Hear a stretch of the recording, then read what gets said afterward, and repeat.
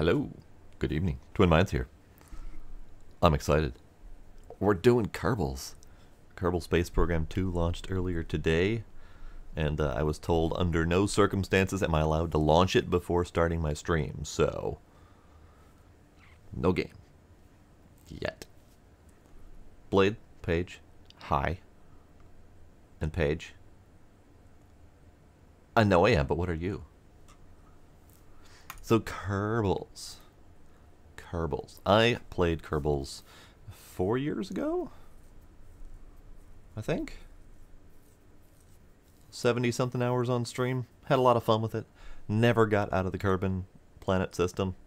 So, you know. I'm not too terribly experienced, but whatever. We're launching the game, and we're going to see what everything's like. And hope that it all captures without me having to monkey with it.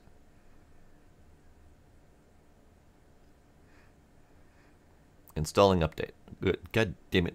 I mean, that's to be expected, actually. Come on. You can do it. That was actually pretty quick.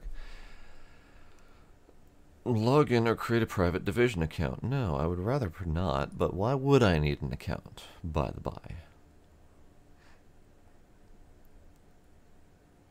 Notifications. Merch sales. No, I don't know. Skip.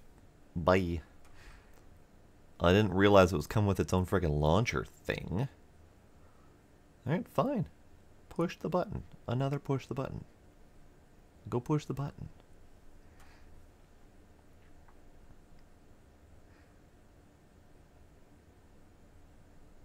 Oh. Oh. I will agree to anything you put in front of my face. Yes, you can have my firstborn child. Kerbals, that looks like garbage. I need to adjust my settings.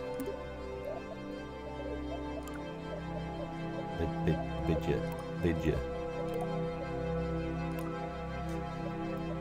Let's go there.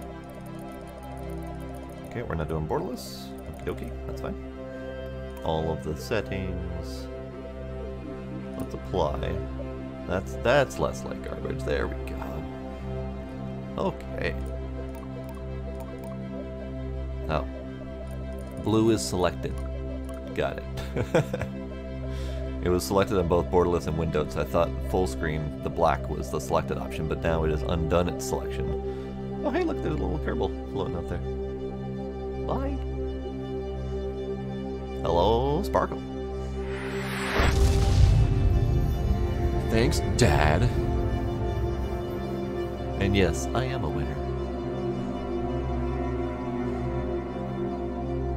Okay, I'm gonna need to turn down that audio, probably.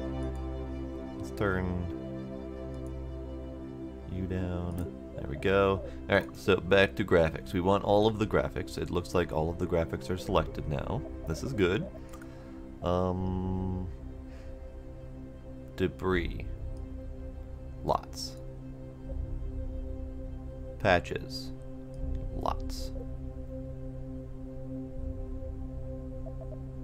Perfect. Well, what do we have in here? Not much at the moment. Okay. Allow revert. Yes, please. Yes, please. Unbreakable joints. You know what? No. I'm going to see what their wiggle physics are like by default. Because original KSP had what I like to call a floppy rocket syndrome. Floppy rockets. Lots and floppy rockets. I did not quite appreciate launching a floppy hot dog into space. It was very difficult to control. So hopefully they've got the physics solidity nailed down a little bit. We'll see though. Everything else fine. Okay. Okay. So, Kerbal Space Program 2. After several delays, most of those delays being expected, we're finally here. In early access, of course. We do not have all the features that are promised yet. Some very exciting things to come, but not all of them are here yet. Look at him go! Look at him go!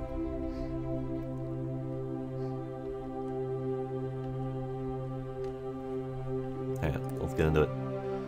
Start a new campaign. I thought we didn't have campaign. Oh, sandbox. Right. Okay, what do we have for difficulty options?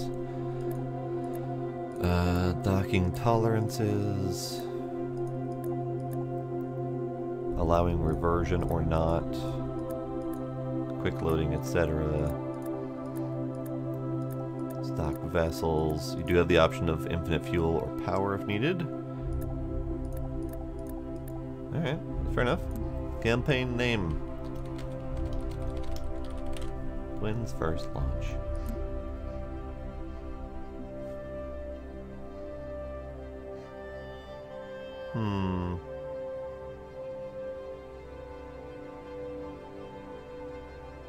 I need to solidify some of my my space names. It's been a while since I've used TTI space things. I've done TTI everything else. Maybe we just go with the usual. And I do not feel like messing with my flag at the moment. No TTS.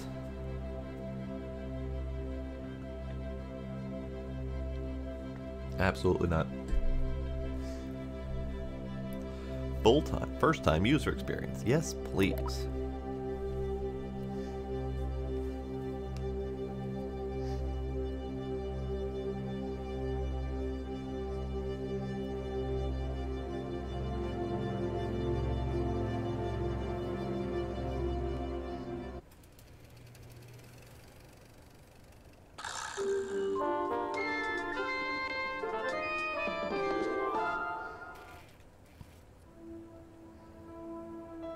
Your new space program, leaping forward into the cosmos.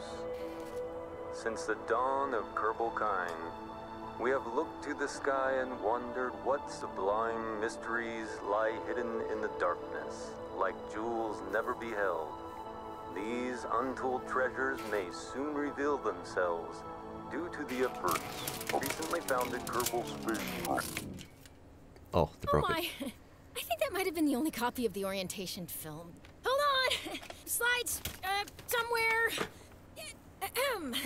Welcome to your first day running the Kerbal Space Program. This campus hosts the greatest ever gathering of astronomers, astronauts, and engineers. After years of focused effort, this collection of geniuses has created several very impressive buildings. Nice. We believe we have all the necessary pieces to take our first steps off the ground. The best way to advance our technologies further is to get up there and learn by doing. All we need now is somebody to show us how to put all these parts together. Well, we also need somebody to help us out with the flying. We need a lot of help, actually. That's why you're here. My name is Paige, by the way. Hey, Paige. If you need any hints, feel free to visit me over at the training center. Everything in there is well padded, so it's a great place to get up and running. Welcome aboard! Hooray, Kerbals. Howdy, Smooth Agent. How you doing? Hi, Paige. Hello and welcome to Kerbal Space Center. This campus has everything you need to turn your fledgling space program into the stuff of legends.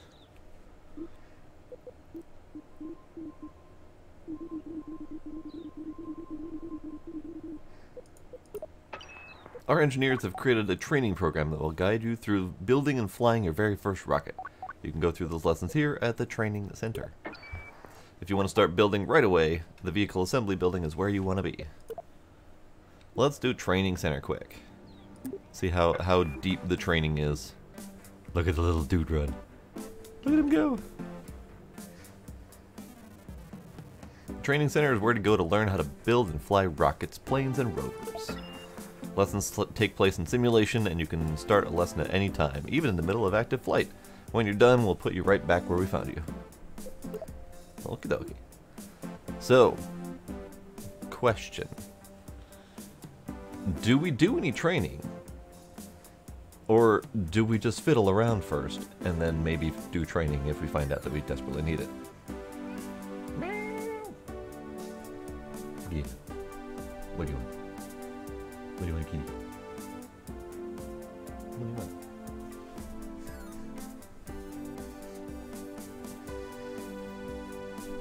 I don't know what that means, but I saw the words no training, so We're doing that. To the VAB. Welcome to the Vehicle Assembly Building, or VAB. This is where you assemble the vehicles to take you wherever you want to go. This is the parts picker. You take pieces from the picker and place them in your workspace. A good starting rocket has a command pod, an engine, and a fuel tank, holding the fuel engine needs.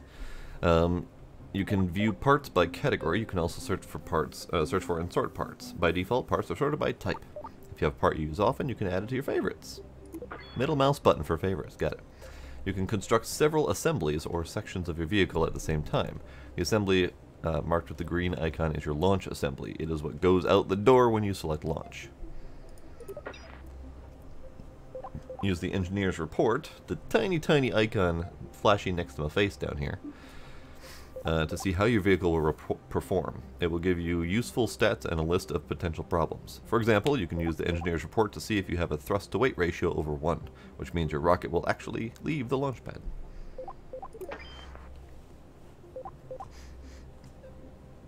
Over here is the trip planner. Use it to plot a destination and ensure that your vehicle has the ability to get there. Once you're ready to fly, select the launch button. As long as your vehicle fits completely within the VAB, it will be moved out to your chosen launch location. The training center teaches everything from basic rocket construction to orbital mechanics. It's both fun and informative. Yeah, Paige, it's you. Alright, so down here, under my face, we have buttons. I think the Kerbals are also going to show up down there, so I might need to move my face a little bit. Well, we'll see. So, we have the VAB. We have the VAB. So, command module. We have a single pod option currently. We have Methalox.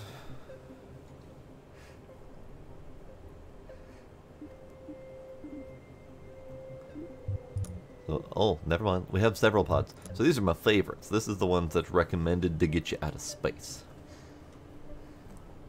What's up, Deimos? Enjoy your lurking. Are you still, Elden Soulsing?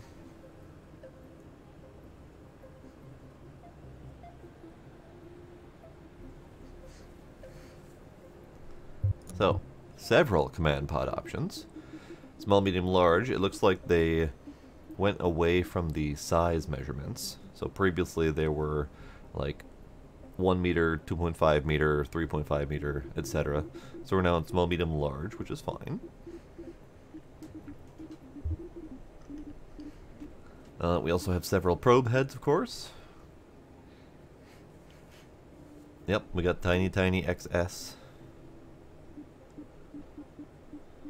Yes, and then we have the weird shaped ones.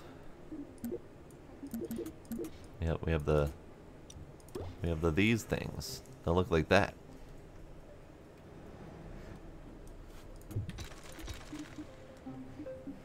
And then we've got all sorts of stuff. Rover bodies, rover heads. Nice. Bunch of fuel tanks. I'm not entirely shocked about the number of parts that are available at the start, but I'm also kind of shocked. Because early access games tend to not have a huge selection of stuff. But this one looks like they went all out to start off with. We got hydrogen, monopropellant, xenon, jet engine stuff, solid fuel boosters, several amounts of Methalox rockets, structure bits, various couplings, good. Also payloads, we got fairings, cargo bays, crew cabins, and trusses. Interesting. It's a saddle truss, lightweight and strong. It's perfect for long voyages. It can hold whatever you like for as long as you like, so what's not to like? Then we have wingy things, landing legs and stuff, heat shields, electrical power generation, communications devices. Now, do they have any communications device requirements in this yet? Like, do we need a little satellite thingy to poke out and be able to reach back to home?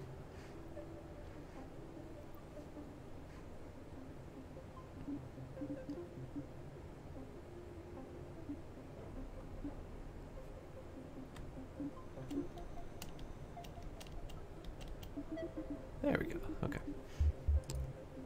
And then we have parachutes, stabilizers, RCS, lights, and ladders. Alright. So a whole bunch of stuff. We still don't have science yet. That's not going to be until, I think, the next version or two. But let's start off with a basic... You know what? Let's start off with the favorites. The stuff that they put here intentionally for us to play with to start off with. Standard small rocket. There's a little seat inside you can see. Lovely. Let's go...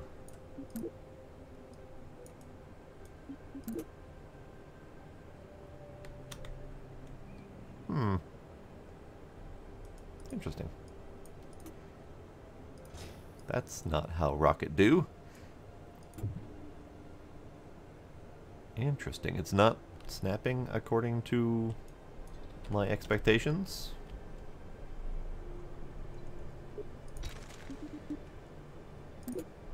I can't hold it lower. Every time I, like, pick a different location to hold it by... Oh, wait. Now it works? Hang on.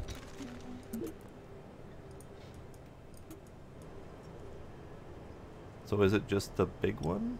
Oh, I see. So it's placing it on that surface versus placing the whole ghost this way.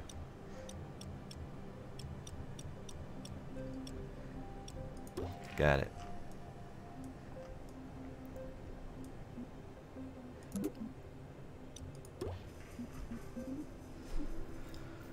Alright, let's see. Let's do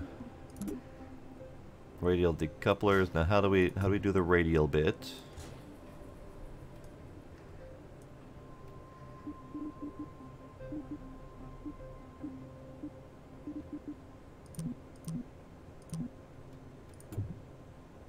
Okay. Like a so.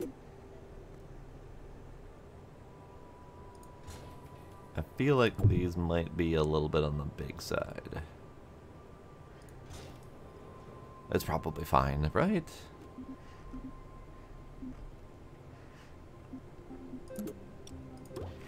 Yeah, it's fine.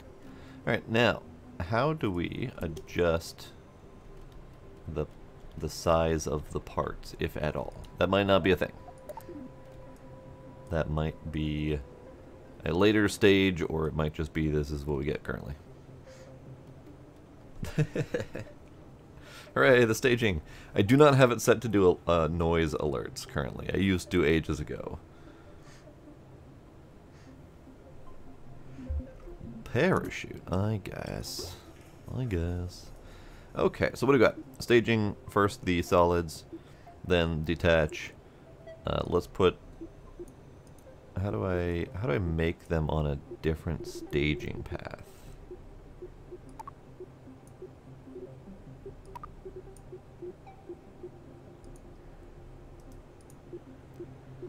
Because according to this, my parachute and my lower engine, or my main engine, are on the same stage, and I don't know how to make them not be on the same stage.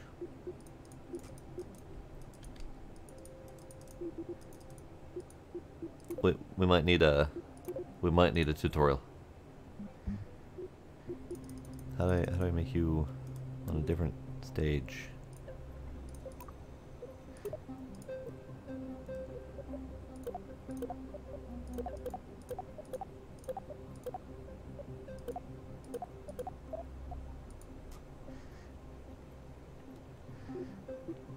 No, the green plus only lets me drag the entire stage to a different area.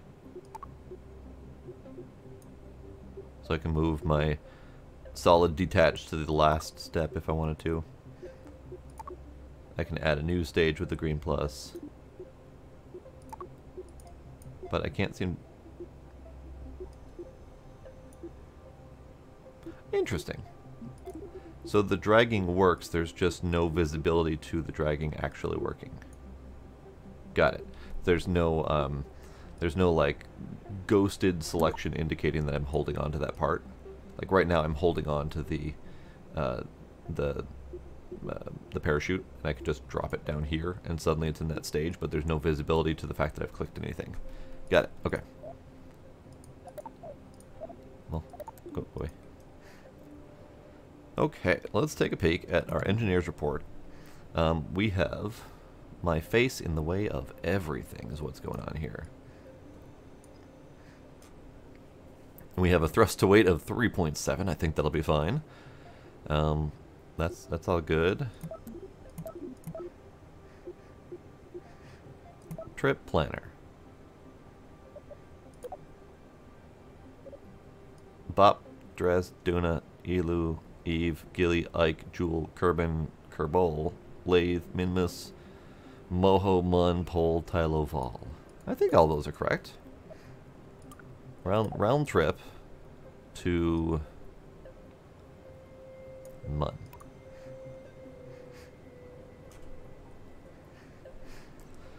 Okay, so according to this, the Mun Delta V is 10,000. And our launch vessel is 4,000. So we're not doing that, that's for sure.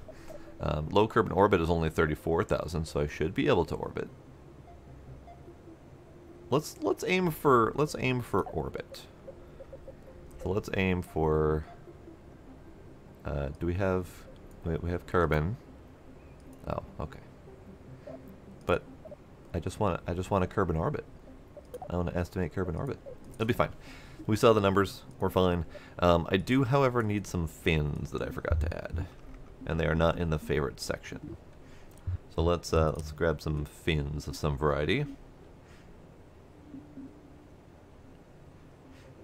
Let's do you.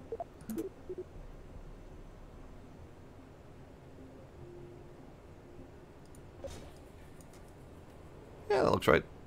Sure, why not?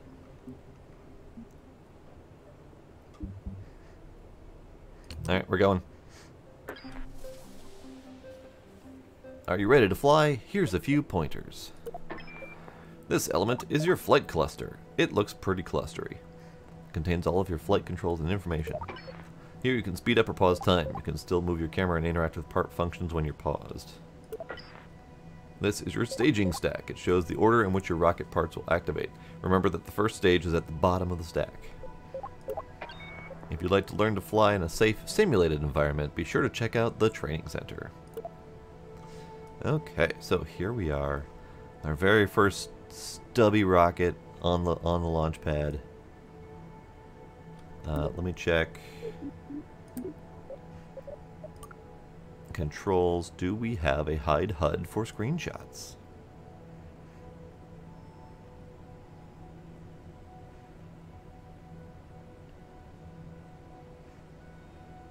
Toggle flight HUD F2. That might be it. Also, what's throttle up and down? X and Z. And shifting control. Okay. So that's our throttle. X, Z, X, Z. Okay. Everything seems fine so far. We can do a little bit of a wibble wobble on the launch pad.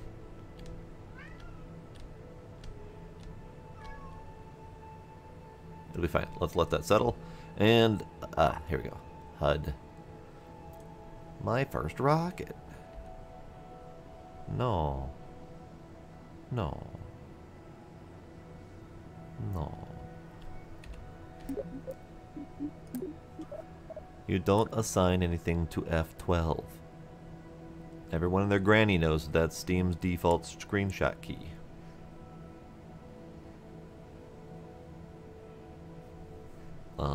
F12, F12. Do we not have the option to turn that off? We have F2, F5, F9.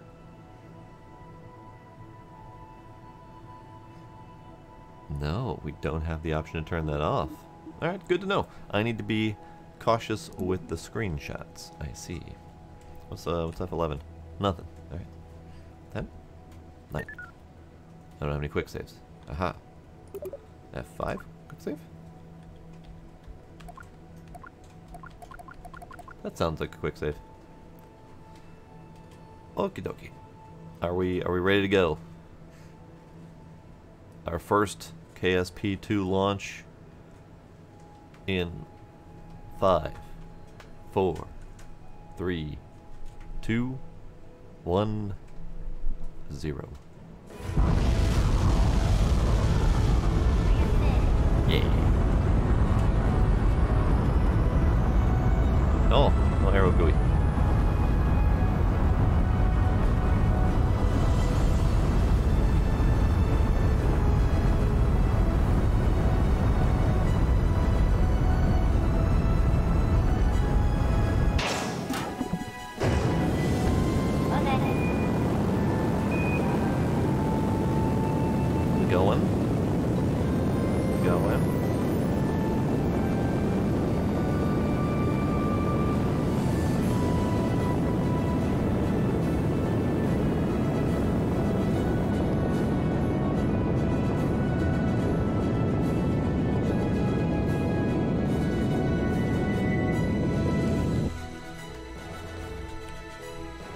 Okay, so here's our map view. Ah. Crash expected. Got it. This is the map view. It shows you positions, etc. Feel free to zoom in and out. Middle mouse, freely camera. Select the point on the vehicle's trajectory. You can place the maneuver plan at that location. Yep. Yep. Yep. Okay, so we are planning a maneuver. Right about there.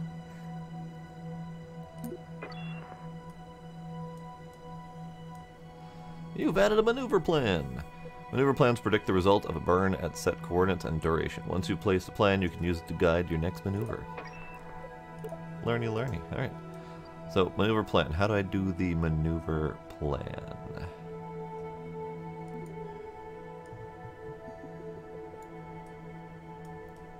It has been a long ass time since I've kerbaled.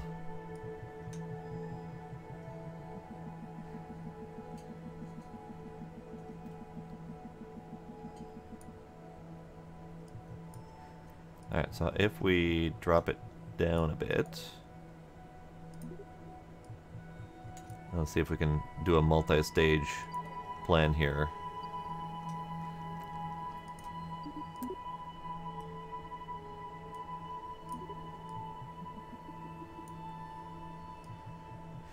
Alright, that's better.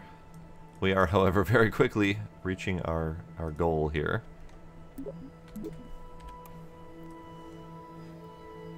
We're in space.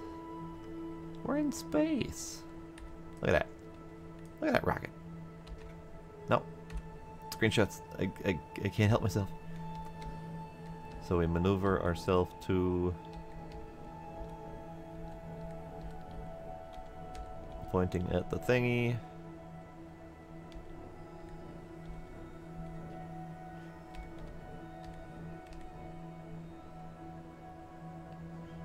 Where is the time to maneuver?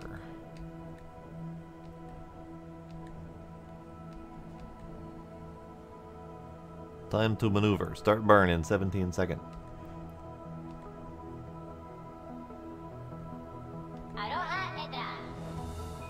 Hello. I like their little radio chatter. That's adorable. 2, 1, go.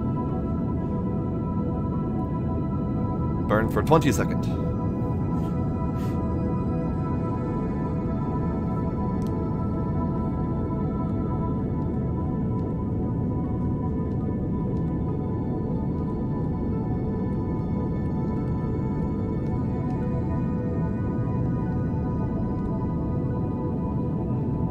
Burn too hard. Burn too hard. Oh, ran out of fuel. That would be a problem. I did not realize that I ran out of fuel. I didn't run out of fuel. I'm mostly out of fuel. Okay. Now, how do I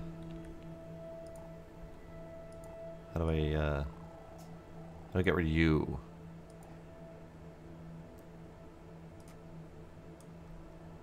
How do I get rid of this point?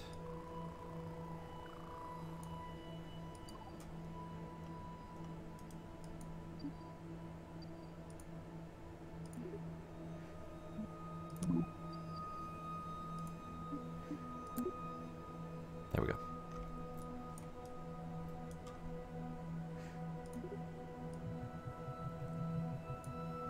Okay. Well, that's all I needed. Just a little bit of orbiting. Where is my... Where's all the details? The apo, periapsis, all that stuff.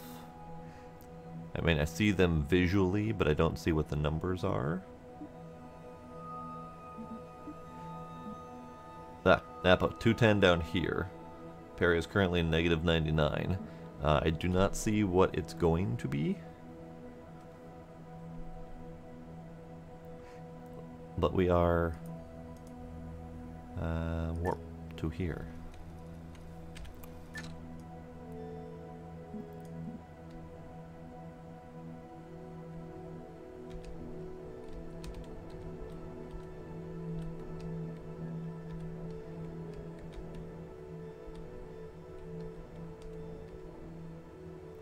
Alright, we're burning in 10 seconds.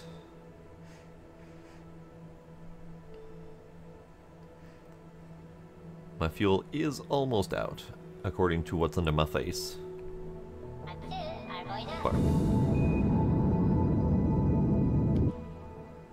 We're in orbit.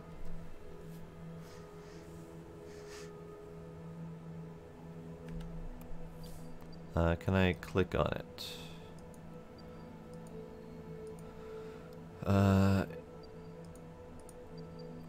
Okay, so the point itself, no. The text, mouse over, yes. So, Apo is 313. Peri is 2...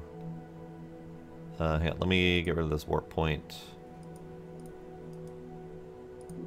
There we go. Apo is 215. Peri is 108. So I am currently in orbit. Good, good. We made orbit first try. I wasn't planning on doing anything fancy like moon first try, because I'm not that good. But I got a rocket into orbit, and you know what? That's pretty good. So Kerbals, we are Kerbaling. Let's take a peek at the map. So over here we have the Mun. Very, very Mun-like.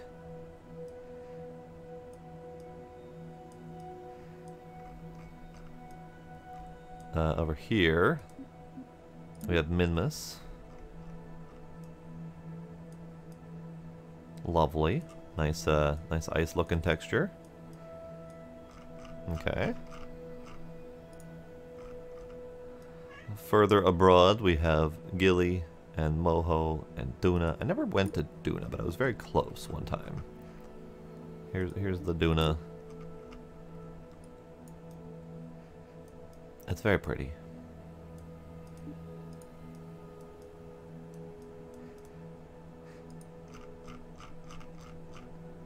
Alright, how do I get back to where I was? How do I focus on my dude?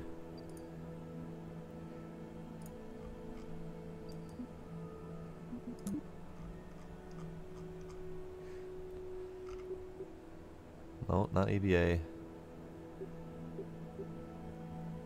I feel like this might be a good time to do the tutorial to figure out what the hell I'm doing. Might be. Focus. There we go. There we go.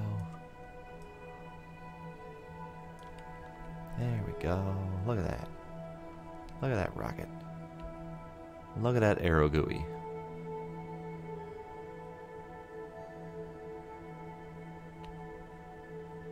Lovely. This is nice. This is nice. Hello.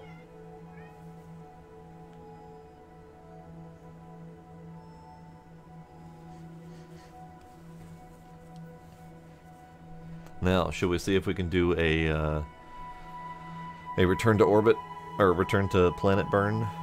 I don't think I have enough fuel left. I'm pretty close to bare at this point. But now would be a good time to do it since I'm essentially at The Apo.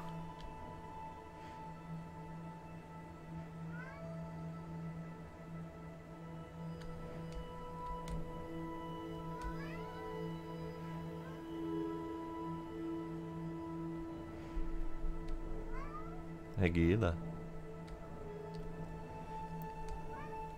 Alright, so we currently have Bill on board. Bill, you are a crash test dummy, if you could, please. Go. Oh, hey, look. I got my periapsis down.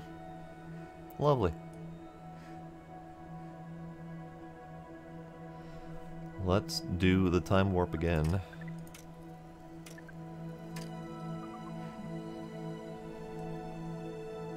And according to this, we are going to crash right about there, on the dark side, so we're not going to be able to see a damn thing. Which is unfortunate, but you know, it is what it is.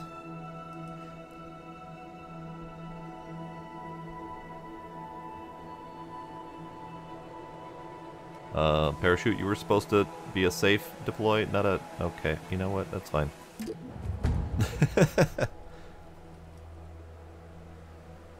Well, I think I hit the ground. It was very dark. There was no crash noises. There was no explosions. But there is a ground here, so I'm pretty sure I hit it.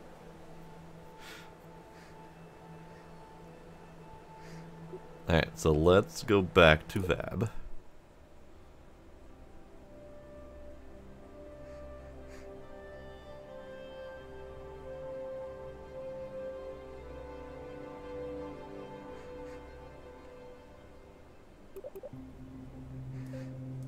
Okay, now, how do we do the rest of the VAB stuff? We've got a savey button up here. Vehicle name. Baby's first rocket. Let's do...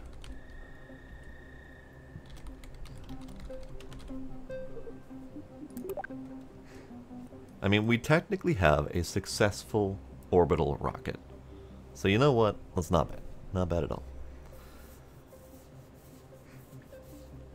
So what type of goals should we have? What should we do? I feel like there's so much possibility here. Anything you guys want to see? Let's do...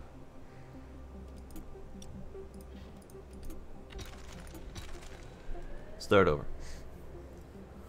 Sporkle wants explosion. Paige wants furthest planet, but for now, Mun. Alright. For now, Mun, I think, is fair. We did technically just have an explosion, but I think we need to test the explosions first. Let's test explosion. We're gonna test explosion in the simplest way. Tiny babby rocket. Tiny babby rocket. And we will have... nope, not that. Feel like that's too big.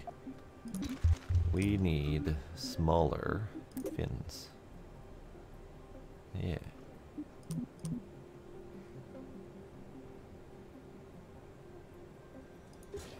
Tiny babby rocket. Tiny babby rocket. And then, where are the cones? Ah, cone. There we go.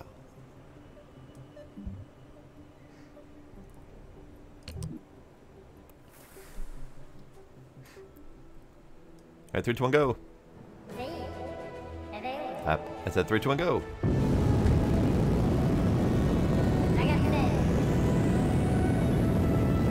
Ooh, there's more launch platforms. Hey, that looks very reminiscent of something that could be multiplayer, since there's several launch pads.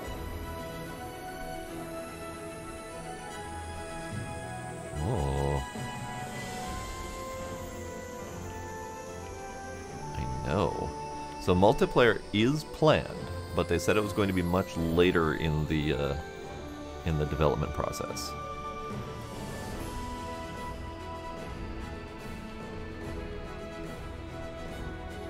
Alright, we made it up to 9,800 meters.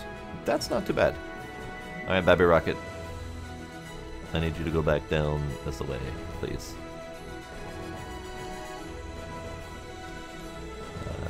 This way, please.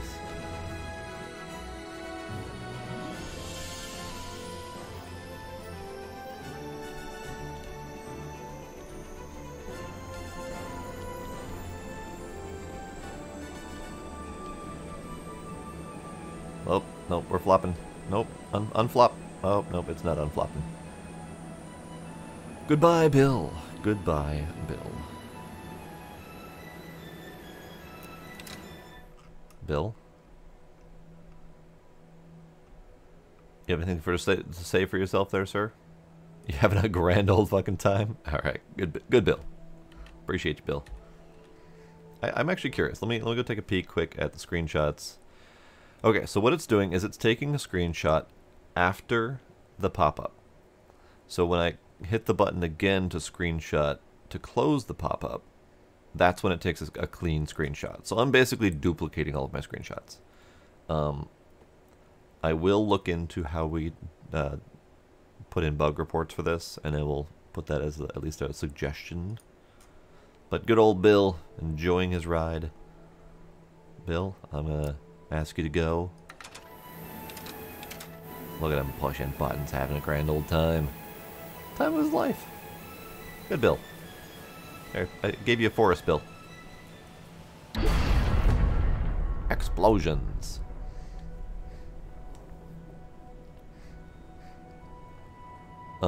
Vessel launched. Warning, part crashed.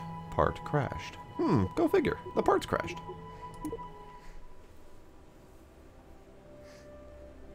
You're welcome, Sparkle. Yeah, that first explosion coming down from orbit was a little bit lackluster because it did happen on the dark side of the moon and dark side of the planet, and apparently there was no explosion effects.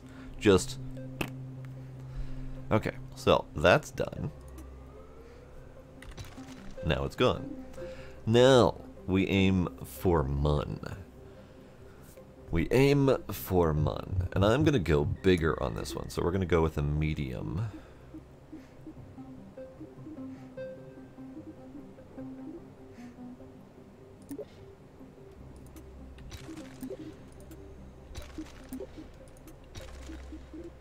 Yeah, let's just go with a basic medium.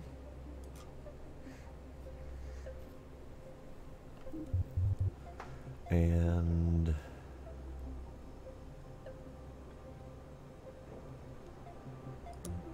let's give it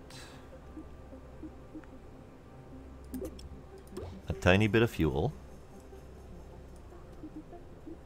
And we will give it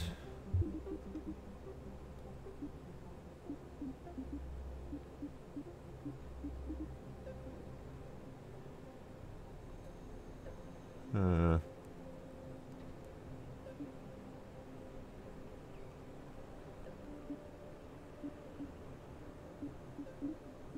we'll give it itty bitty rocket. So this is going to be the Mun lander, as it were. So we're going to give it legs and hope.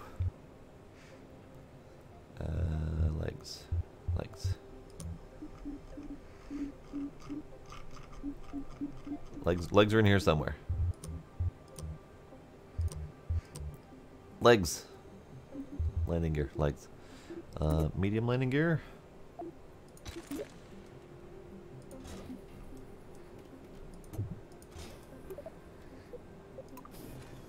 Not big enough. Look at that little thing. Look at it. It's so little. So medium landing legs.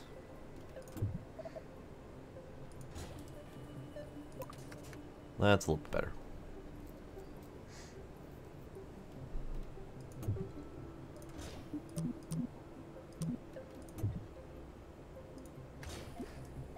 Okay, little Mun lander. And since this is our little Mun lander and we're not planning on them coming back, I just need a little cone. That is not the appropriate size. A little cone. There we go.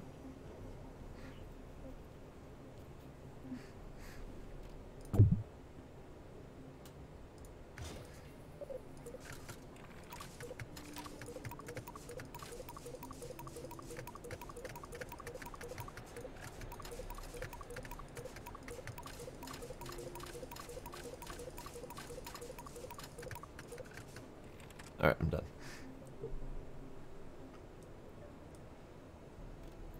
So, little bitty Monlander, and then we need a staging.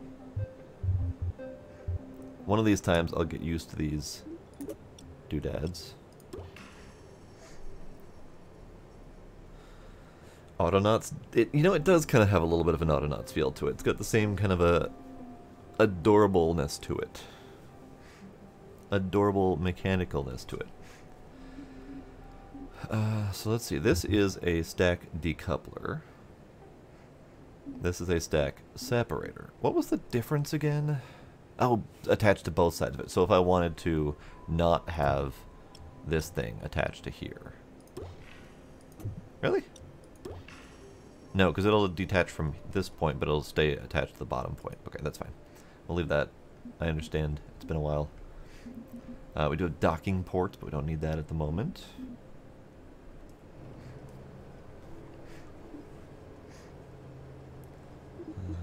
Okay.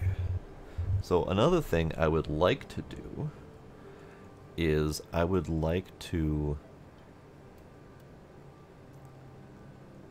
have a mid-payload and launch an orbital satellite at the same time as we're going to the Mun. I should be planning this to be a return trip from the Mun, but no. One-way trip to the Mun, but also a dropped orbital satellite on the way.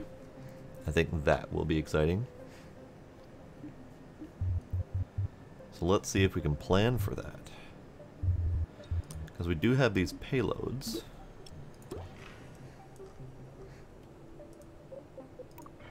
And it looks roughly like that.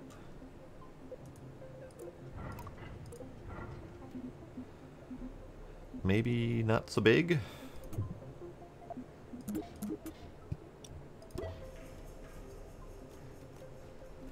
How do I duplicate?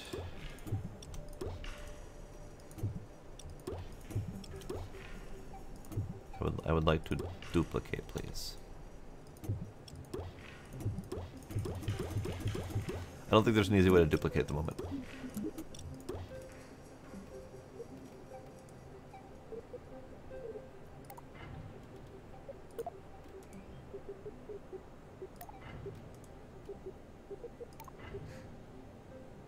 Okay. So we're going to have a little bitty one if I can. Let's see what it's like to build a little bitty one before I figure out how big this thing needs to be. So let's do a command, and we're going to do a little bitty probe, and we're going to do a little CubeSat, I think. Maybe CubeSat? How big are these things? So you're there. You're there. You're there. There. Okay, those are all roughly the same size, give or take.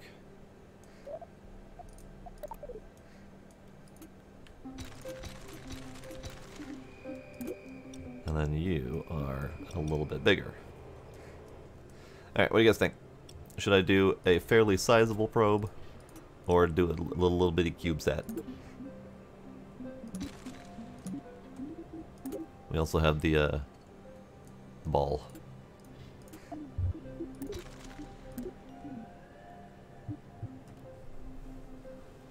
You love the itty bitty CubeSat? Alright.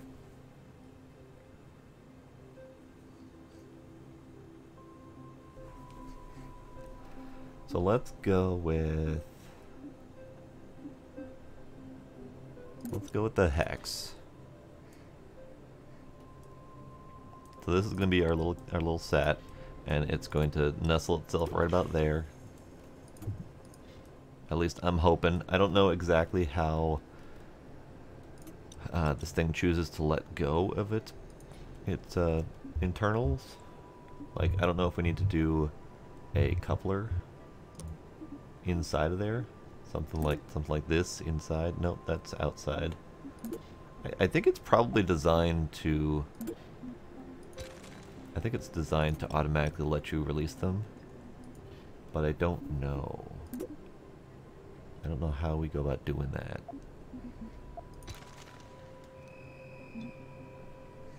Unless we need a docking port.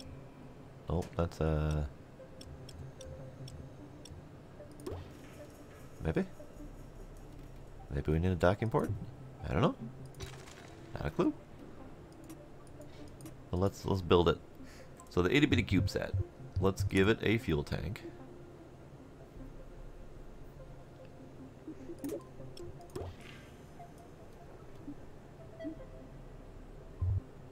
And let's give it a little bitty engine. It's adorable. And you need. Oh, that's a big one.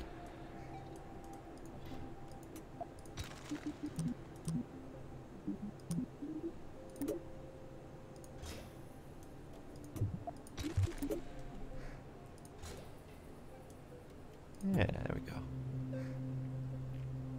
Alright, so we're gonna do... Let's do 3 of these. Now, how do we angle the parts? If we can. That might not be a thing yet. I don't think we can angle the parts yet. I was going to angle them so that they're pointed out at like a 45-degree angle, but I'm not seeing any controls for that.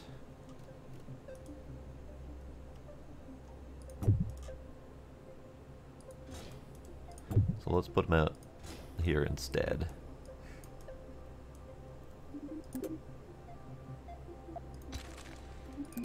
These are so big.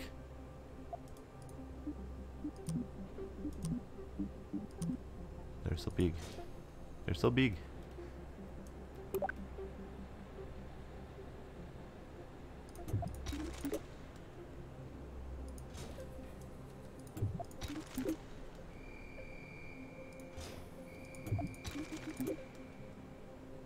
Oh, there we go.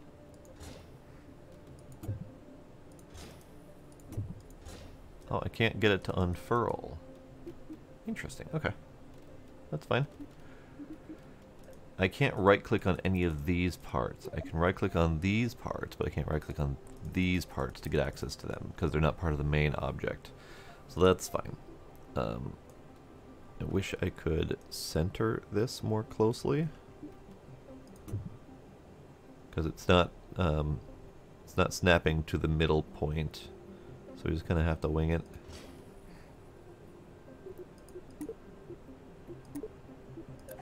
Ah, there we go. So that's the little antenna.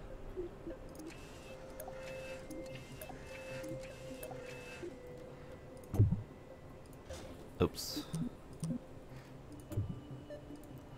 I do wish that parts that you click on retained their symmetry from when they were placed. So I placed these at 3 symmetry, but if I go back to 1 symmetry and click it, it's back to 1. So maybe that's another suggestion for a later time.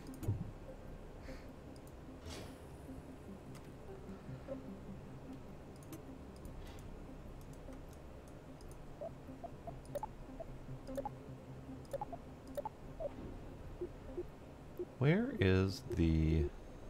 So I got it to give me this at some point.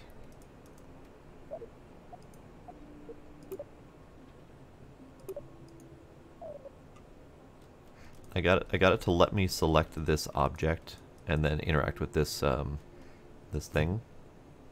Oh god. Oh god. Oh god.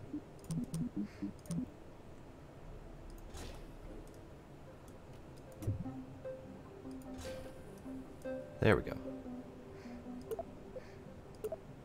So I got the Communitron. We'll unextend that. Payload.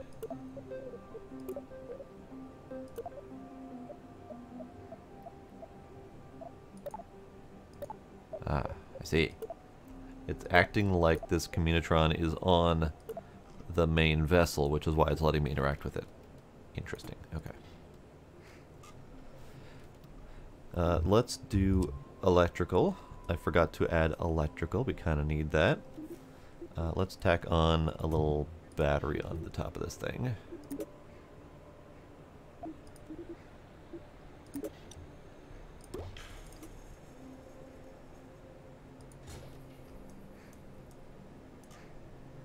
And then we need solar panels.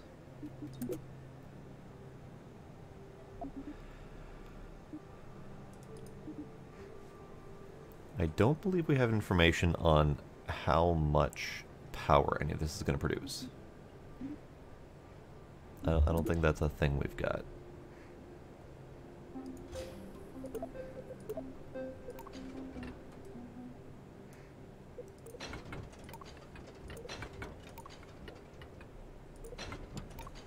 I like it. So we got that one, and then we got this one.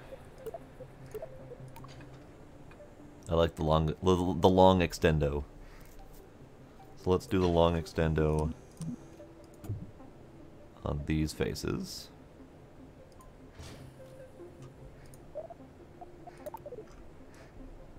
All right, that's my little bitty probe. Then we slap a U. But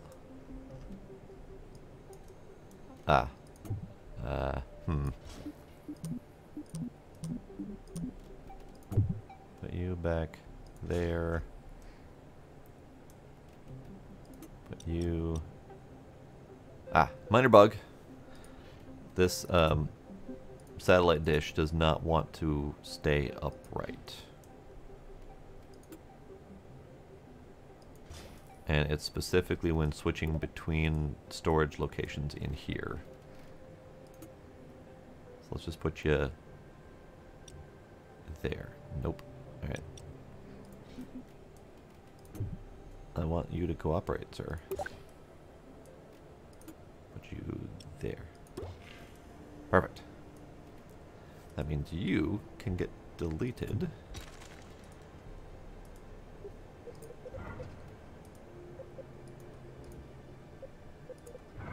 There we go. My little satellite. Look at the little dude tucked in there. Look at that tiny little dude. It's adorable. Okay. So now we can continue with the rest of the rocket. We need a lot of fuel.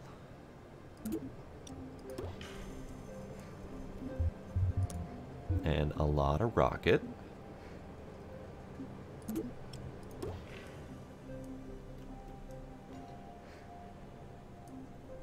Now, how are we doing with Delta V and whatnot?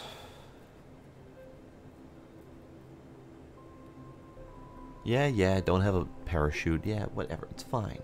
Don't worry about it. So, where's my current Delta V? Oh, down here. My current Delta V is 5,000. Let's set our destination to Mun.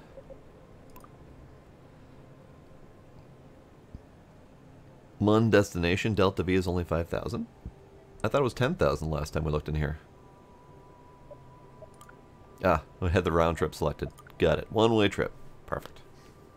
So technically, I have enough Delta V to get to the Mun right now. That is, if I fly absolutely perfectly.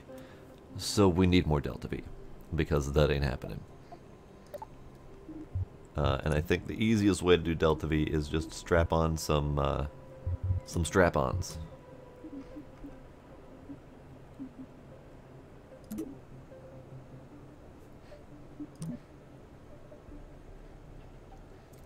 Which way? Left, front, back. Okay. Yeah. Then we also need some aerodynamics in the form of wings.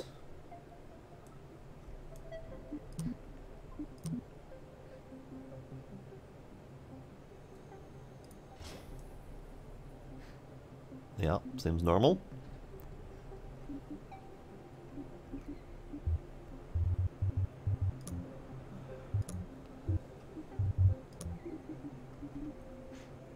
Boosters. When it boosters. Oh dear God, no. Boosters?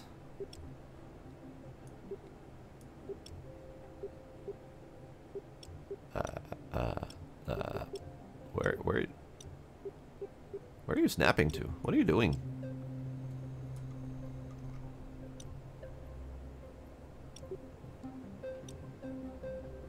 Alright, so boosters by default do not attempt to attach to those points, which is interesting.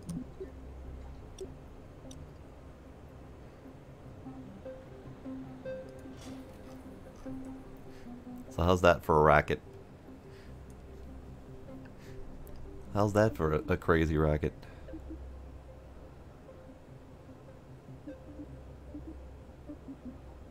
Do we need some RCS? I don't know if we need some RCS.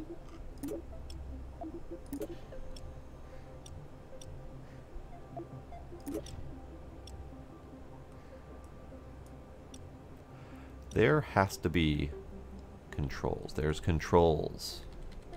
There's rotational controls. Perfect. Okay.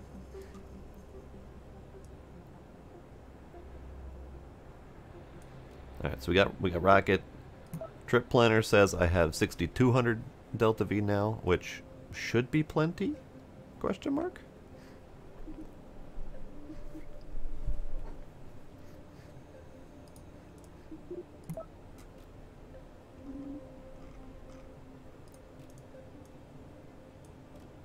What does this button do? What does this button do?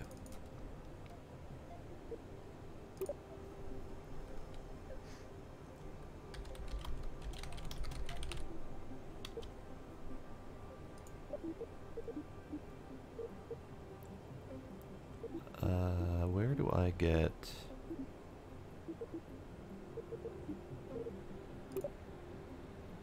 Interesting. So there seems to be a workspace option. But once you've selected your workspace, they don't seem to sort by workspace. Interesting. Alright, we'll just leave it as new workspace, because I don't feel like fiddling with that every time, trying to figure it out. Okay. So, we have... Bill. Bill's going again. Who else do we have in the VAB, the Kerbal Manager? We got Bill, we got Bob, we got Valentina and Jebediah, so those are the main four. We also have Tim C. Kerman, Gregamy, Meldo, Shareni, Mitzi, Hardin, and Richden. Love them. Alright, Bill, you're going up. We're good? Are we good? Do we need any launch stability? I don't remember seeing any launch stability in here.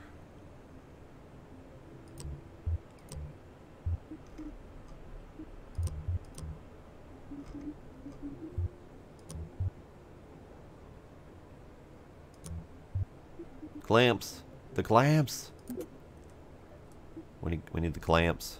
Just to make sure that the ship can actually go. How do I clamp? That did not clamp correctly. How do I the clamps? There, we'll the clamp right there. Sure, why not? It'll be fine. Alright, so clamps, solids and clamps can go on the same stage. And then we've got release and booster can go on the same stage. And then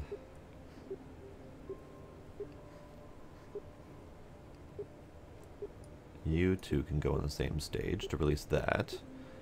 This is going to be its own separate object. Now, this is the thing that I don't know, is how to release the thing from within. I have a feeling that we need an actual thing. Like an actual payload attachment detacher kind of deal. But I couldn't get any of the couplers to do that. So I think we're going to get up there and find out if it lets me just release it. I have a feeling it's not gonna. But I don't know how else to do it.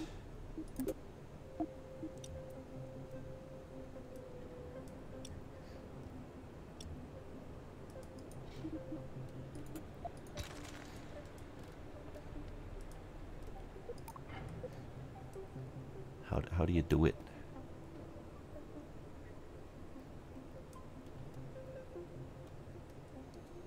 How do you do it? I have a feeling I'm gonna have problems, but we're gonna do it the Kerbal way and launch anyway and see what happens. So, go.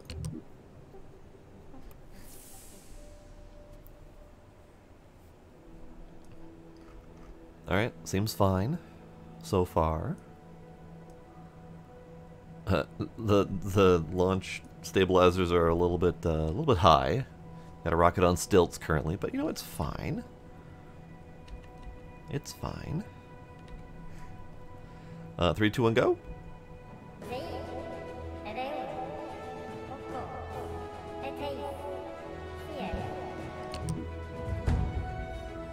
Ah, it doesn't. It does an actual like Kerbal counted countdown before it lets you do it. Okay, we go. Oh no. Oh no.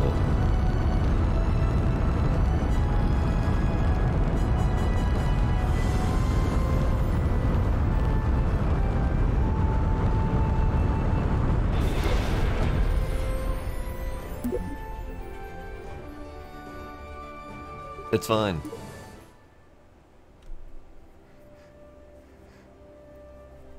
It's fine.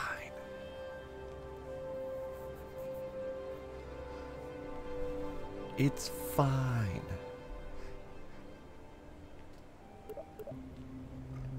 So how do we do that better? Can I just down like that? Yeah, I think that's better. One problem though is that they were kind of wobbly, so maybe we just remove them for now and see if it can go on its own power.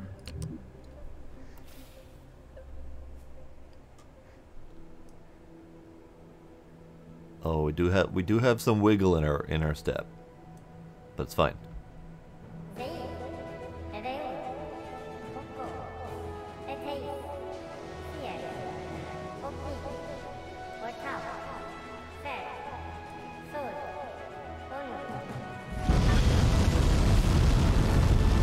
It does have an actual countdown that works. You know, Paige, calm down. All right, we're going. We're going. We're going.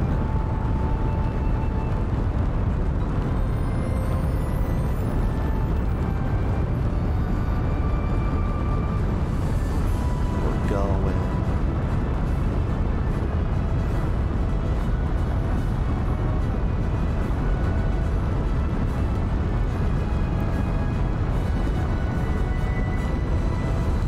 Start a little bit of a turn. It's right at atmosphere. Guess starting a turn as best as I can.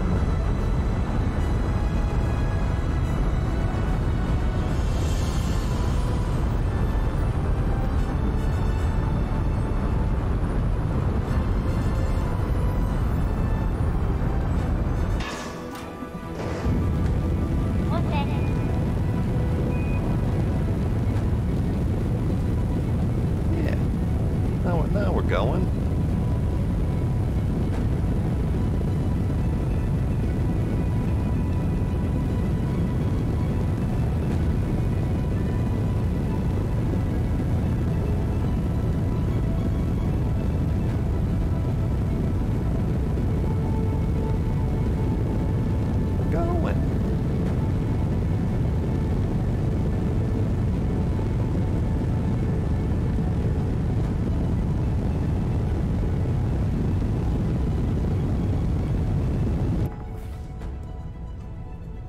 Going.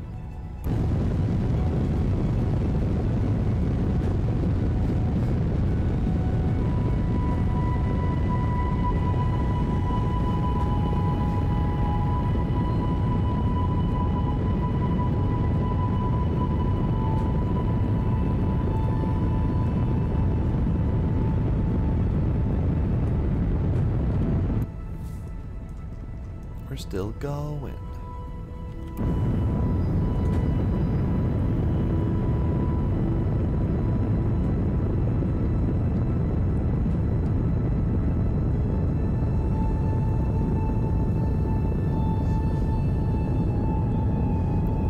it is a little bit thick.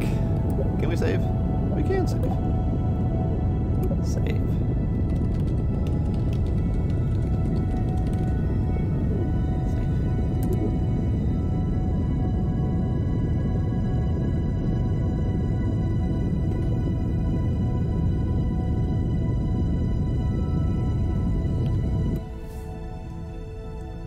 Alright, we're pushing. We're pushing, and as soon as I get to 80 Apo, I'm gonna cut it. 80-ish. We'll do 85. Alright, so that's my 85 Apo. And then we're going to set a set a maneuver point to do some circularizing.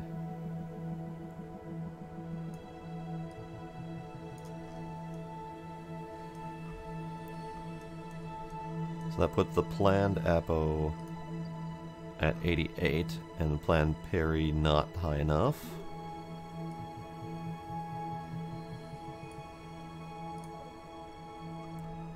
$60 and $92.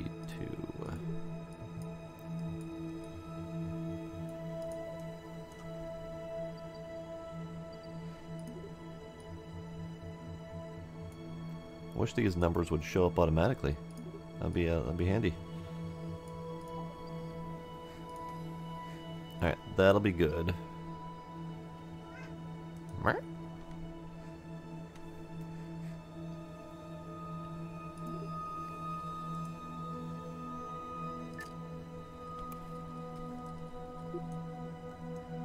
Alright, we are warping.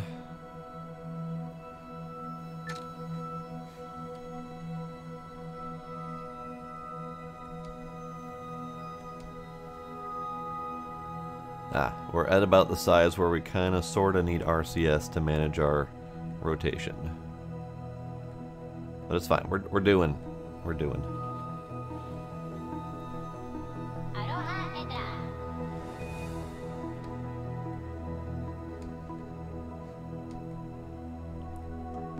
Alright, we burn.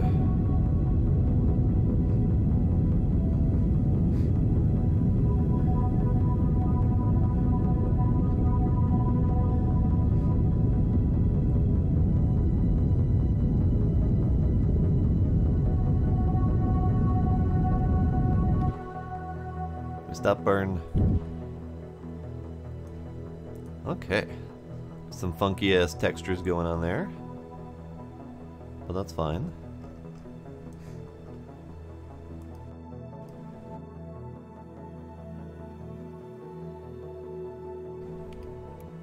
Alright. So now we set a point to, let's go with here. And we just need to push our parry out to a number.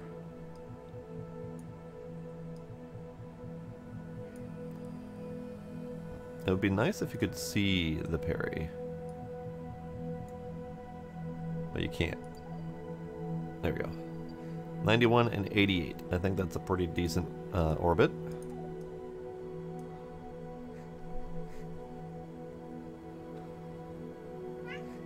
Hello. Kitty. Hi. Hello. Hi, how are you?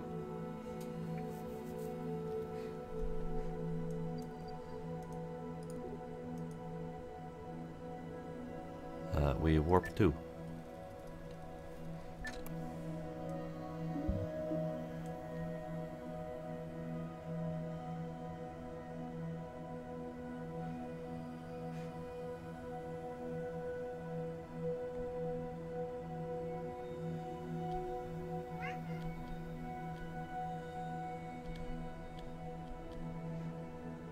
Meow, meow, meow. Alright, 7 seconds away from burn. Why are you rotating? Why you do?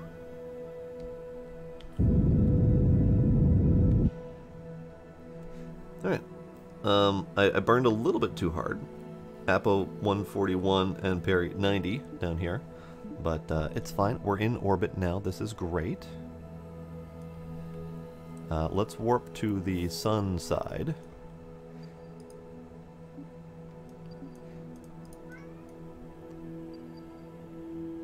Actually, let's get rid of that maneuver. Nope. How do you...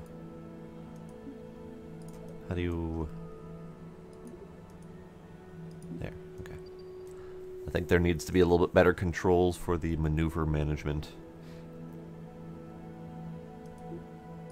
Set target MUN. We're gonna do that in a sec. I have not planned my MUN trip. I probably should have planned my MUN's trip. But we're gonna warp to here.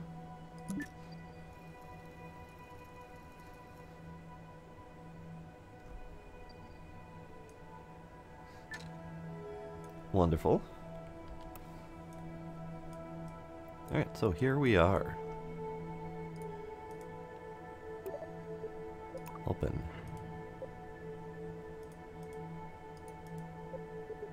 Open.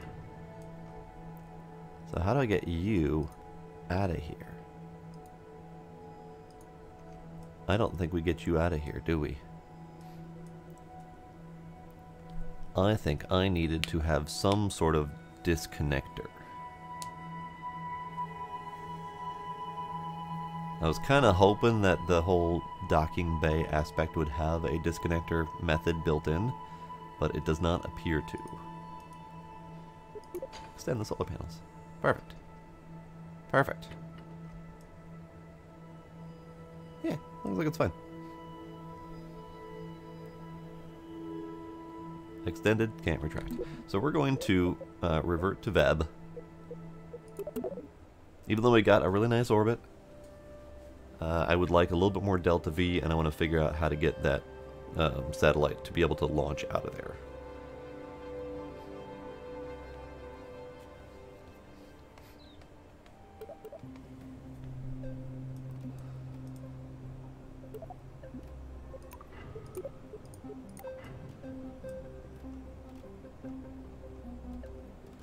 Alright, you are coming with me. You did not come with me entirely. There we go.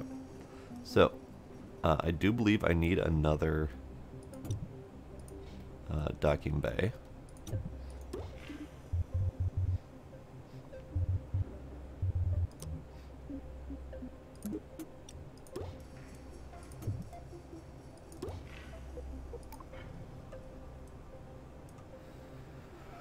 Okay, so then we can slap a U right there.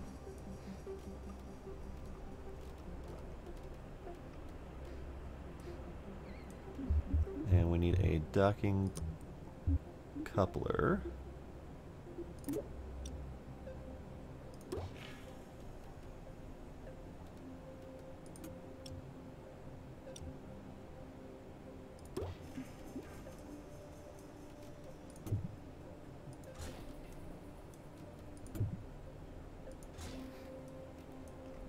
There we go.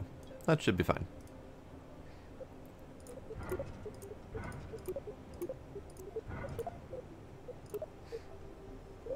Alright, let me check the staging on that to make sure we can stage that correctly. So we have our ring here, solids, boost release.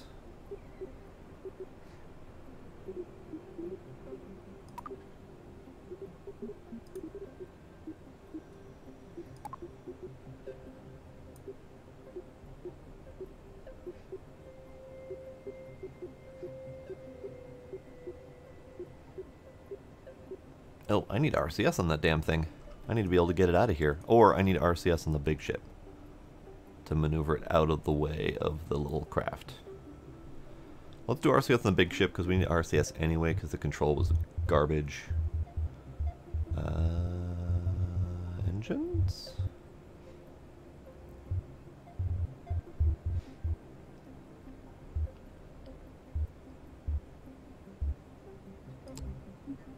RCS, there we go. We need RCS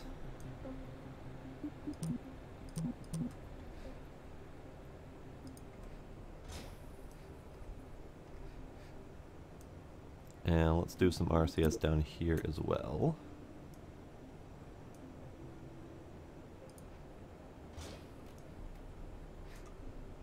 Do I have any RCS fuel? Is that a thing we need? We do need that right here. Let's tack on RCS fuel.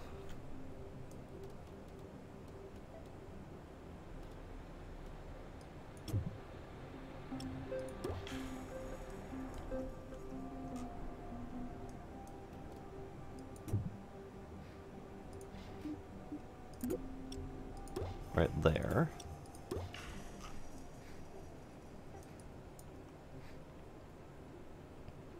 Alright, so we've added more stuff, by a little bit at least.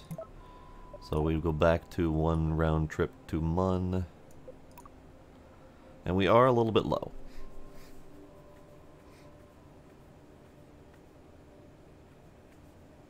But it's not awful. So again, if I fly it perfect, then we're good. If I don't fly it perfect, then bad things happen. Ooh. We're gonna have to do something big at some point. Definitely big.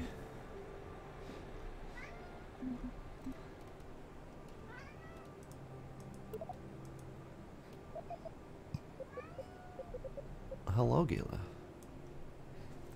Hello, Kitty. Hello, Kitty.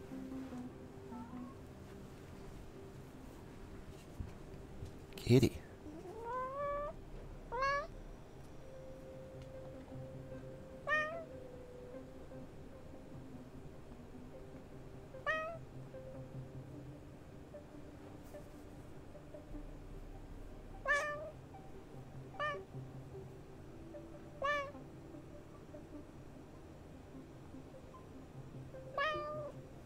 Kitty.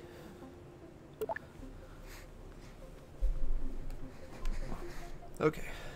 I think we're good. I mean, I would like to do more boosters, so maybe we double this up. Or quad it up, I guess. Let's quad up the boosters.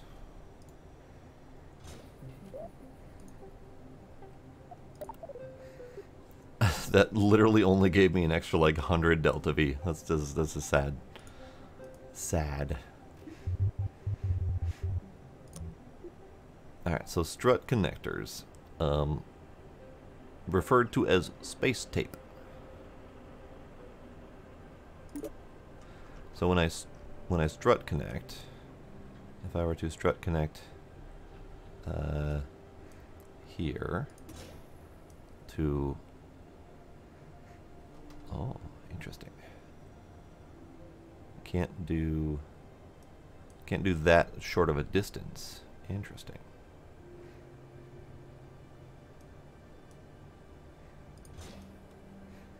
Okay. I'm just going to see if the strut connect will disconnect with the disconnectors, because they should. Alright, so we got our solids, we got our disconnect of the solids, and the start of the main engine. Now this is not a main engine, typically. This is actually a mid-height engine, which is probably fine. It's the skipper. It's meant to be a low boost, mid-atmo type engine. I wonder if the mainsail would be better down here. No. Mainsail drops the Delta V by half. So that's definitely a skipper type location. Okay, so let's get that skipper back with this disconnect.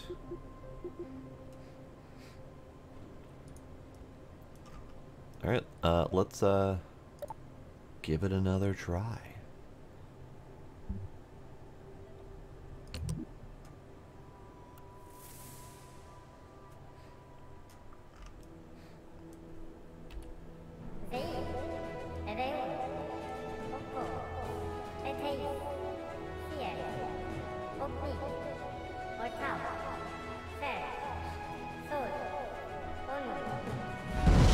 Go!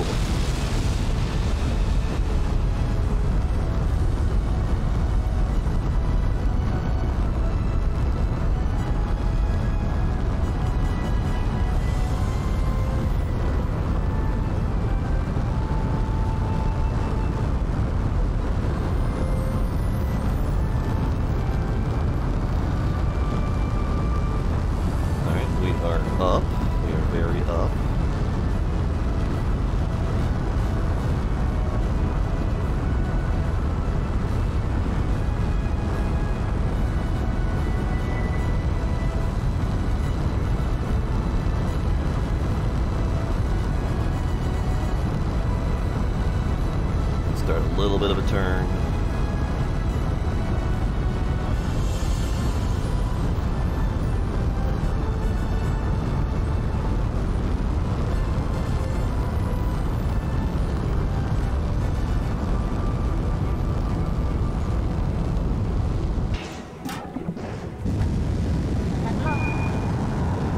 Good luck, have fun.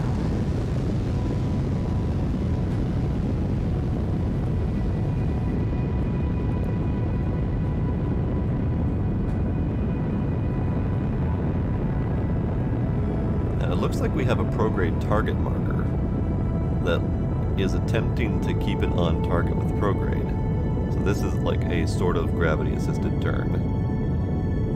However, we're already at Apo 63. Oh god, oh god, stop. It just randomly jolted itself sideways.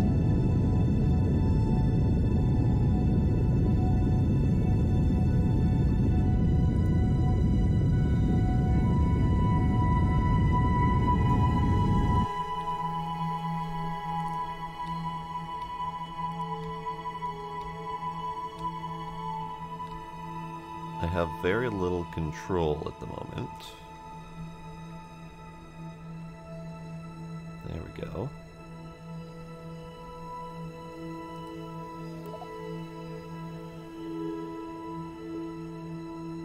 I don't know how to make the RCS go. Alright, where are we at? We are getting close.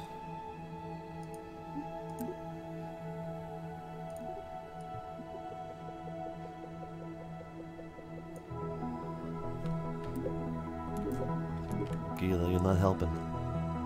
You're not helping, Katie.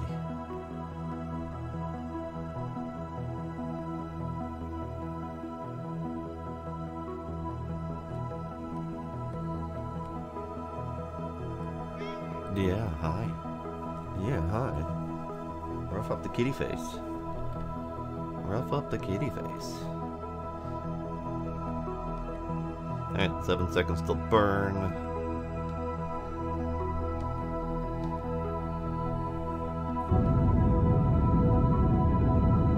And we burn for a whole minute.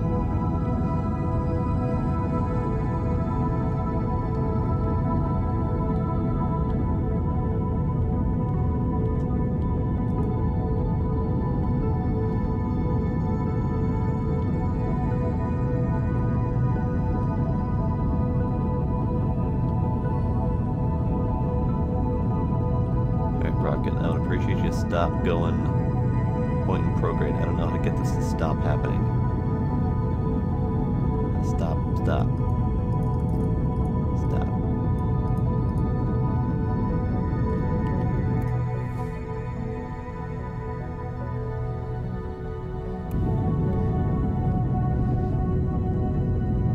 Apparently it's fine.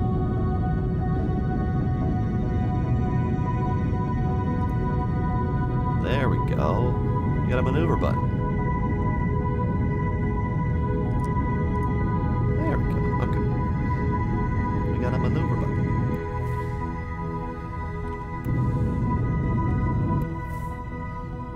Alright, so we are roundening. Although I think I made my Apo a little bit too high on that. Alright, we're gonna have to manually cut this off at some point. Katie Rocket. I don't have Katie Rocket.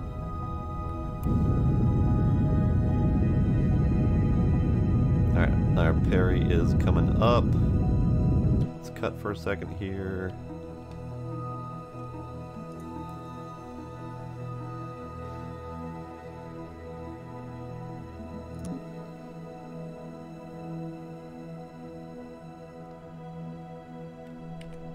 Alright, so we are currently past our parries. Let's burn for a second here. Alright, so we got 102 and 5. Ah, I see. I see.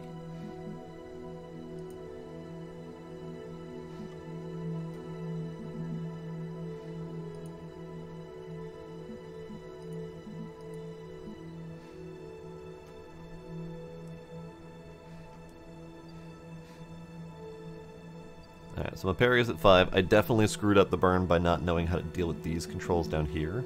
So maybe we relaunch. But how do I create a maneuver point to correct this? Can I correct this?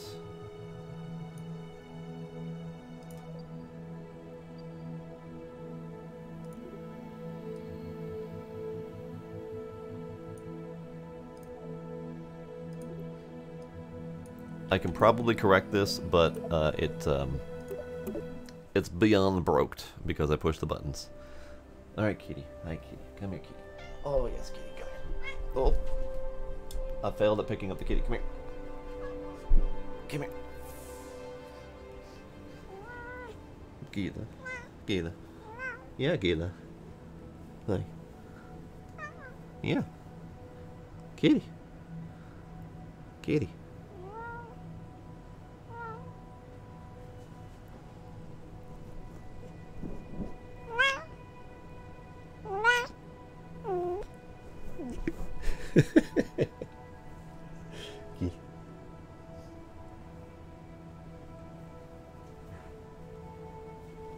Kitty.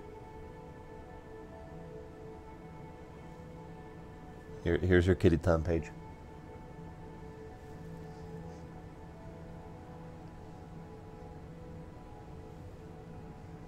Kitty. Alright, so one question I have is before I even launch, is it possible to do a node? It does not appear to be. So Mon we can set as target. And this might be more tutorial aspects. Figure out how to set up a trajectory before we go anywhere. That would be wonderful.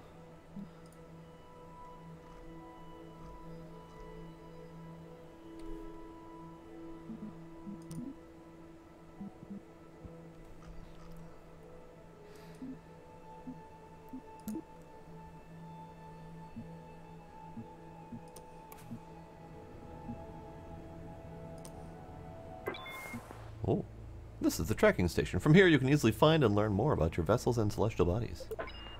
You can find any tracked object here. By default they are sorted by position, so you can find all ships orbiting Mun under the Mun. Selecting an object will show the information panel. This will give you detailed information. It's really handy for planning missions to new celestial bodies. You can perform actions on your vessels here too. This is the place to be if you want to change what vessel you're actively flying. So, Mun. Focus.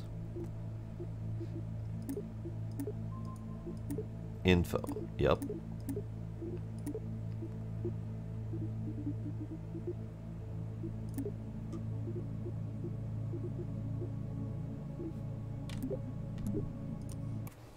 Okay. So, let's try that again without me pushing stupid random buttons this time.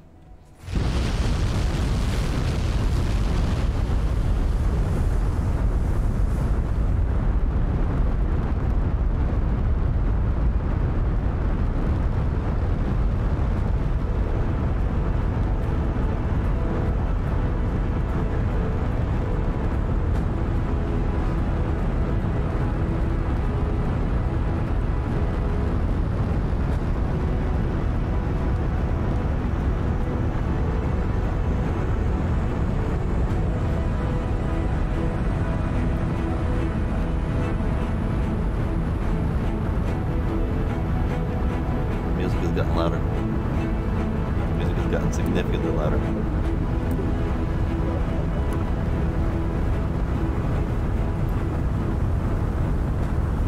I appreciate your rousing crescendos, but chill.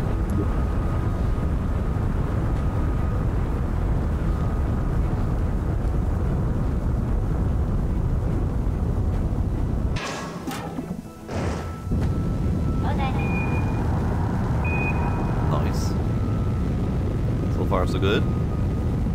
We're at 50, our targeted 50 APO, so we're going to continue.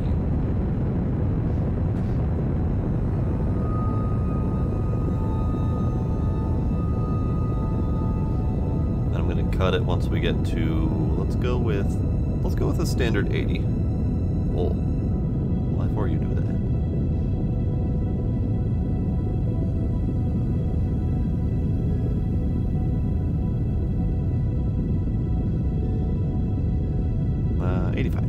85 is a good number. I like 85.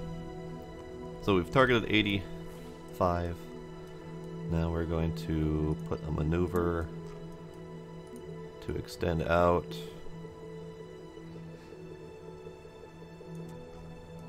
I don't know why that's a red line.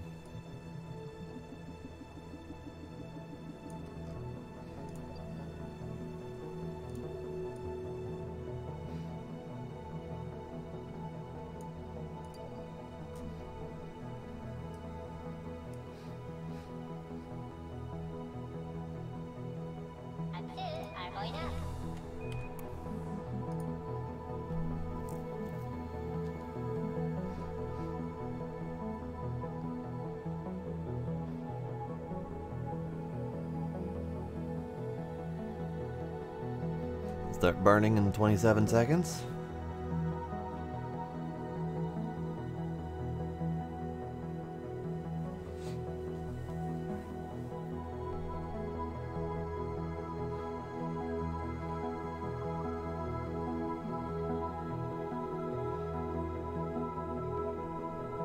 My orbit got a little bit janked up. Only a little bit off, a couple degrees off, but it's fine.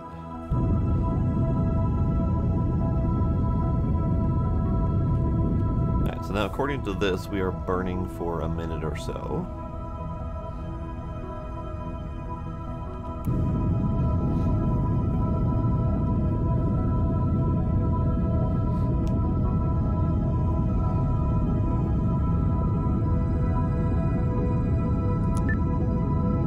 Cannot warp.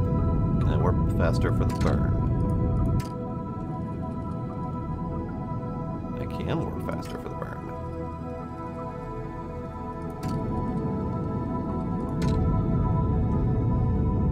Alright, this is good.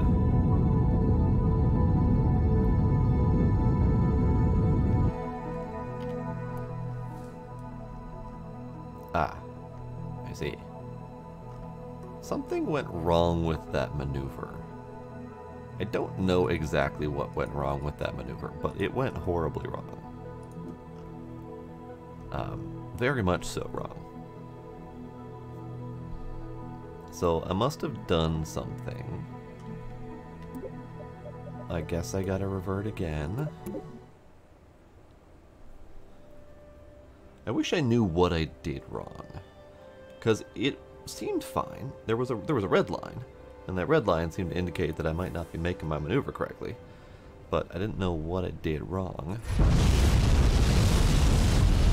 Alright, we're gonna super speed the launch. Super speed.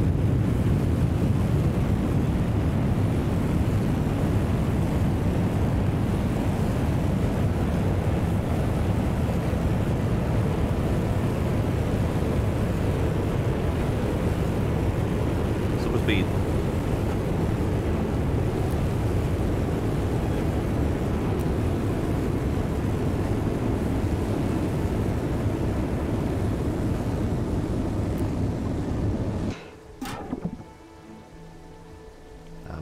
Are you not?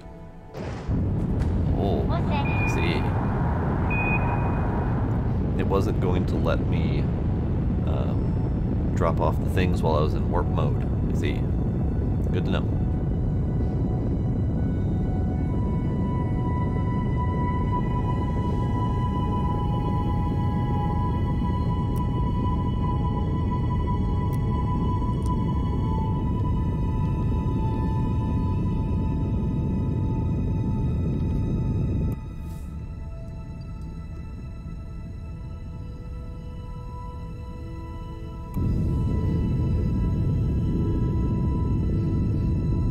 We're gonna try this again, and I'm gonna see if I can figure out what went wrong with the warp this, or the maneuver this time.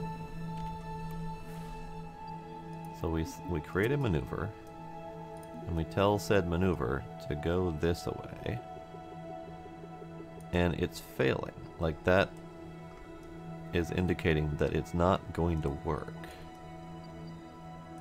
So maybe we just keep burning?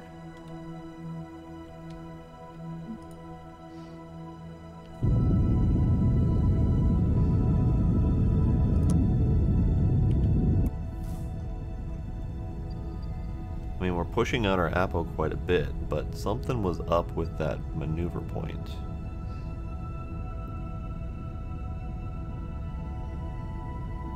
Alright, Apo's at 100 now.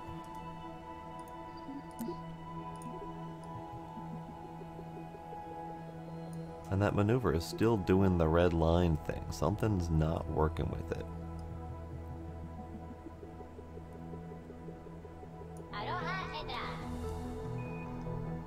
I don't know exactly what's up. So we're gonna do some manual stuff.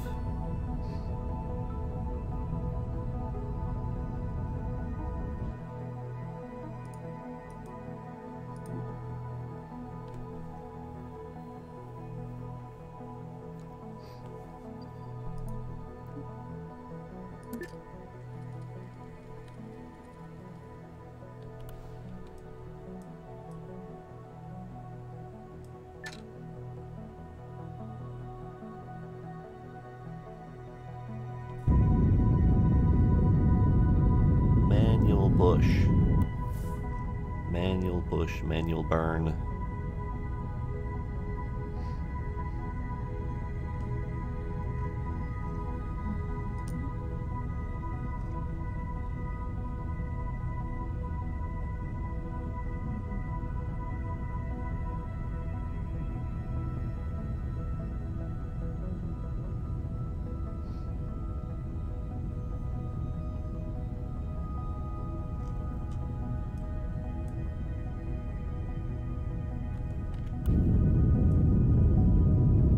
Rocket. Rocket.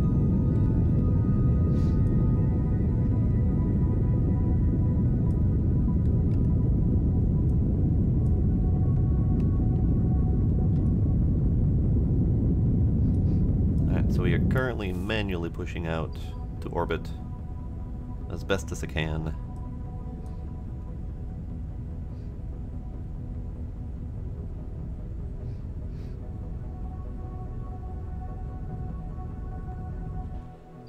We now have 119 and 7. 7's not great. So let's do... I think it's radial out. That's the one I want. Yeah, radial out I think is the one I want. So let's do radial out.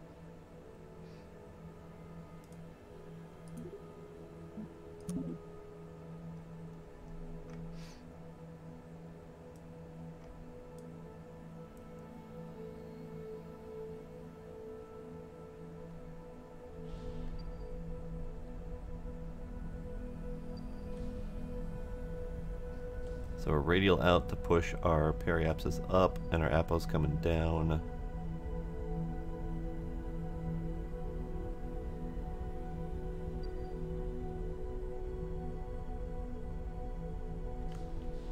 There we go.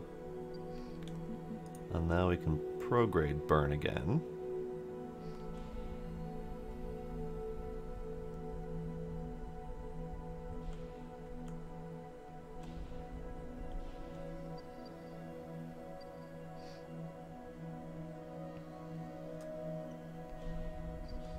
And we prograde burn it until our periapsis comes up. There we go. We can just warp to here.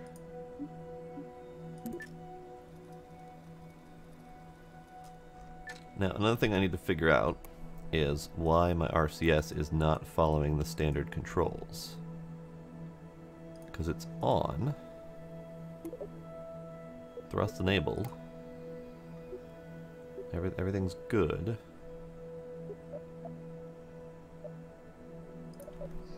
I suspect that there's a separate set of controls for RCS.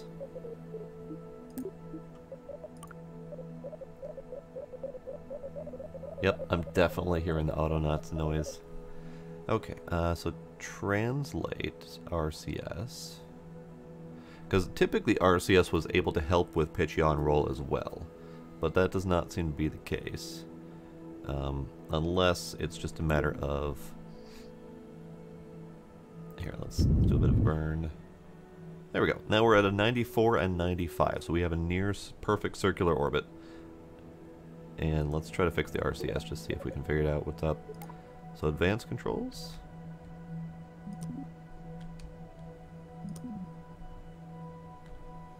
No, okay. Use main throttle. No, okay. No, okay. I have no idea. No idea.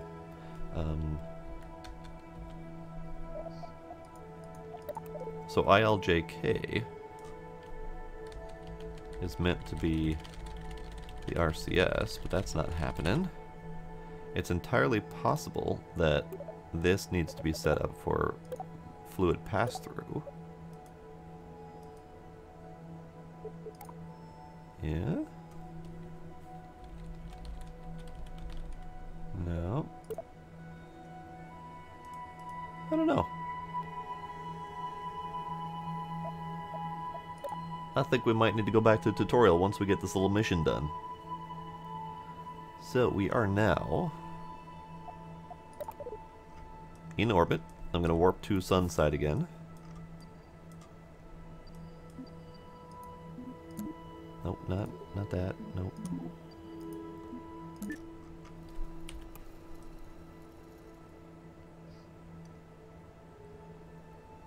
Sun side. Here we are. Open. Open. Open. So here's our little dude. And we can decouple you.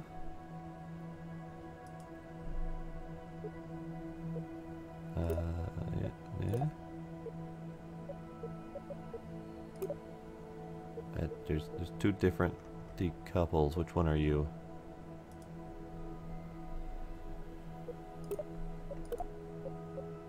Ah, there we go. Okay, so this one. This is my decouple. Decouple. Bunk. Notification critical. Something exploded. That's fine.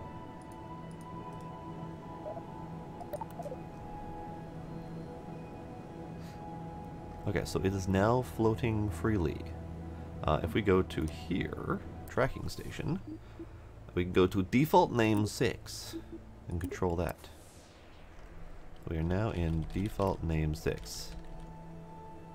No ComNet connection. Okay, this was something that wasn't very clear early on, was whether or not they actually implemented a ComNet system. Because I couldn't tell. I couldn't tell if they did that or not. So what we're going to do is we're going to recontrol this one.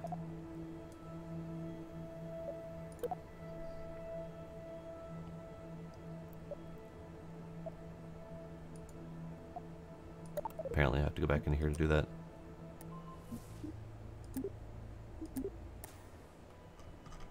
We're going to recontrol this one and see if we can rotate it out of the way a little bit.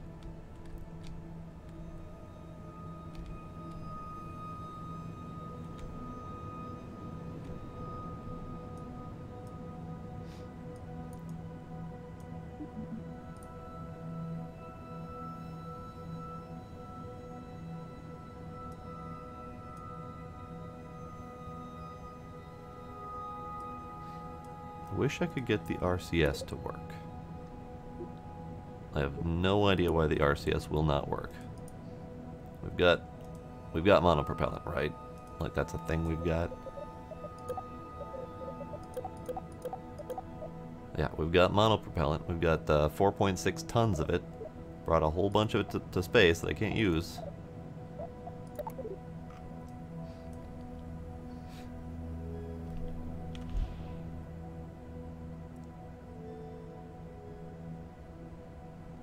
I'm trying to see if I can rotate myself out of the way of this thing.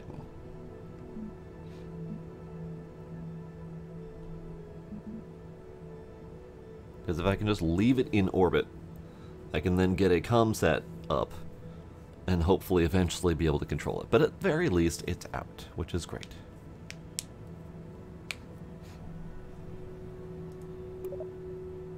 Can I extendo the antennas from here?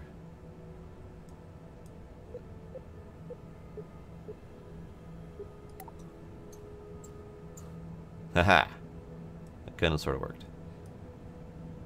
Unfortunately, I may have caltripped myself.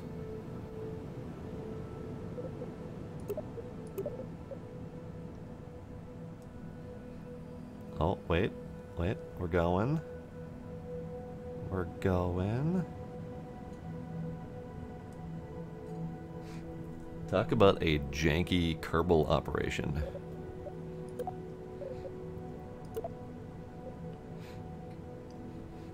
Alright, now, if I wait for it to rotate in such a way that this is facing here, I can get it to push itself away with its own solar panels. And do it. Ha ha ha ha ha ha ha ha. Oh, there we go.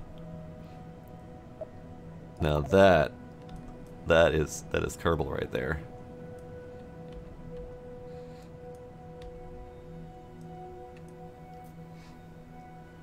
So I now have a very dead satellite out there. I can extendo that one as well.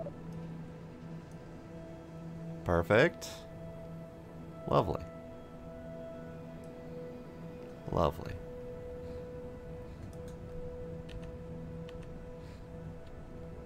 Lovely.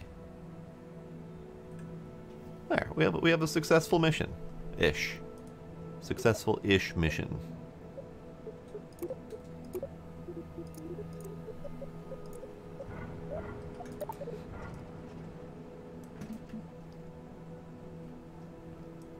Now, how do we get to the Mun? How do we get to the Mun? That was something I did not entirely plan for. I know that Mun is on the equatorial axis to make it very easy to get to, so we should be able to just fiddle with some maneuvers and see if we can figure it out.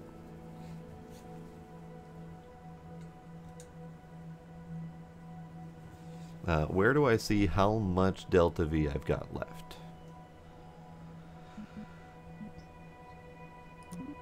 Oh my god, there's a fucking button to enable RCS. Really? Hang on. Button. We have a fucking button for that.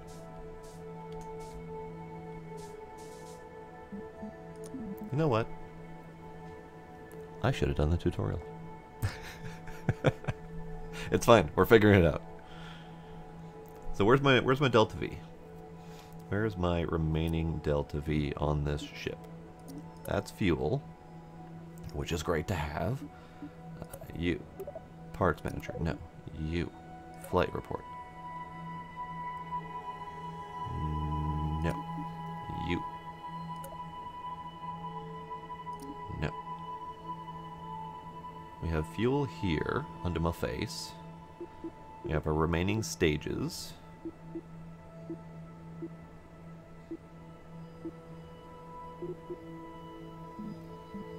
I do not see...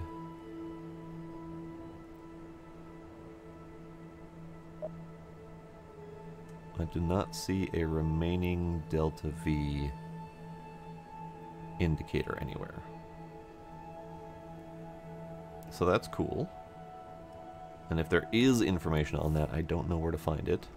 But let's set our Mun as our target. Let's do a maneuver plan here.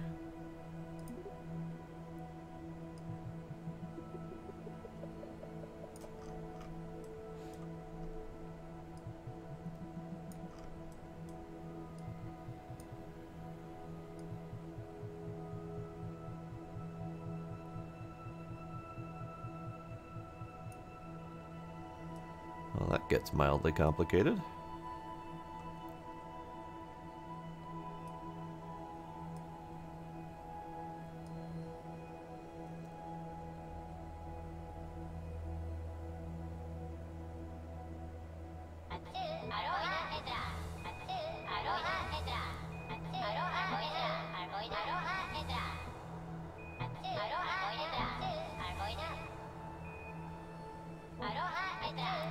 So there's an actual verbal message from the Kerbals when they are, when they're approaching a maneuver point to let you know. That's nice. I like that. So I need to figure out where I can start a maneuver. So how about we start here?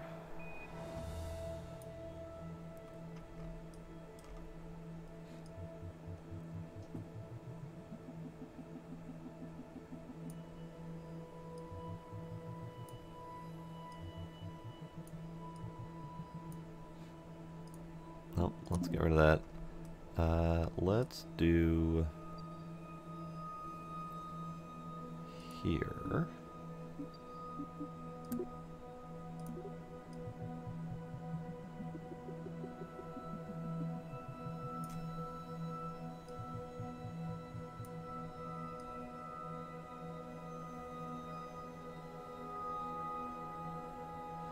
Alright, so there's a whole bunch of info here. And it looks like at this point we'll reach the Mun, or the Mun's sphere of influence. And at this point we're exiting the sphere of influence.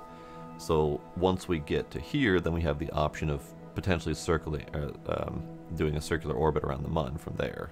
The thing I don't know is how much delta V that's going to require and how much I have left.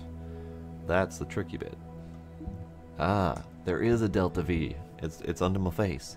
Right here, under the go button. It says I have 950 delta V left. And it tells me here on the maneuver that it's 854 delta V to do this maneuver. So that is probably less than ideal.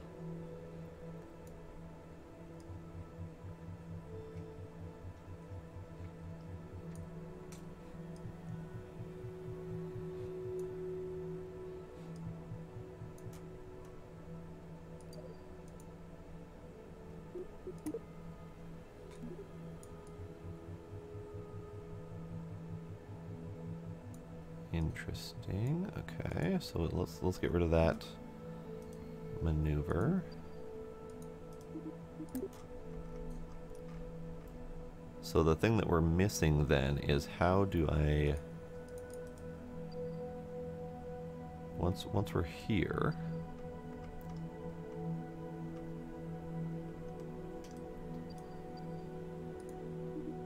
how do I tell it to maneuver within the Mun?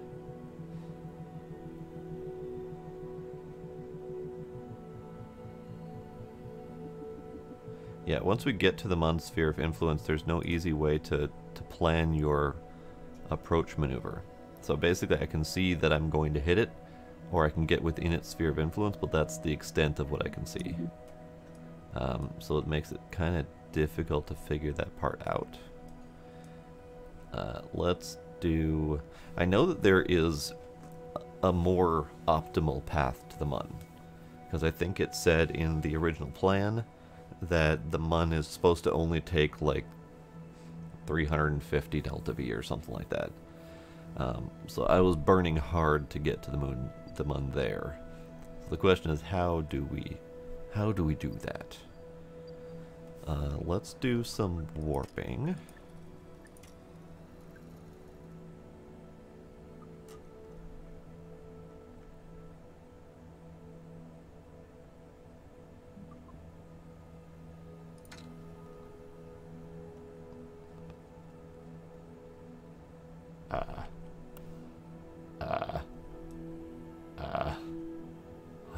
Something exploded. Oops. Bill? Bill, you alright there?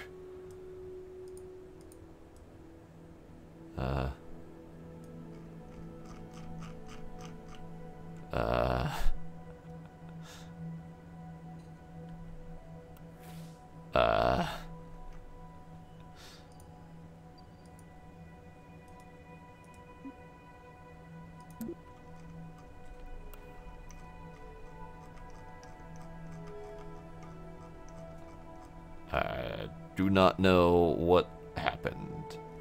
I do not know. Everything exploded. Bill's having a panic attack. Things exploded. My ship is now in several parts.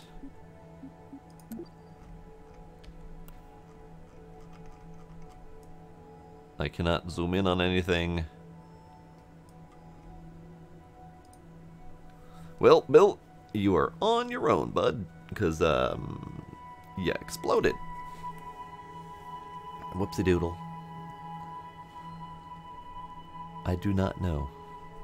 Something happened.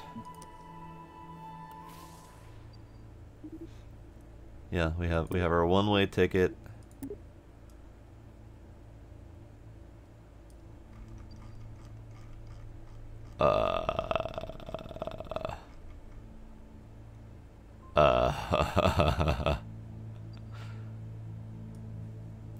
So, in an attempt to figure out how to get to the Mun, my rocket exploded in such a way that all of the parts are now forcefully ejected from the Kerbin system and are now orbiting the Kerbal Sun. And all these gray lines are the new orbits of those parts.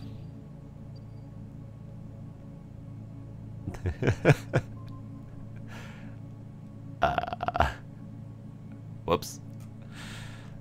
Okay, cool. Cool.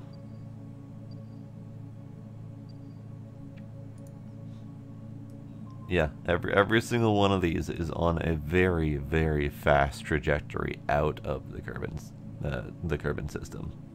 Except for 2. I think we have 2 or 3 that are still orbiting the planet. Can I focus? I wish I could see any of these parts, but I think they are gone. They are very, very gone. Okay. Well, I think that kind of counts as a revert to launch, unfortunately. Let's revert to VAB instead.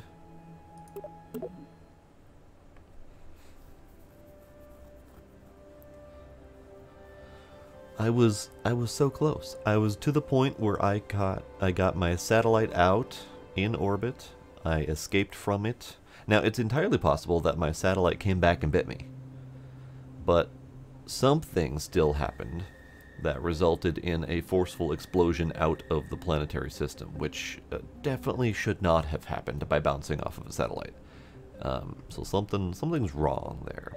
We're gonna save the one-way ticket.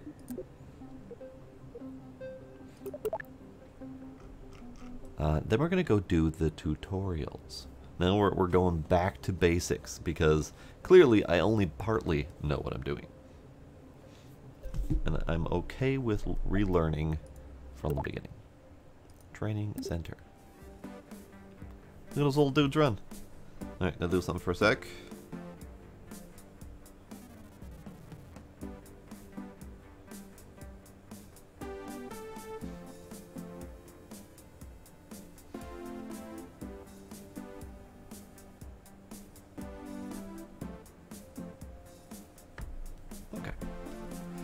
So, what do you got for me? Space is the place. How do rockets work? Build, launch, stage, and land a rocket in a suborbital flight and learn the fundamentals. We all have to start somewhere. It is many things that I hoped for, the one, yes. I just had a very rapid, unplanned disassembly. All I did was circularize my orbit around the planet and then try to warp to the other side of it, just time warp, and something happened where all of my ship exploded and all of my parts got forcefully ejected from the planetary system and went into orbit around the sun. I don't know what happened. I was in map view when it happened, but it happened very forcefully. So yeah, we're starting over. We're going to the tutorials. We're gonna go through and see how the tutorials feel, and just see what happens. Yes, let's do it. Look at that little guy.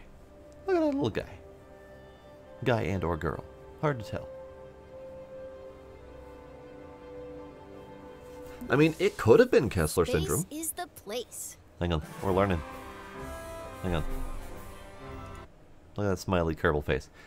It could have been Kessler syndrome, because I had brought up a satellite with me, and I released it, but it did not have connection to the ground, so it was a dead satellite. So I used the antennas that were on the satellite to extend and push itself out of the rocket. So it was on its own, it was floating freely, everything was fine. So it's entirely possible that in the warping process they bounced off of each other, but that should not have caused an explosion powerful enough to send every single part out of the Kerbin system around to the sun. That should not have been powerful enough to do that. So I think something else went wrong, I'm gonna guess, but we'll see. Oops. Well, is the place. Space is the place.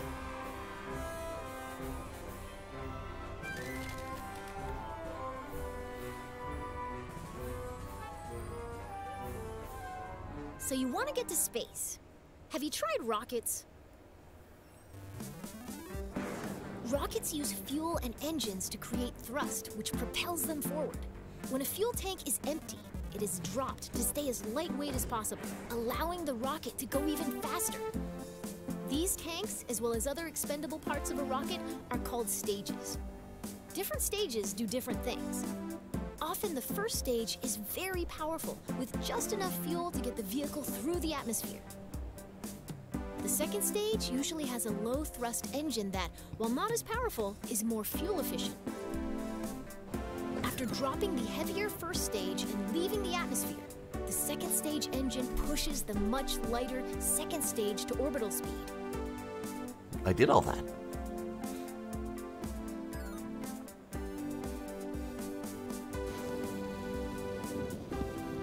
On a flight to space, the final stage parachutes back down to the surface, ideally in one piece.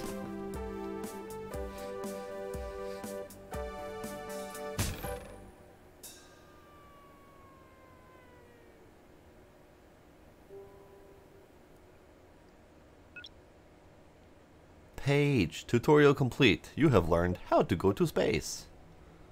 End tutorial. So I think these are all going to be video tutorials. Entirely possible. We're gonna see what the rest of the titles are. Launch a test rocket, simple rocket construction, VAB camera controls, staging a rocket, altimeter and time warp, landing and recovery. Missing the ground.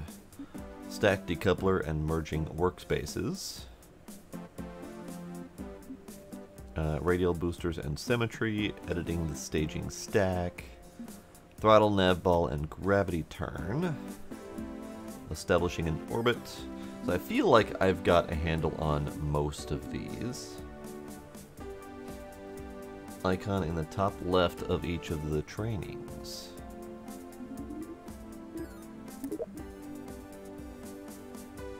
Huh?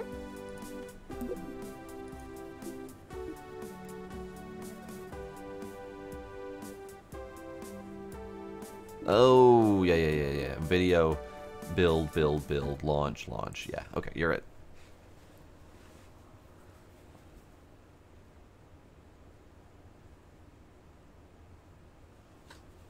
So, Blade, did you see my rapid unplanned disassembly? My very rapid? This is, I think, the part that I need. It is a triangle in a circle. The standard play button thing. Ah, had to pick up your son. Okie dokie. Alright, let's read this, because I want to figure out the orbital changes.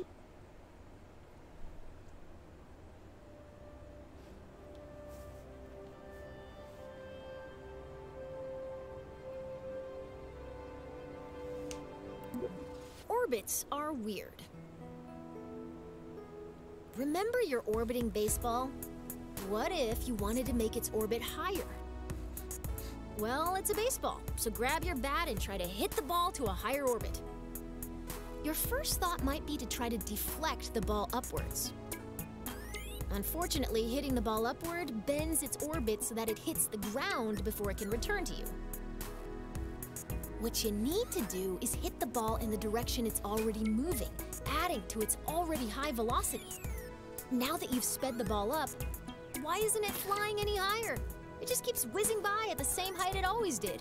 After all, I said that making it go faster would make it go higher. What gives? The ball is actually going higher, but it's going higher on the opposite side of the planet from where you're standing. You've raised its orbit, and you've learned the first lesson of orbital maneuvering. Your actions affect the opposite side of your orbit. Weird, huh? So your ball is moving faster, but it's still passing you at the same height. How do you get its orbit higher on this side of the planet? Now that you know how changes in velocity affect the other side of your orbit, you've got all you need. By adding velocity to the ball at the highest point in its orbit, you raise the lowest point in its orbit and make it circular again. Okay, we got that, yep.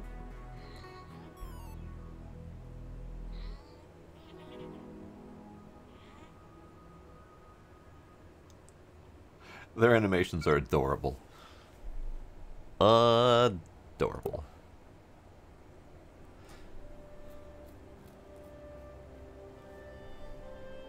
Yeah, the videos are really nice. I like them.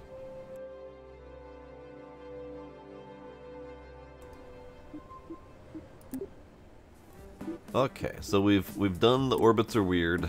This is manipulating an orbit to reach a high orbit. Learn what electric charge is and how to do it. Learn how to deorbit. So these are all things I know. I know. First, all of his food gets blasted by a baseball bat, and then he gets out into space, finally safe from the baseballs, and then he's got a helmet and he can't eat through it. He's gonna die. Orbital transfers. This is the one that I really need. And how to plan. That was the part I was missing. So let's do this piece. Because I can do an orbit, I can circularize, I can fiddle with my orbits a little bit. Not great at it, but I can do it. But I need to know how to get to Mun without failing. Transfers. As you know, the faster you go, the higher your orbit gets. If you get moving fast enough, your orbit may cross the orbit of some other object, like a moon or a planet. The closest celestial body to Kerbin is the Mun. If you're looking for somewhere else to fly a rocket, the Mun is a good choice. The real trick to getting there is timing your departure so that the Mun captures your vehicle at its highest point. If you mistime your departure, you may miss the Mun entirely, which creates a lot of paperwork. Let's assume you've left at the right time and the Mun is there to meet you. No, let's not assume. As your vessel How do we get to the right Mun, time? It enters a zone in which the Mun's gravitational influence on your orbit is stronger than Kerbin's. This zone is called the Mun's sphere of influence. You've had to go very quickly to escape Kerbin's gravity, much too fast for the Mun's low gravity to capture you. If you don't slow down, your vehicle will speed past the Mun and be flung farther into space. Remember what I said about paperwork? Once you're in the Mun's gravity well, the best way to slow down is to fire your engines backwards until your trajectory becomes a nice, stable orbit. Now you're a moon of the Mun! Ha! Nice. Okay, so let's do the actual tutorial bit past the video. The planning part is the part that I am not great at. I wasn't great at it in KSP1 with all the mods that help you plan it. Planet for planet. Our rocket is in orbit over Kerbin and ready to fly. The mission today is to, drumroll please, intercept and orbit the Mun. To be captured by the Mun's gravity, our vessel must cross into the Mun's sphere of influence, or SOI, the zone in which its gravity is stronger than any other celestial body around it. We're going to create a maneuver plan to figure out when and how long we need to fire our engines to intercept the Mun. Yeah, let's do that. And of course, they've got us up here with 2500 Delta V. I went up with 800 Delta V, so that was not nearly enough. So let me go like, Great! Now here's a new trick. We can select any object as a target in map view. Targeting gives us useful information and enables new tools. Once we've targeted a celestial body or other object in space, our maneuver will provide closest pass and plane angle information. This can be very helpful for meeting up with someone or something in space. Yeah. Right now, our camera is following our vessel as it orbits Kerbin. Let's adjust our camera until we can see the mun. Then, right-click to target it. We want to place this maneuver plan with two things in mind. First, the mun is in motion. We can't aim our spacecraft where the mun is right now. Instead, we have to aim where the mun will be after our vehicle has coasted all the way from Kerbin. You make it sound so easy. Second, remember how increasing velocity raises the opposite side of our orbit? Since we're placing this maneuver plan where we intend to start our burn, we should place it on the opposite side of Kerbin from where we intend to intercept the mun. Yeah. Placing a maneuver plan usually involves making a best guess, and then fiddling with the maneuver until you get an intercept. Fortunately, you've got a crack navigator with you today. By my calculations, we'll want to put our maneuver here. Here. Here. Excellent. Howdy, Drakeneye. We've just created a maneuver Yes, plan. indeed. Twin space. While we could find out if our departure timing is correct by just picking a direction and maxing the throttle, a maneuver plan tells us in advance how much delta V we'll need, how long we'll need to burn, and in what direction our vessel will need to point during the maneuver. Grab and pull the arrows to plan a burn along that direction. This maneuver is pretty simple. We want to burn prograde and expand our orbit. Go big. Nice! Yeah. That maneuver event towards the end of your trajectory is exactly what we're looking for. It tells that if we execute this plan, we'll intercept the mun. Okay, got it. So I was there. It's just my ship exploded before I had a chance to try it out. If a maneuver looks right, but we're not getting the intercept we expect, we can change the starting position of the maneuver by grabbing and dragging the middle of the maneuver plan along our orbit. It's very common to refine a maneuver plan by adjusting both the position of the maneuver and the direction of the planned burn. Yeah. If we don't want to maneuver at all, we can delete the plan, either by right-clicking the gizmo and selecting delete, or through the burn timer. Maneuvers are invaluable when leaving Kerbin. Feel free to come back and practice anytime. Oh, okay. So that was just about doing the maneuvers, or teaching us how to plan the maneuver. Let's just see where the tutorial goes next. We could have definitely burned that, but let's just see where the tutorial takes us.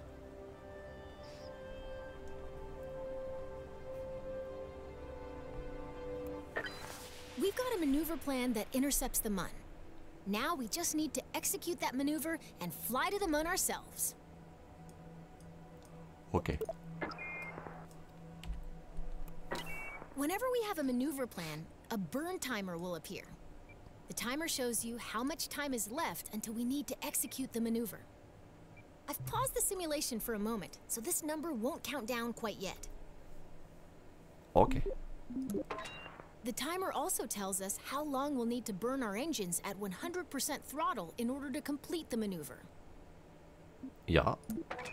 Now let's take a look at the nav ball. Yeah. A new marker has joined our New old marker. prograde and retrograde markers.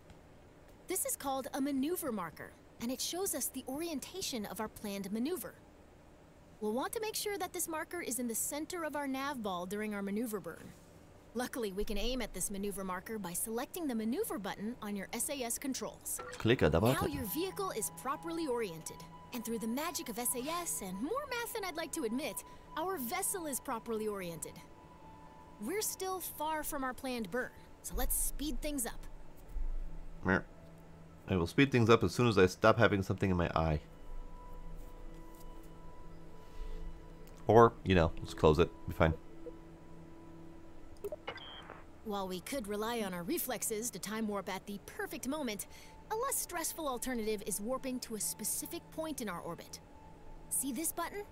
Select it to warp automatically to the moment before our Yeah, I maneuver got a spare. begins. That's fine. Button. Departure burn, here we come.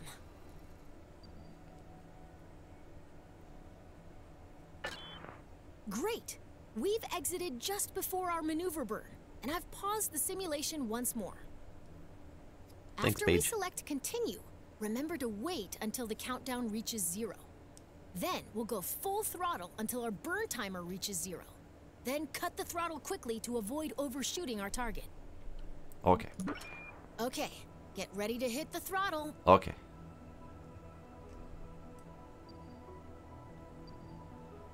And we're going to do all this in this mode so we can see all the orbits move. Alright, 17 seconds.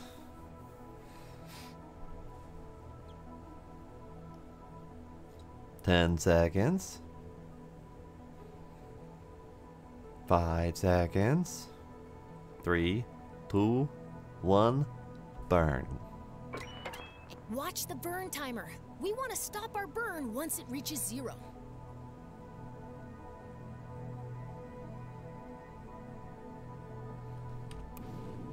We're burning. We're burning. There's a little Kerbal somewhere in there. Hi.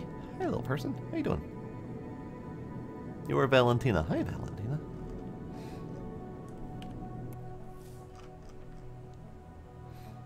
10 seconds left in a burn. 4, 3, 2, 1, stop.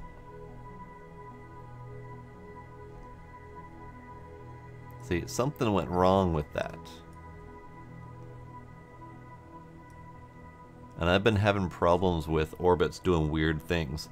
Something happened here where my maneuver went wonky.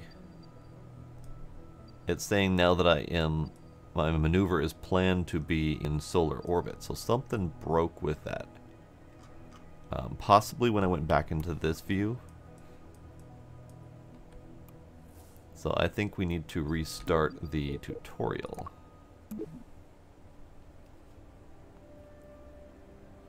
And that's what I've been having issues with, that is the maneuvers being wonky, random explosions, you know, We've that got kind of a stuff. maneuver plan that intercepts the Mun. Oh, okay. Okay. Now we just need to execute that maneuver, and Okay. whenever we have the timer Okay. also tells. Now let's take a look at the nav ball. Okay. Now Oh, your okay. vehicle. While we could rely on our reflexes to time departure burn, here we come.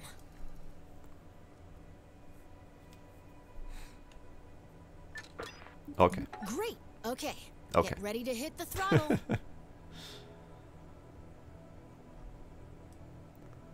So that red right there, that red line has been where things have been going real wrong lately. But we'll see.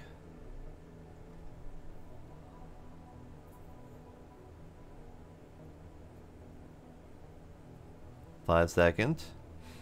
3, 2, 1. We burn.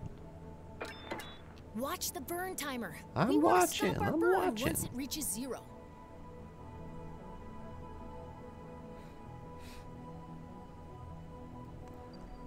And I think that red is just supposed to indicate the actual burn plan, but it's not always there, and it tends to be very, very wrong if I don't fix that.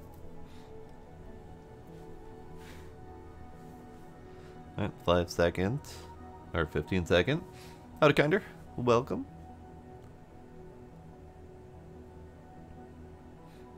5, 4, 3, 2, 1. Stop. Everything. Great Stop. work. You've successfully executed a maneuver, and now we're on our way to the Mun. Hooray. Oh, okay. I don't get to go to the Mun. Mer. I would like for the thing to get out of my eye, please. Leave. Leave. You are not wanted here. Get out. You are evicted. It's going to take a while to reach the Mun. Mer. Don't let the wait fool you. We're now moving faster than any Kerbal has ever flown before. When we enter the Mun's sphere of influence, we'll be going way too fast for the Mun's gravity to capture our vehicle. To orbit the Mun, we'll need to burn retrograde once we're inside its SOI, or sphere of influence. This will slow us down enough to keep us from being whipped into interplanetary space. But that sounds fun.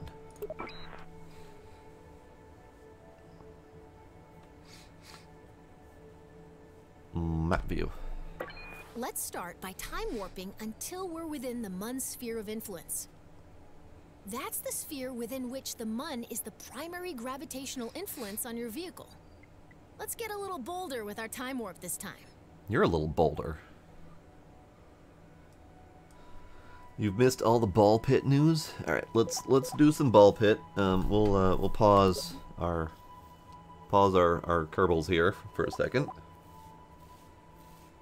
So they are not overly scared of the ball pit, but they are cautious. They do go in occasionally, mostly looking for the treats that I've hidden in there. So we'll do that. Also, you like my shirt? Not flat. We checked. Hi. We're doing treats, kitties. We're doing the treats. Gila. Come on, Gila. Yeah, Mew to you too. Mew to you too. Mew to you too. Come on.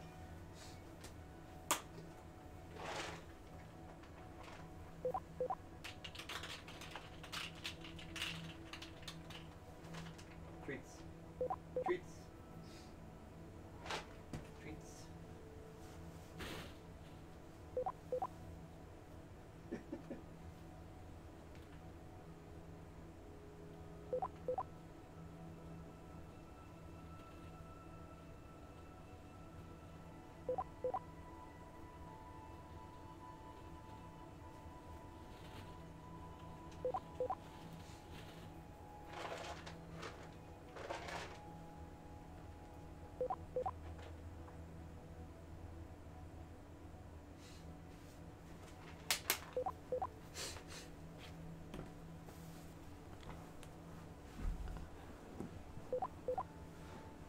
So yeah, they'll go in, they'll get their treats. So they'll do that throughout the night since I dropped a few in there. But they haven't been playing in there. Bloop bloop. Why you bloop bloop? Alright, so we'll go back down here.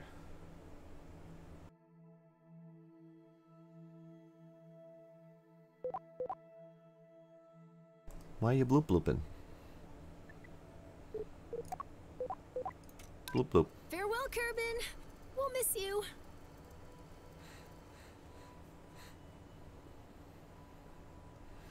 Alright, so now we fly.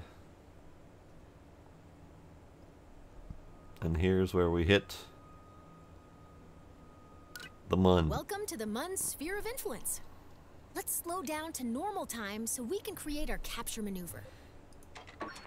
Did you notice that we've got a periapsis above the Mun, but no apoapsis? That's because we're going too fast to complete an orbit before sailing past the Mun. Don't worry, we have time to adjust. Our objective is to slow down enough so that both apoapsis and periapsis are within the Mun's sphere of influence. Yeah. Remember the rule of orbital opposites. Because we want to lower your apoapsis, we'll need to place our maneuver plan at the periapsis. Let's get started. In order to reduce our apoapsis, we need to slow down by burning backwards, or retrograde. This is a little like deorbiting over Kerbin, but we're going to stop burning before our trajectory meets Mun dust. So many paths going back and forth here. Alright, let's pull harder.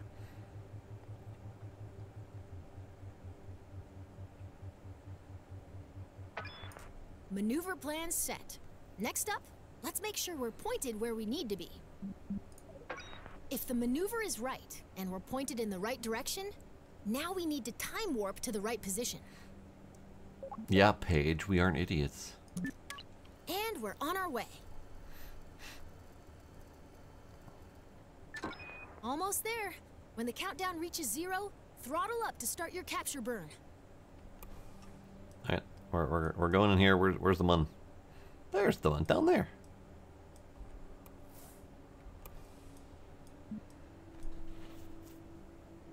Oh, we have a gizmo in the ball pit. 20 seconds till burn.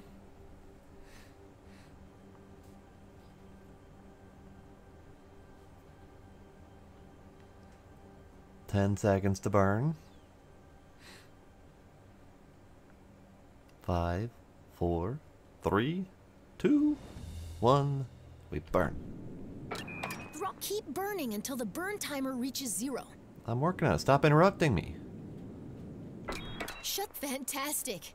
That was some fancy Shut flying. fantastic to you Looks too. to me like you're about ready to try this for real. Okay. So, tutorial complete. We did it. And that was pretty much exactly what I was expecting it to be. I'm more hoping that we'll get multiple planned maneuver points at some point. Yeah, I don't know why the first one failed. That went weird, and it just suddenly decided that my maneuver was out in sun orbit for whatever reason. But one fun thing up here is you can see the multiple launch pads, which very much indicate that we might have multiplayer in somewhat near future. Or at the very least, they built the Kerbal Space Center to accommodate future multiplayer. There's also multiple runways. I mean, it is first day early launch, first 12 hours that is. So yeah, I'm not shocked that there are bugs, and I'm not upset that there are bugs. I just kind of wish that, you know, the maneuvering was smooth. But it's fine. So let's go back to the VAB. What? You saw the port? Wait, what? What?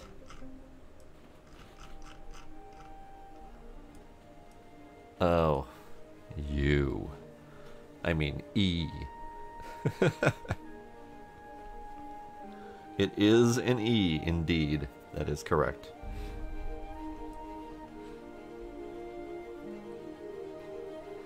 It is interesting that there is a port. It's not a terribly well-built port, but dock launch. Oh. It doesn't look like we have anything pre-built that looks boat-like.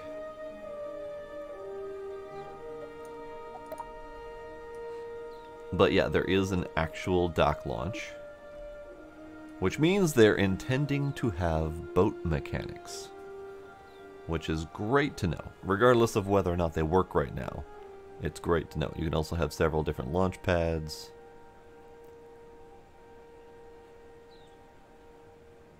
Oh, we have a Gila in the ball pit.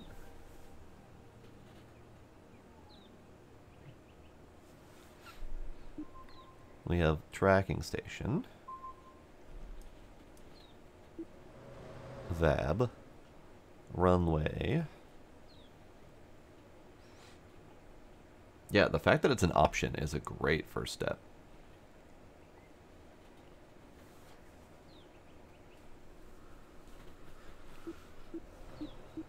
And then we got the training center. Okay, okay. So, one thing that's not covered anywhere in here that I'm aware of, it wasn't in the training, it doesn't seem to be listed anywhere, is the ComSat requirements. Because I had attempted to launch my ComSat, and it said no ComSat connection. And I don't know if that was lack of power or if that was something else. But let's do an adjustment in the VAB.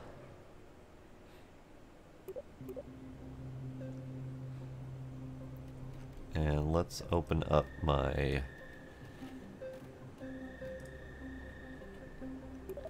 Open up my bays.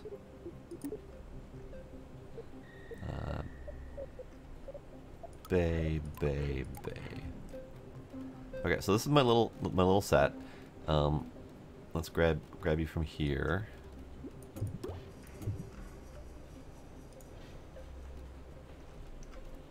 Alright, so this is my tiny little ComSat. Yeah, he's hanging out in the pit more. This is good.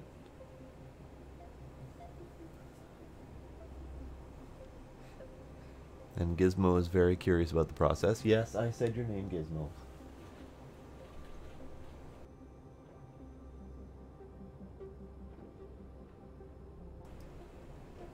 He's not sinking, he's fishing. He's bobbing for treats. Alright, so one thing I did not put on here that I should put on here is an RCS. Or not an RCS, but we'll do a rotational doodad. Where's my control bits?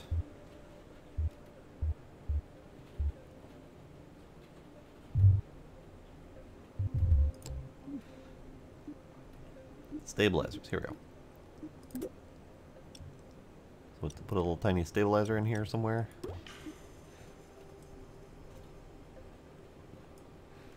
And let's actually move these to here.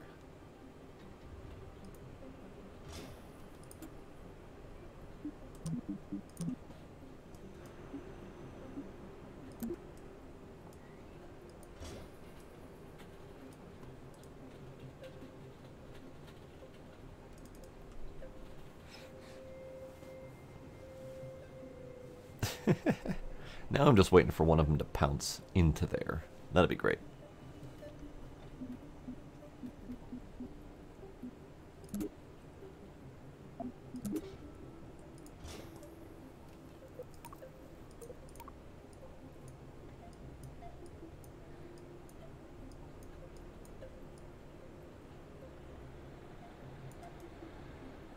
That is not the correct light.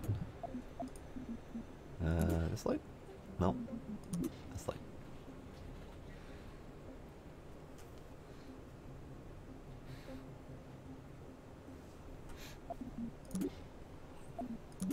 These lights are not nearly small enough for this thing.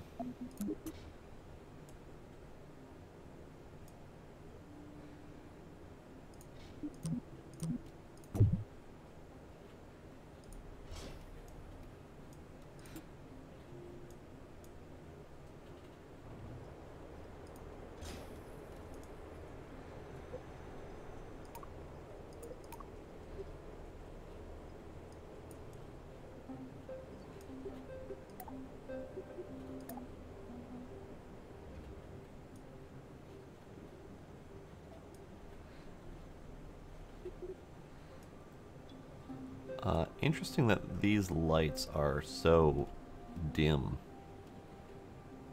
But I'll take it.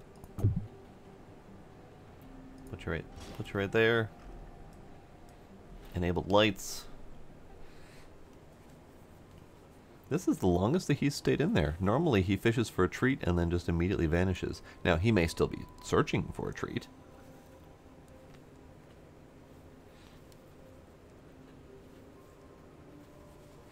Yes, Sparkle, kitties.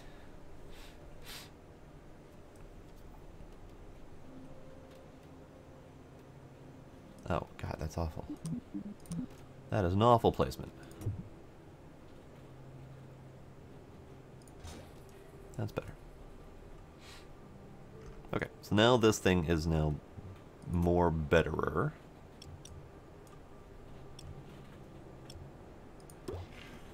That did not go according to plan.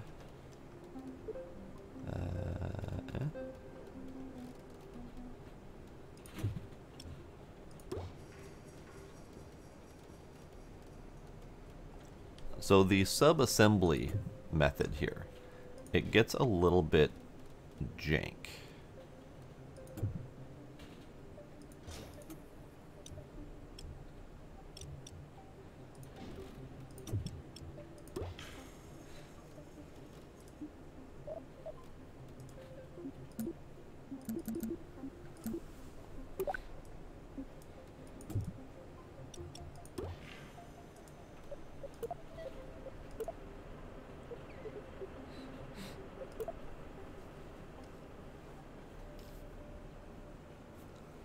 There's still K-Bip in there, and there's still treats in there. I just threw a handful more.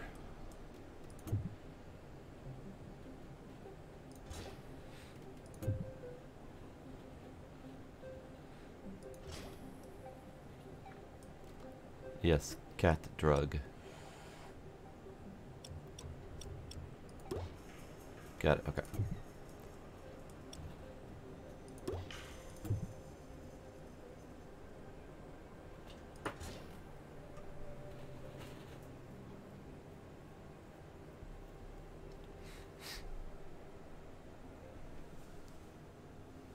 Oh, I see what he found. I forgot I threw one of his mouse toys in there. And he was in there searching for it, and he finally found it.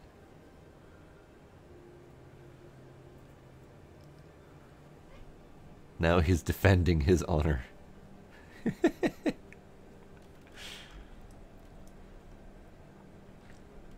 Okay, so this is hopefully solved now.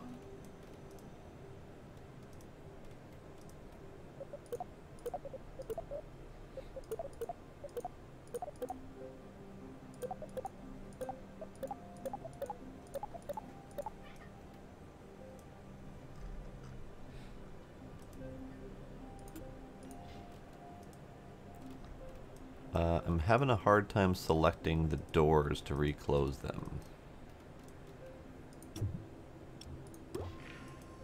There we go. Cargo bay closed.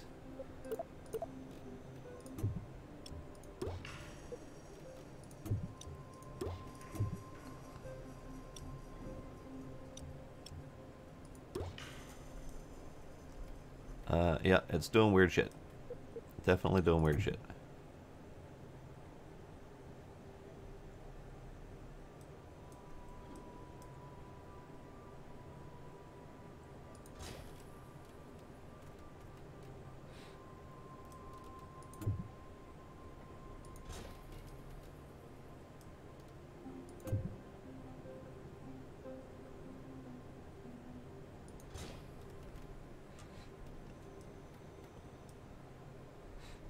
Oh, yep, the kitties are gone. Hi, I guess you have to deal with me now.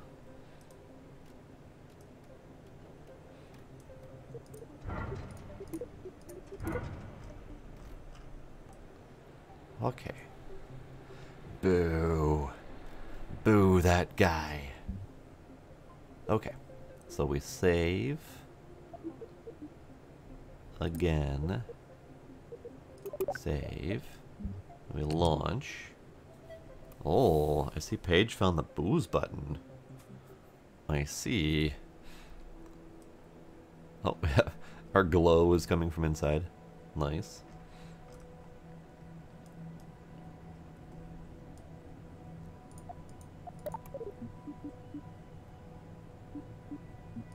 Alright, so let's go here quick. How do we figure out where the mun's gonna be in relation to when we should launch? That is one thing I've never been able to figure out. Oh, Sparkle got the wrestling clip. Nice. But I am gonna go get that drink. And I'm gonna go attempt to deal with my eye. See if I can get that thing out of my eye. And I will do my water.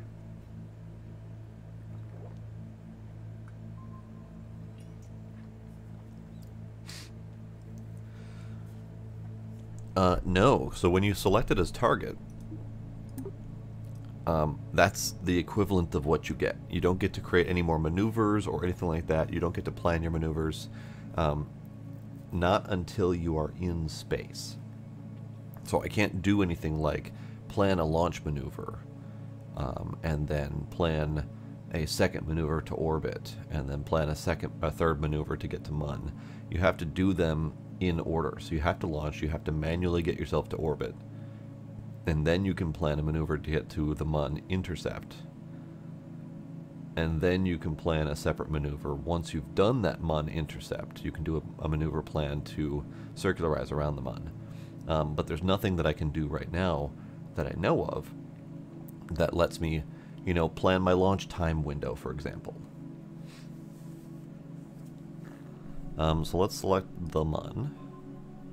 Let's select the Mun.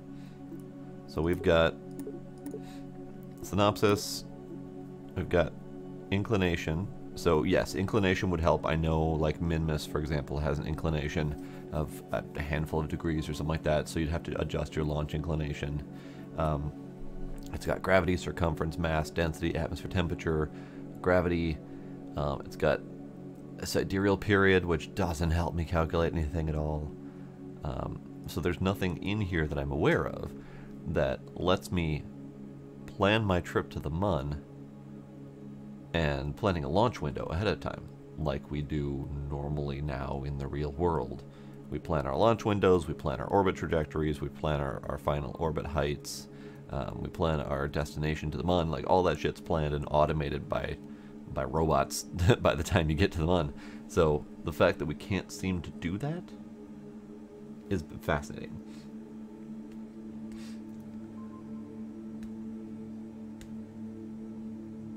Yes, exactly. That tutorial was, we've already done the hard part. Now, here's how you do that final maneuver planning. All the other tutorials that lead up to that would have gotten us to that point. And I know how to do a launch. I know how to get to an orbit, but there's no trip planner. Yeah, there's no method to do the thing that I'm aware of. There might be. There might be. But I don't know how to do the thing, and the tutorials did not call it, or did not show us that. But then we'll BRB, and then we'll do another launch, and we'll see where we can take it from there. So BRB.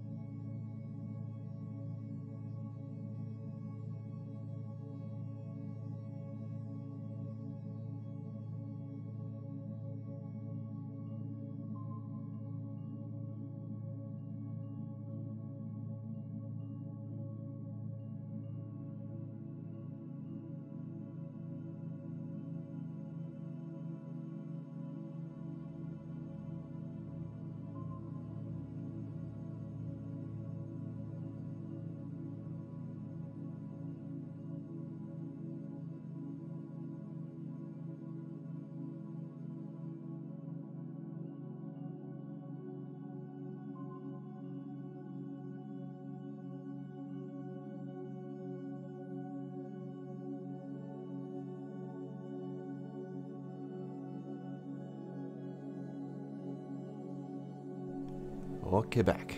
And yes, the BRB screen might be wrong if I'm not actually going to the moon.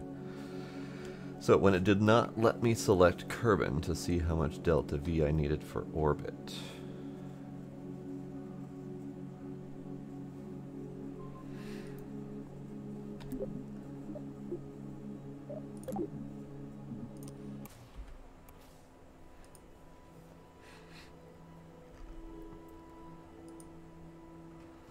Are you talking about a trip planner in the map view or something?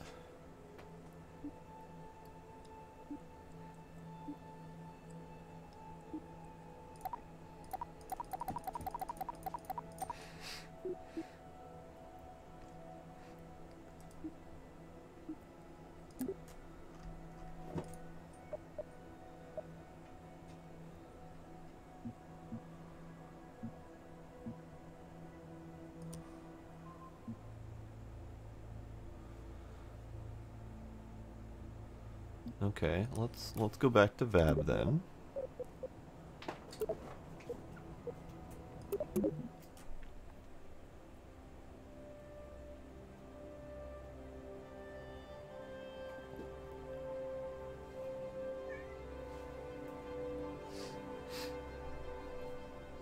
Also, cheers page.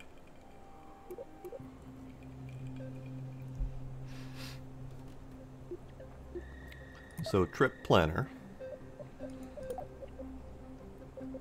MUN. Oh, so MUN intercept was 860V. Okay. So the thing with this trip planner is it tells you how much delta V you need, which is great, but it does not let you figure out when to launch or where to put your maneuver or anything like that. I know the tutorial kind of hinted at you just kind of have to fiddle with your maneuvers, which I guess we can do. But knowing now that it's 860 delta V to intercept, that helps me, because I thought I was reading like 300 something to intercept. So when I saw 860 for an intercept burn, I thought I was doing it horribly, horribly wrong. But apparently I was not doing it horribly, horribly wrong. At least not more so than I was already doing it wrong. So go back to launch.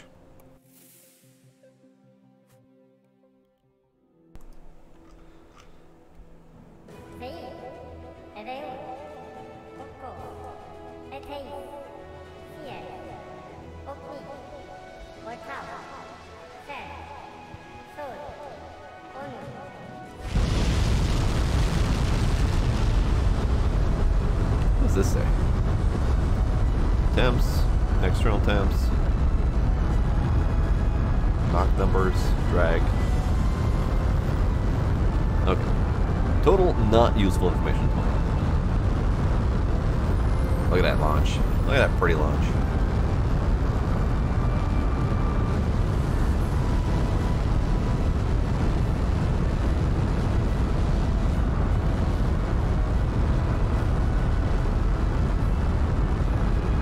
Start doing a little bit of a turn.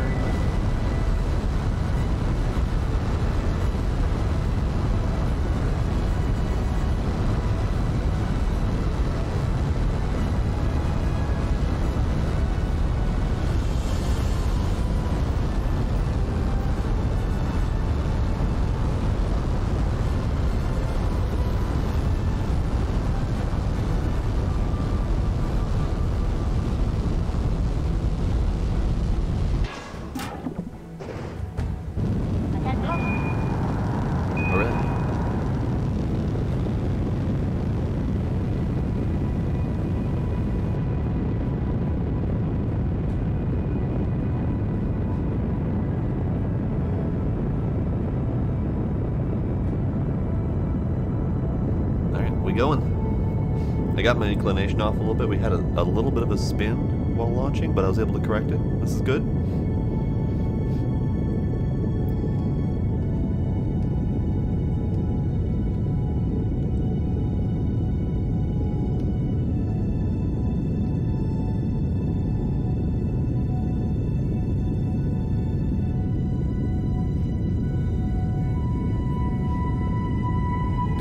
Alright, so we've got an APO of 85 currently. And the music crescendo has gotten louder. Chill. I like you, music, but you need to calm yourself.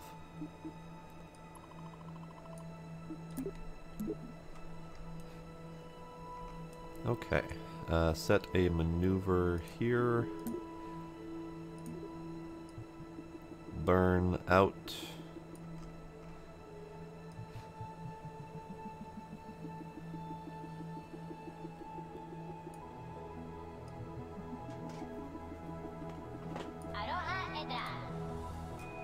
That'll do for now. 30 seconds.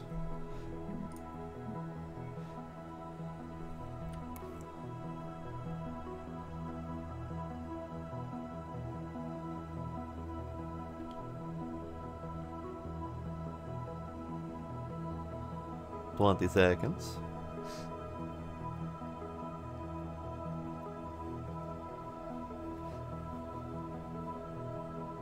10 seconds.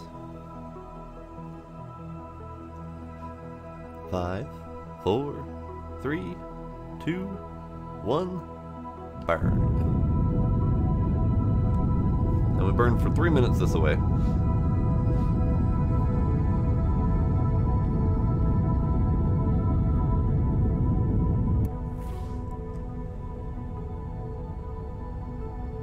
And at some point during the burn, I might switch to my prograde instead of the mission marker. But we'll see if I can keep my APO ahead of me or if we're going to end up burning past it. I think we're going to burn past it.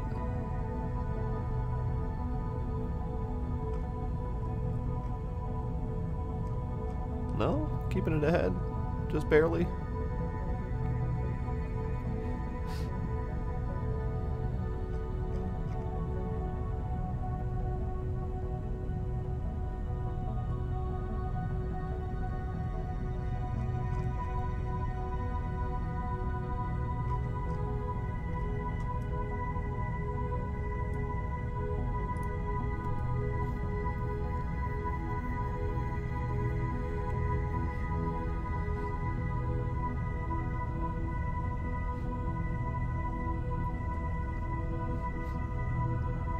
Alright, 10 seconds left to stop the burn, and hopefully it does circle out as far as it's supposed to.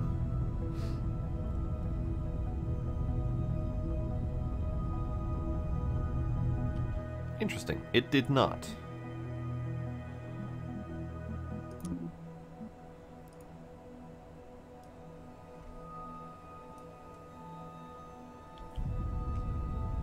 So we're just gonna manually do it.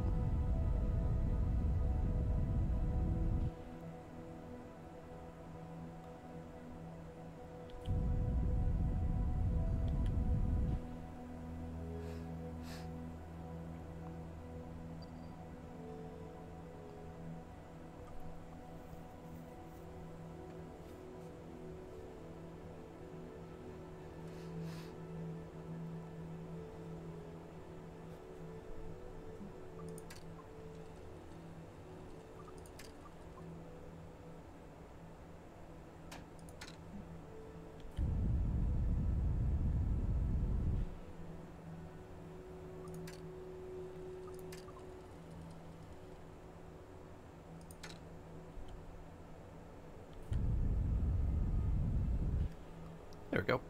So now we have a parry of 6. We need a little bit more than that.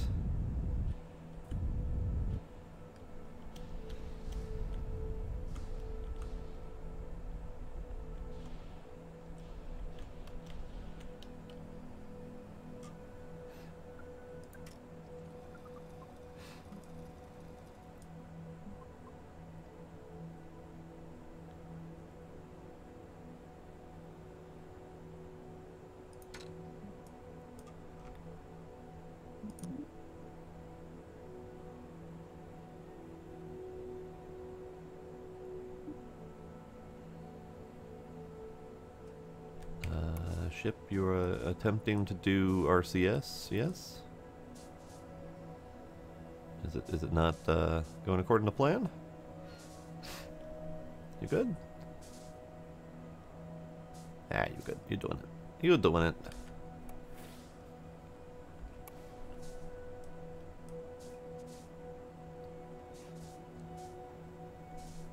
He's doing it. Just barely, but he's doing it. Alright, so we are now, give or take, at prograde. I need just a hair more for a circular orbit. There we go. So we now have a 95 kilometer circular orbit. Plus or minus 300 meters. So that's pretty good. Not perfect, but it's pretty good. So now we figure out how to get to the Mun. We set you as my target. And let's do a maneuver, oh, here. Why not? Oh, before I do that, I'm going to need to launch my my probe. So let's not do that maneuver yet. Let's warp to here so we can have light. Yep, okay. So now we need to open all of the doors.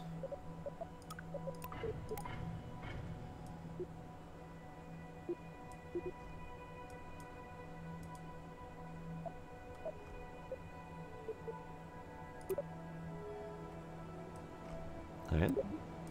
We have decoupled. Now it says lost control. And I don't know exactly why we're losing control.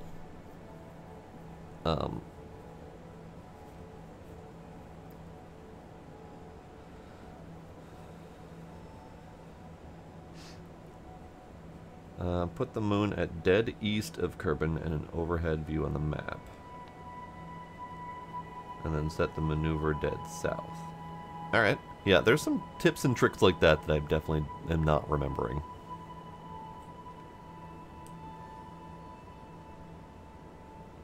I think we're just going to wing it right now, because that's the Kerbin way.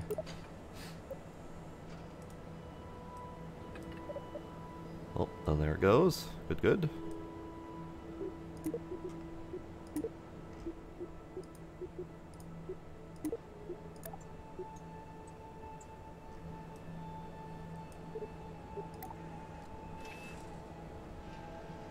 There we go. There's my little satellite. Look at it go.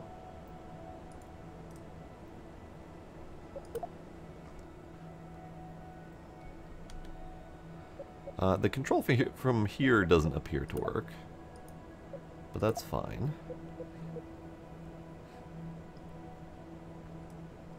There. Now we have a second successful launch of my satellite, and I would like to get it a little bit elsewhere so we don't end up crashing into it again. So what I might do is I might maybe push it out to 100 meter or 100 kilometer. I haven't figured out how to track it from like directly adjacent to it, like if I've docked up to it and then want to switch to the vehicle. So we're gonna do this one.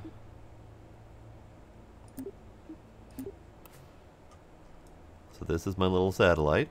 It's lovely. I can control it now, which is great.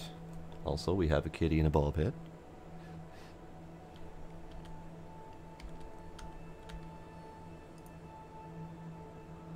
Interesting. I don't... It's rotating so hard.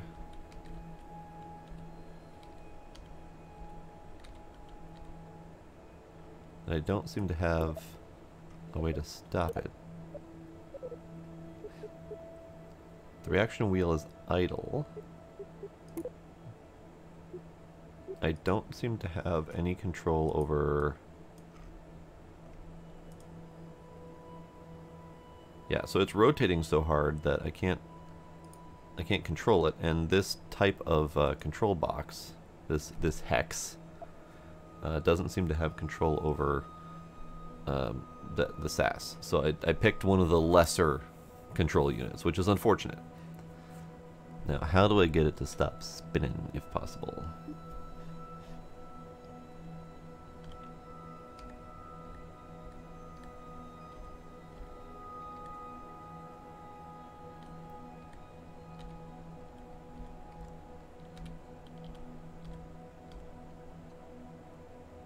That's a little bit better.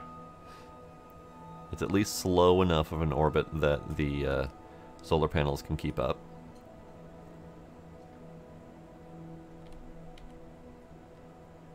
That's even better. Perfect, okay. So now this thing is moderately stable.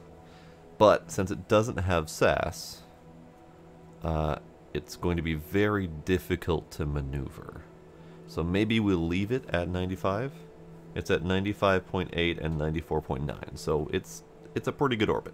So maybe we leave it here and then we'll move our rocket out before we go to the Mun and do any warping. Because I don't trust not bouncing off of this thing.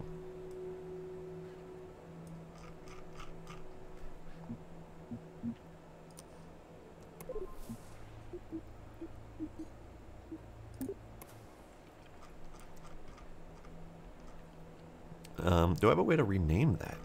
The default name, because it did not have a name after detaching it from the ship. It counted it as a new subpart. Can I rename you?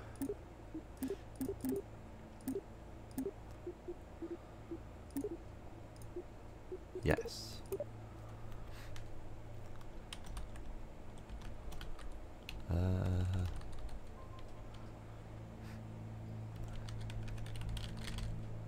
No. What are we gonna call it? What's a good name for a satellite network? TTI satellite network. What's a good name for it?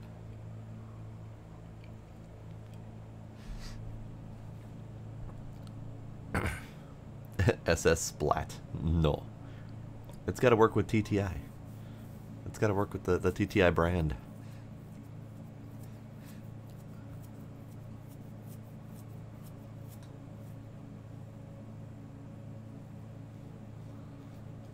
No, we're not doing Skynet.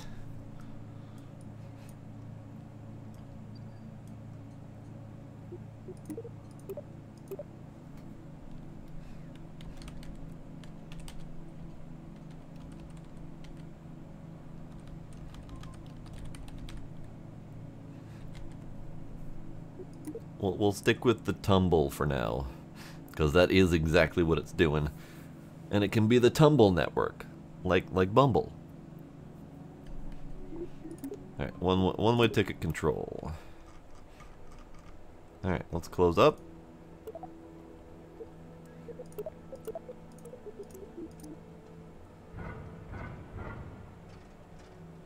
Nice. I'm sure there's a hotkey for the parts manager, but I don't know it. Alright, let's plan our trip to the Mun.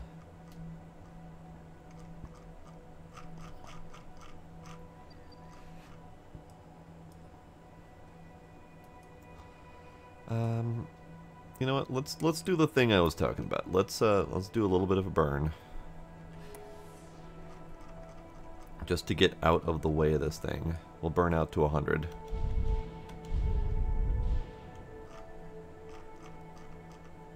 And we are now leaving this guy behind. Bye, little dude. I'll miss you. Bye. Bye.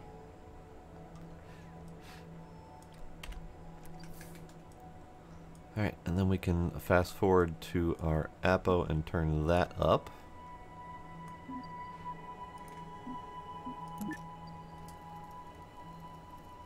And hopefully we don't explode this time.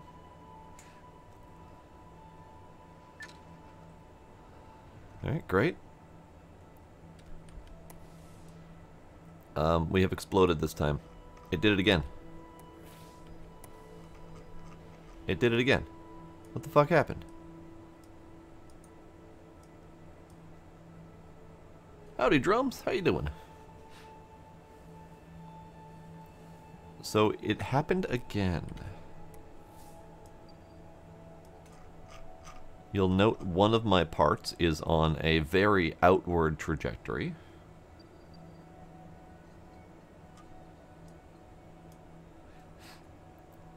So my current orbit is 2,200 meters per second. This part somehow got ejected at 14,000 meters per second.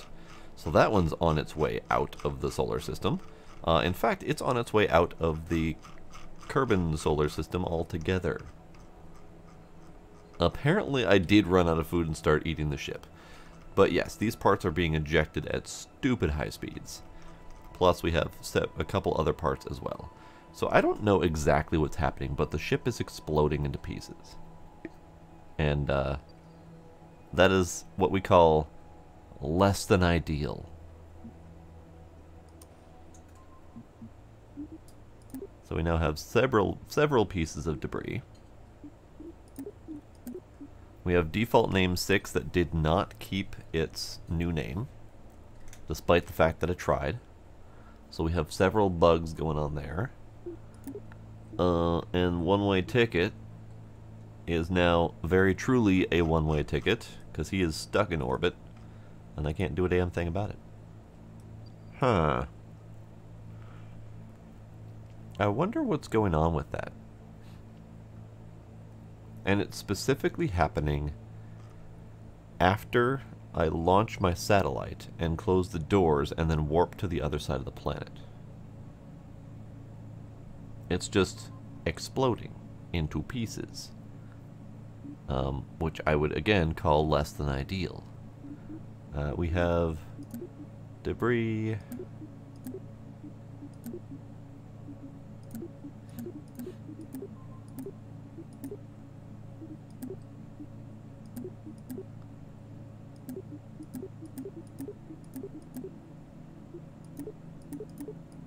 And then it goes all sorts of wonky when you got debris. Yep. No notifications. And those notifications aren't too terribly helpful either. Something's up with those. But it explode. It explode real good. So let's revert to VAB again. We're gonna do something a little bit different. Because clearly this rocket likes to explode.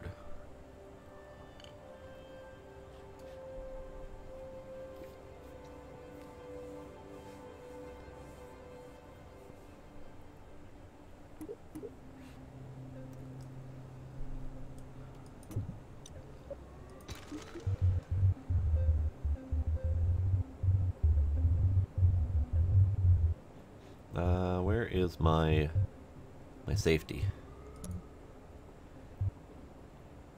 Oh, also,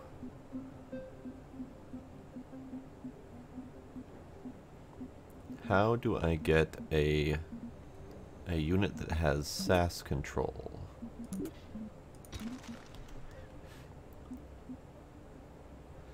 Okay, so this is the one I use, the ComSat, the Hex unit. Requires ComNet connection, can hibernate, requires energy, data transmission range is 50 megameters probably.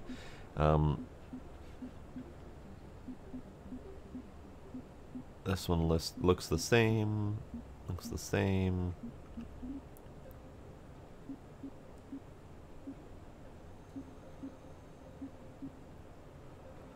None of them mention that they have SAS control remotely, which is unfortunate. Because that makes positioning and stabilizing satellites very difficult. I remember previously that was like a thing that you could work towards in the career mode. So it's interesting that none of these currently have it, at least not that I can tell.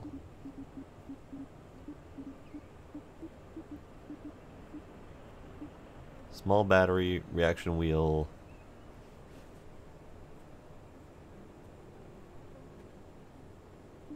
Yeah, nothing in here mentions having SAS control.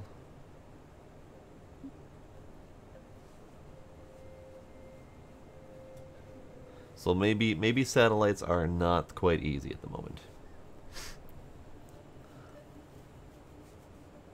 Hello, beard face. You came for the Jeb cam? I've been launching Bill into space, but we can switch to Jeb.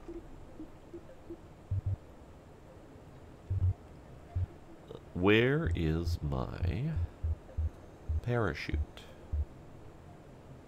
Parachute, down in quality of life. That makes sense. Quality of life.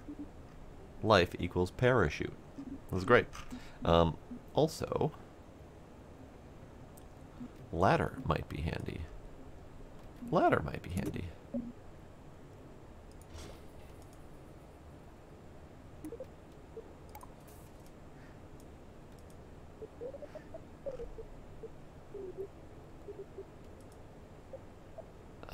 Like extendo.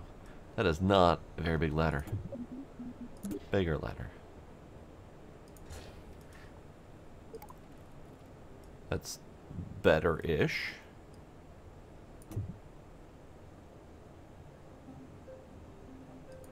Here, I'll put you there. Ladder.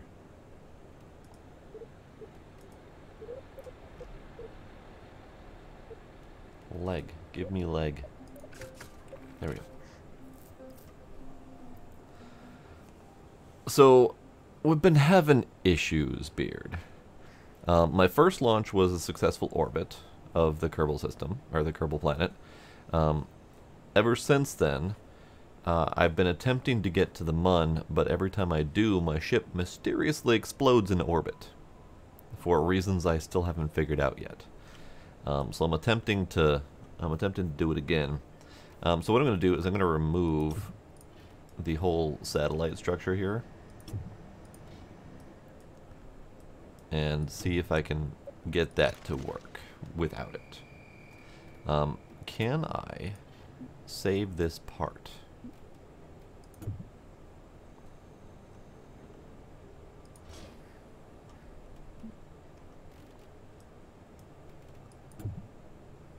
So what I was attempting to do is I was attempting to launch this ComSat into orbit and then continue on to the Mun to land.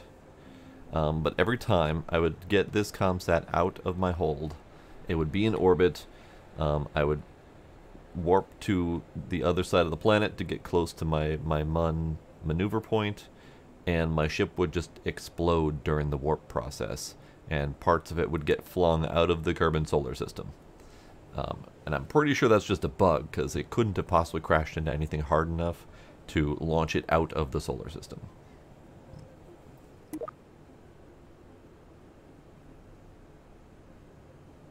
That was a thing in Kerbal 1? I never had that problem. At least not that I can remember.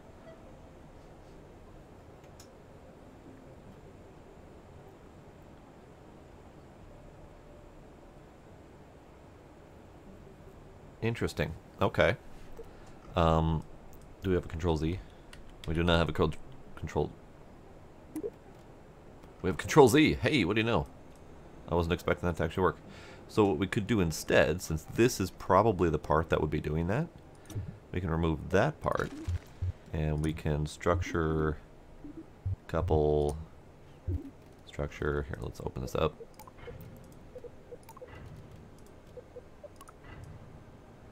We can put the separator instead.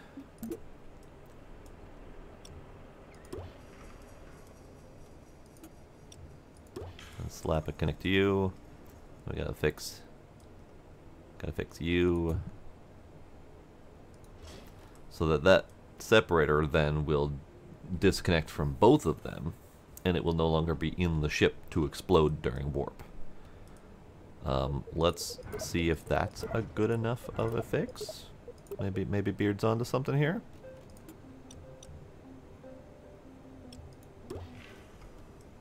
That is not right. That is a stack separate. Okay, let's fix that.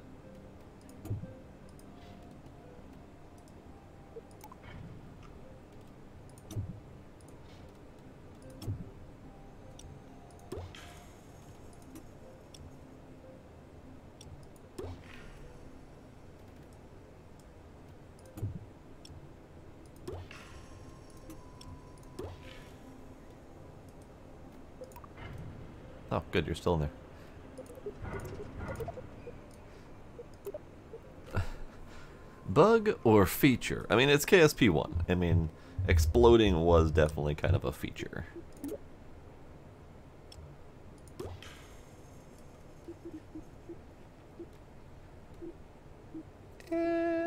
Let's go with the roundy cone. I like the roundy cone better. Roundy cone. Okay. So let's launch this due date again. I'm noticing that my strut connectors are not connecting.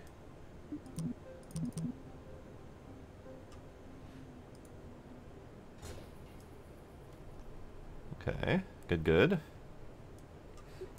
Let's do a quick save.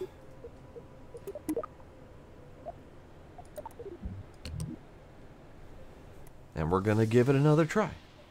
I said I was gonna try something different. Technically, this is different. Go.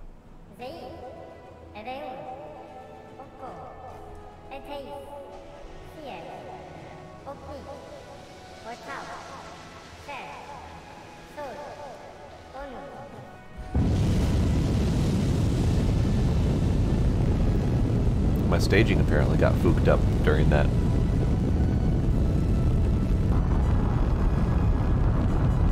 Oh, my staging got real fooked up during that.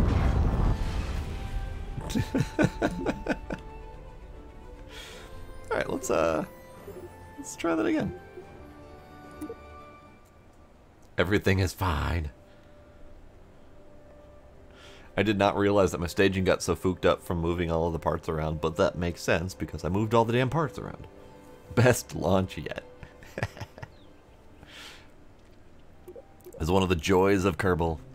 Fooking up the launches. Okay, so my staging is definitely borked. Like the whole damn thing got borked. Let's redo here.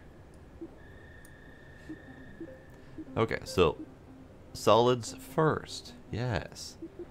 Then we disconnect the solids. Oh, only one solid. Okay, all of the solid. How did they all get separated into their own separate stages? What the hell? Okay, there we go. Okay, so solids first. Separate and main engine. Secondary engine can be elsewhere. It doesn't matter. Get. Alright, and then we separate and burn?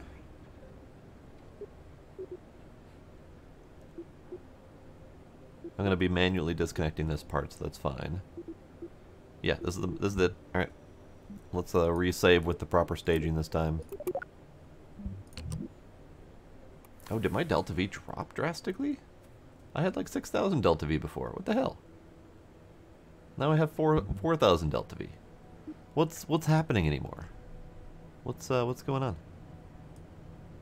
What happened? What happened? Why did my delta V drop so drastically?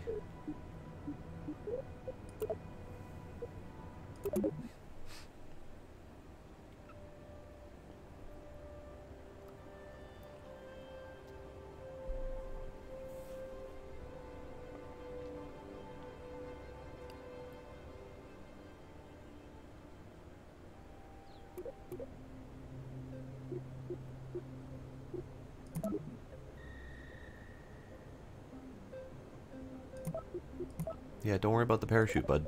It's not a problem. Oh, yeah, launch vessel, 6,000 delta V. It now says 6,000 delta V under my face. After I hit the launch button last time, it said something like 5,200 delta V. And I was really concerned that I was suddenly just missing a whole bunch of delta V. But it's fine. Probably.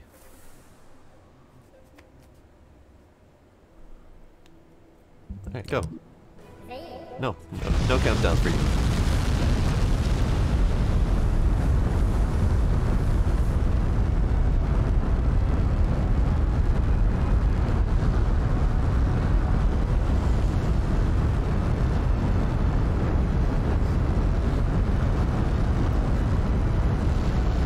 Oh, hi. Sun makes an appearance. I know, right? It is so pretty. Alright, we're high enough. Let's start doing a little bit of a turn.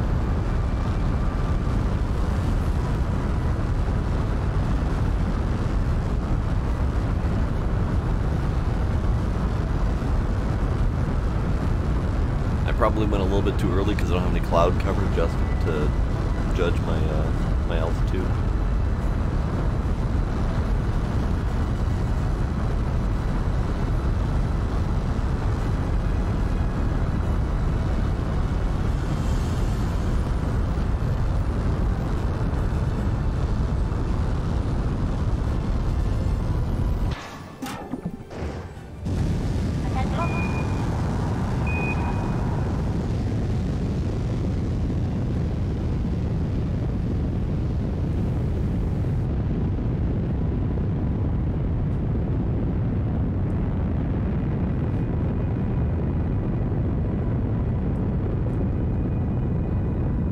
Turn a little harder.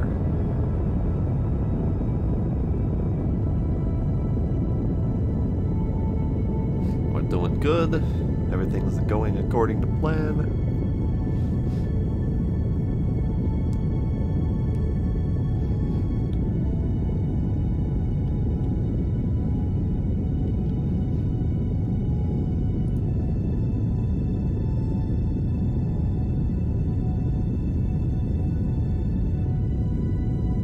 Alright, gonna cut off at 85 APO and just coast for a little bit here.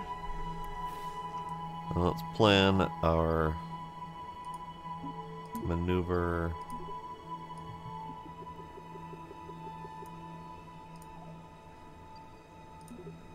Do a little bit more.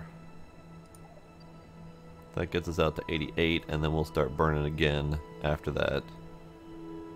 Let's plan a little bit longer. A little bit harder to burn. 92.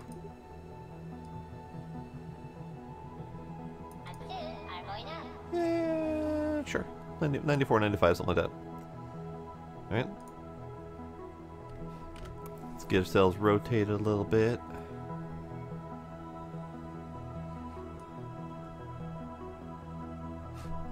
"20 seconds to maneuver."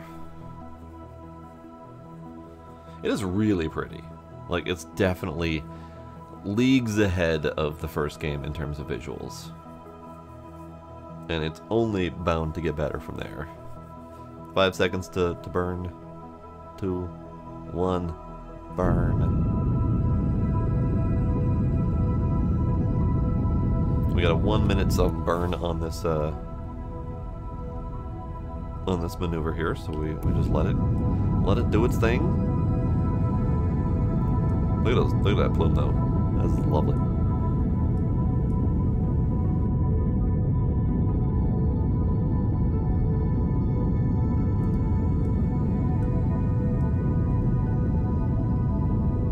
We do have some wonky textures going on the fins. Doing a little bit of a digital camo kind of thing. But it's fine. Otherwise, it's very pretty.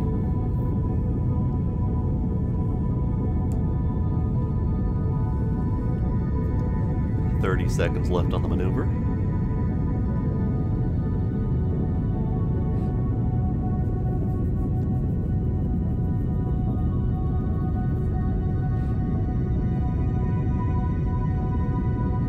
"15,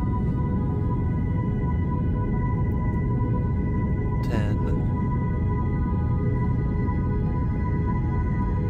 5, 4, 3, 2, 1. Cut engines. Okay. So now we are here, and we need to continue to go faster.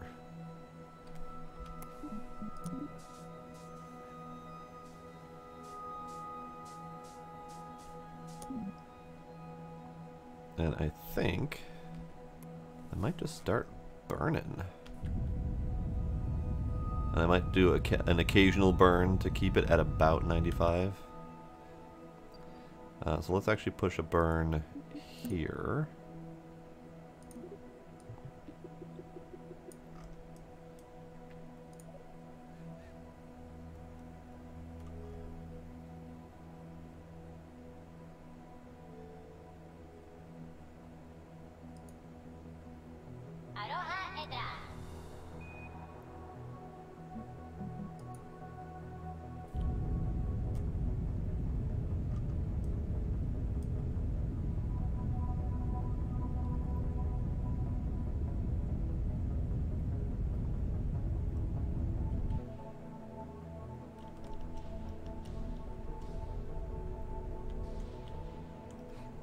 Alright. We still have Perry at 32, so I think I just need to keep doing.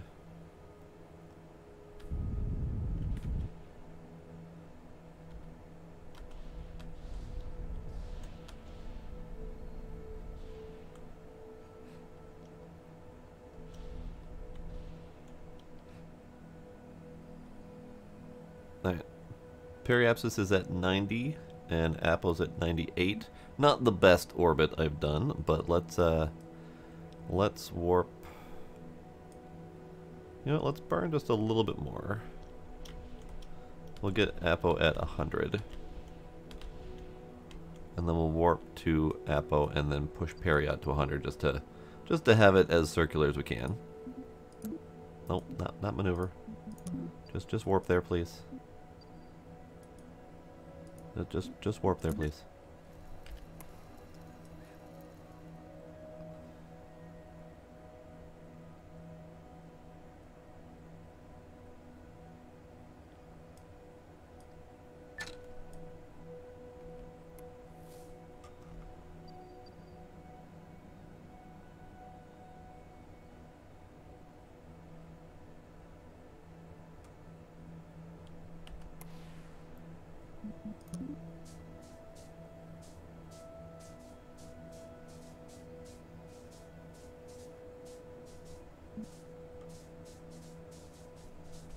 The Kraken is being mean to me, Knight.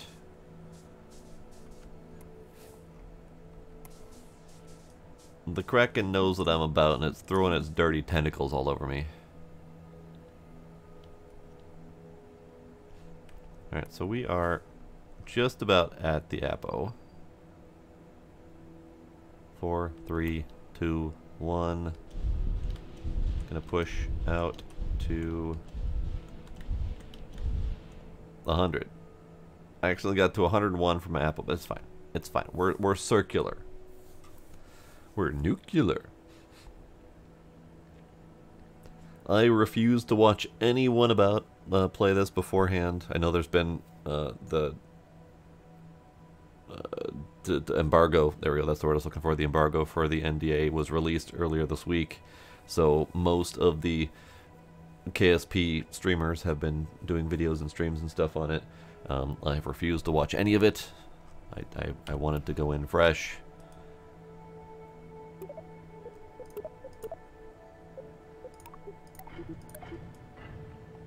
Oh, okay. Alright, so now we decouple. Alright. And here's where I need to turn on my RCS.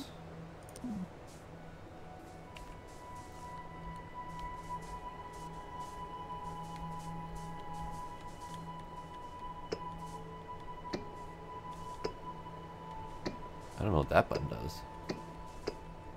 Lights!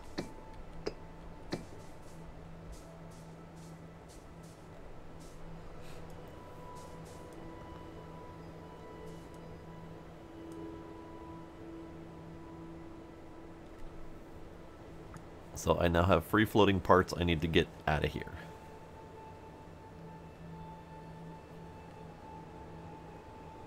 And I'm having a hard time controlling my RCS. I think that's what I'm looking for. There we go.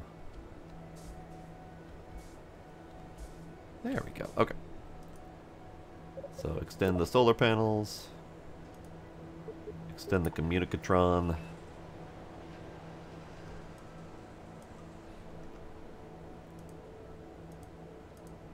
Extend the antennas. There, my little satellite's out. Now hopefully this little piece isn't going to be a problem. And I should be able to just destroy that piece from here. So default name 7 and debris. So let's get rid of the debris. Default name 7 should be this. Green Hell was definitely a fun game, absolutely.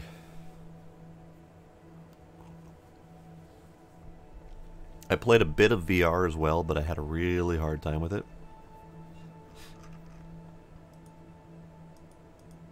This piece of debris did not destroy when I told it to destroy. Debris. Destroy. Confirm. It is not destroying. Okay, that's fine. We're going to try this again.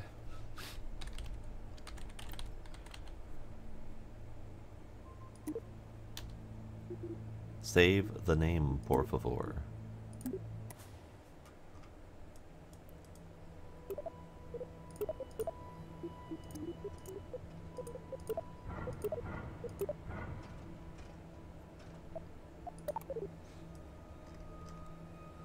You gonna try the VR version? Okay, so the VR version I did.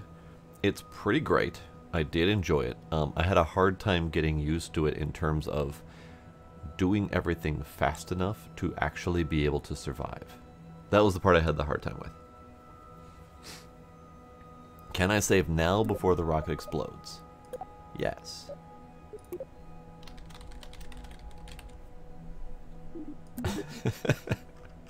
Just planning for that explosion to happen. Ooh, look at that. Look at that shot.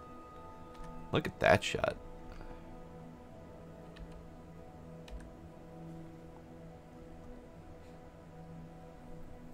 We're just chilling in orbit.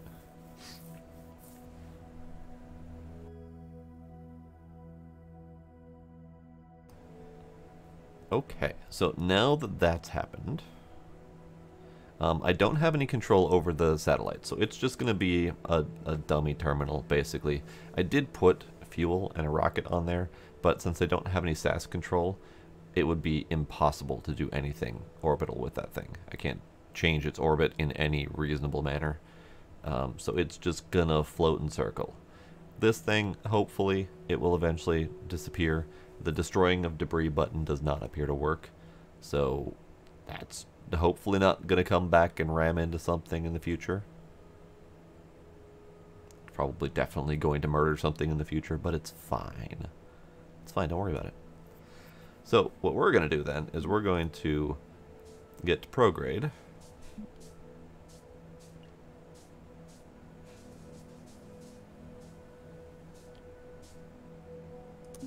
And we're just going to burn a little bit out of here.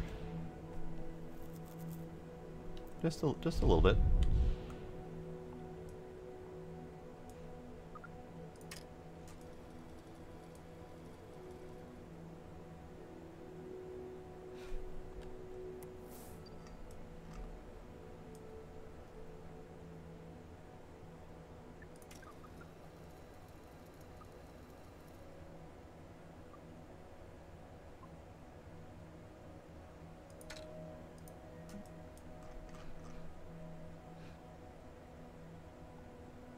Unfortunately, I did not stop earlier than the Apo, so my ship's gonna take a little bit of time to turn around. It's fine. Oh, that's a button. Apparently, you really get to know whether the game is paused or not. Good to know.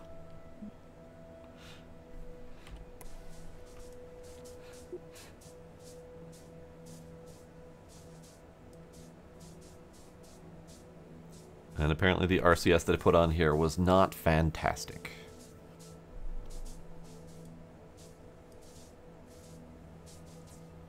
But you know what? It'll do.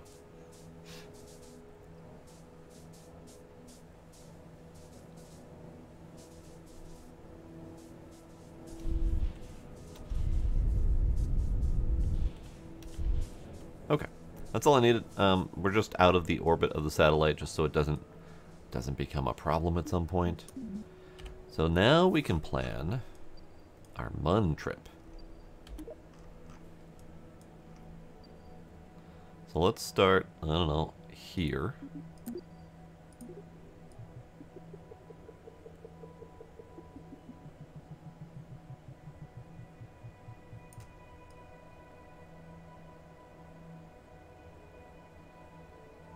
Yeah, okay. So somewhere around here is a Mun orbit. So sure, let's do that. Let's plan for this burn.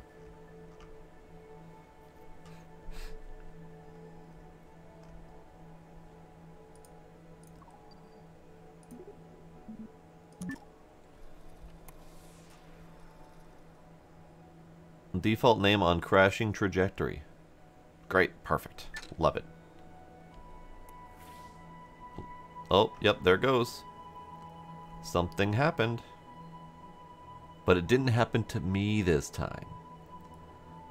Something happened to make it crash, and it jacked its orbit way out here to fly back down. I don't know what it did, I don't know why it did it, but it did it.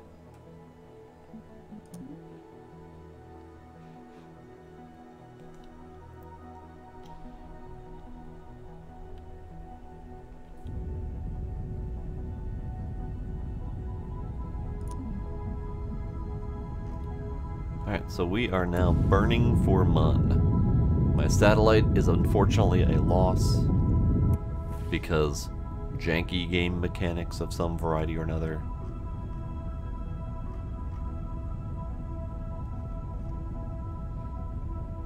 And what the fuck? Yeah, my maneuver went weird. So this is the bug that I've been experiencing the whole time. Is something went weird with my maneuver where it's got, this is my current orbit, but my maneuver now says it wants me to leave the solar system, or leave the planet system. So something keeps going wrong with my maneuver and something keeps crashing my ships. But we're on a path to the Mun. It's gonna happen. I hope. Probably, maybe. Probably, maybe.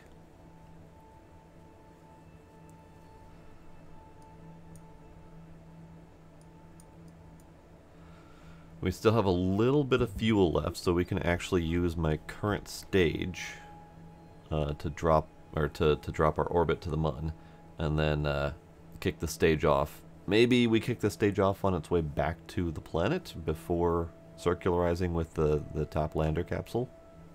That might be a thing, because we only have a tiny smidgen of fuel left anyway, so we might not have a choice in that matter.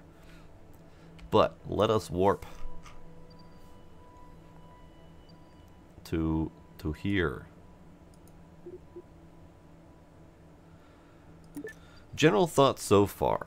The game is broken. God damn it. God damn it. Alright, we're just gonna keep orbiting here. Cool. So, you asked for my general thoughts as I was trying to warp to encounter the Mun, and the warping broke. Alright, so general thoughts so far. A lot of parts available. Just a ton. I don't know if it's quite comparable to KSP1, especially after all the various part updates that they've done, but it's a lot of parts. So, in terms of part availability, great. There's several bugs related to maneuvers being weird, and as you just saw, I was on a trajectory to the Mun, and I told it to warp to a specific point in my path, and it just decided to keep going. So that was fun. So that I've missed my Mun orbit, and I may have to cycle through several days before we meet up with the Mun again.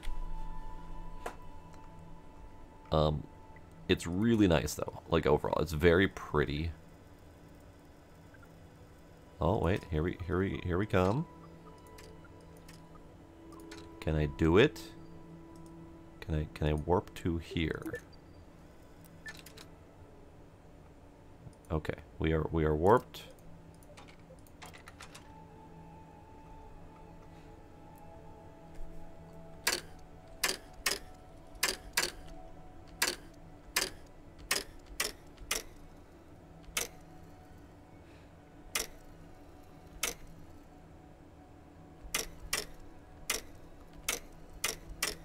Okay, so we're gonna hit the Mun.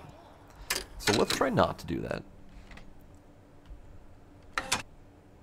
That's also a bug right there. You do the, it's comma and period to zoom up and down on the speed. And if you hit down, it pauses the game very thoroughly. So yeah, let's maybe not approach the Mun so hard. So how do we fix this so it is not going to bonk us off the Mun?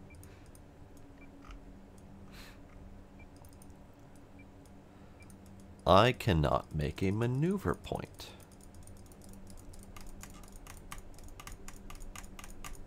Interesting. Okay. Can I... Ah, you can only make a maneuver point when it's not paused. Interesting. Okay, so how do we... How do we... That's not gonna help. That's... I mean, technically gonna help. But let's kill that. Do another maneuver point. Can we prograde around?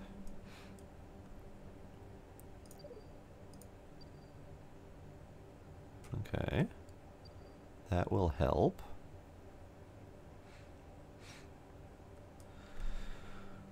Space stops staging for you. Oh no.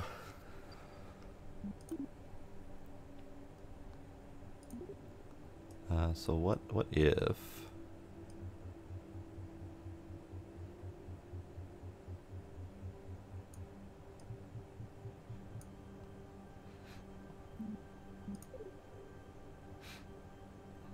What if we start this maneuver?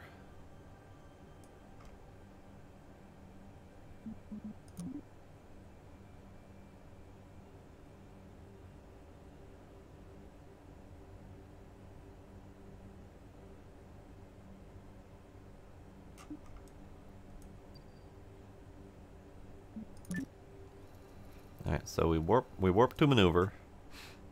This maneuver is a really janky combination of forward burn and like radial out or in or something. And we'll see if this helps at all. Cool.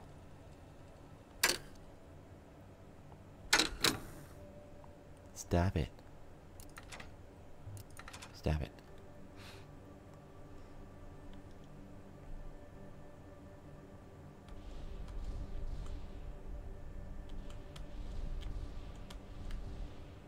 Okay, so we're burn done. So now we need to get to here. And I guess I don't necessarily need to circularize, because I am attempting to land, but I would like to land on the light side of the Mun. So let's see if we can circularize enough and slow down to land on the light side of the Mun.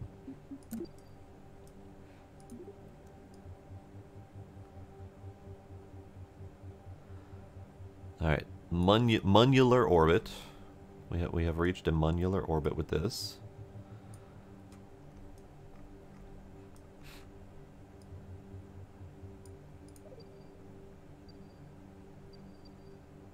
Let's do that. And then we'll fix it from there. Oh, no fuel. Right. Okay. It's fine. What if...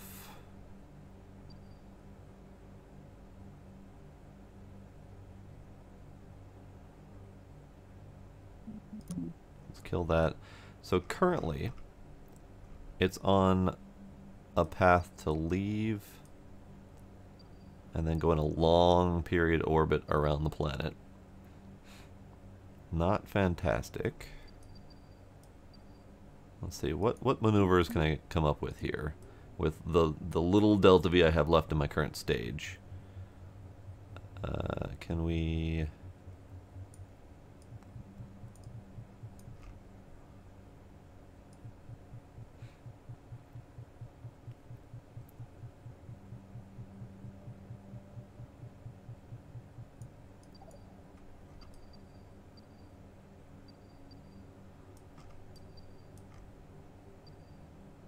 Parry's 290. Okay, that's not great. It's doing, Sparkle. It's doing. Figuring things out, trying to figure things out. What if we radial? If we less burn?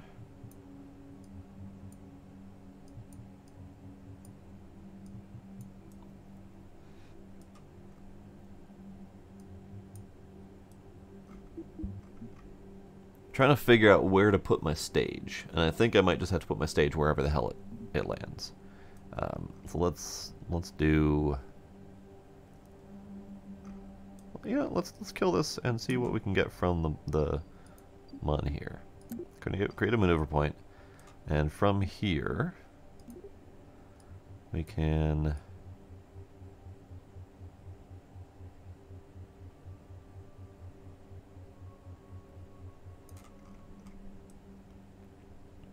Oh, so according to this, I can make my stage come back and crash on the Mun at some point. Fuck it, let's do it. Let's do it. Warp to that point, please.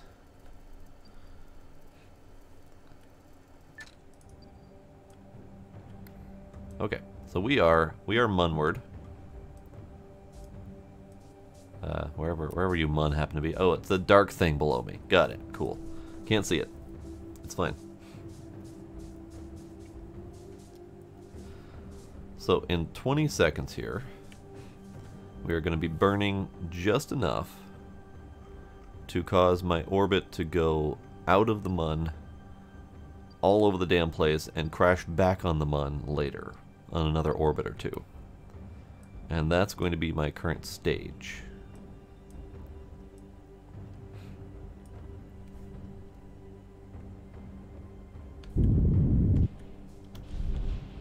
Okay, so let's do that, and then we stage. Yep, okay. Let's throttle up to get at it. Throttle up to get it out of here. Well, shit snacks. Decouple. Decouple. Alright. Well, we have a problem. My decoupler is not decoupling. So we're gonna have to figure it out. We're just gonna have to figure it out. So let's get ourselves rotated to retrograde.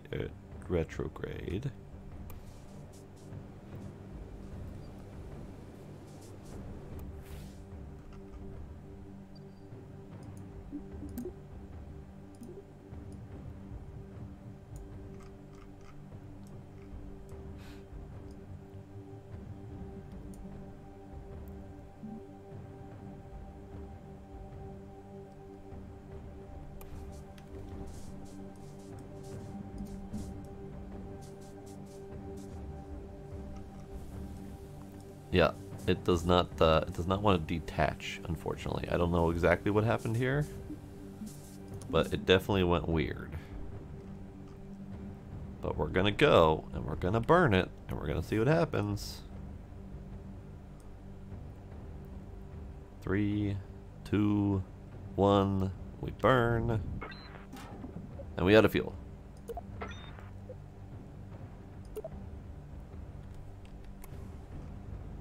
Is that this thing that ran out of fuel? Yeah, something went real borky here.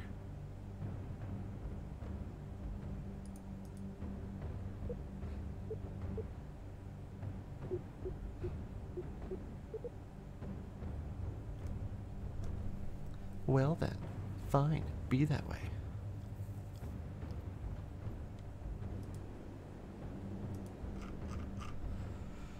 Alright, so I don't know what happened.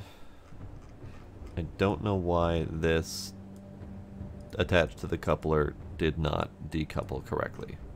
But that's, I would consider, another bug. Unfortunately, that means we gotta revert. And let's do something drastically different this time for our last launch for tonight, because I think we only have maybe one more build and launch in me.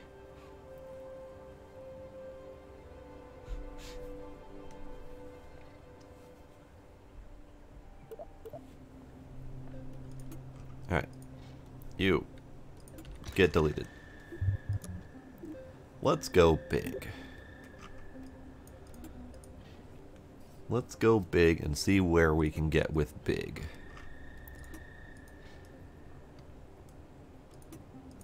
Big. Big. Extra big.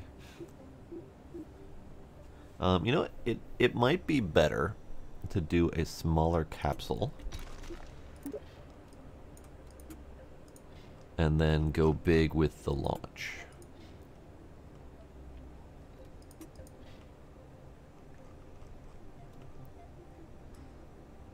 So let's see where we can take it. So let's slap a fuel tank on. Slap the correct size fuel tank on this thing. Just to have as much fuel as we can. And then what do we have for other things? So we have hydrogen. But do we have anything that burns hydrogen or uses it in some way? Because these are all methalox engines, solid fuel boosters, jet engines, monopropellant, xenon. We do have, oh, we have hydrogen engine. Yes. These are low thrust though, right? Yeah, these are low thrust, high vacuum usage. Okay, got it. So these are our interstellar engines. Got it. Get, go away. There we go. Okay.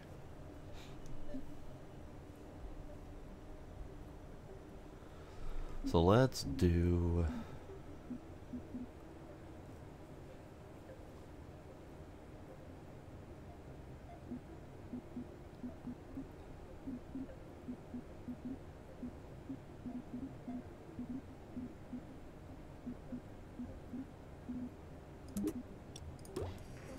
So see if we can figure out what happened here. Let's actually tack on an RCS control.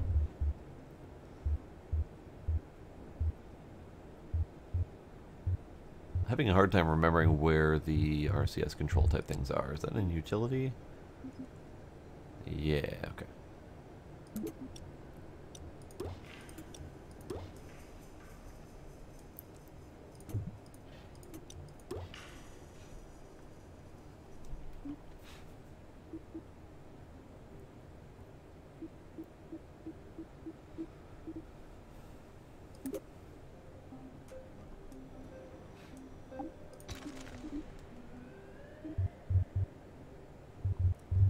Alright, so where's the coupler, and why did that not work?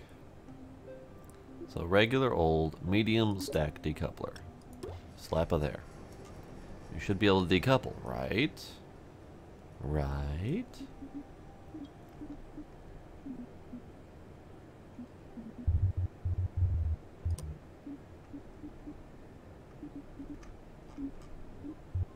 Do we have any size converters?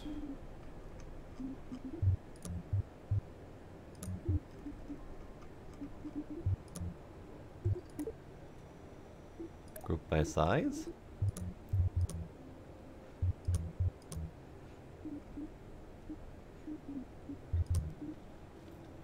So these are all payload options, aerodynamic options, ground options.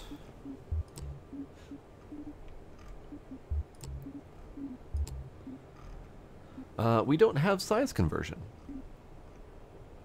that I can see. So we don't have the option to do a medium-sized top portion and then a large-sized main thrust portion that I can find. So maybe I'm missing something. I'm not seeing it though. Small to tiny adapter. Okay. And these are in fuel tanks. Interesting. Okay. Do we have a medium to large adapter?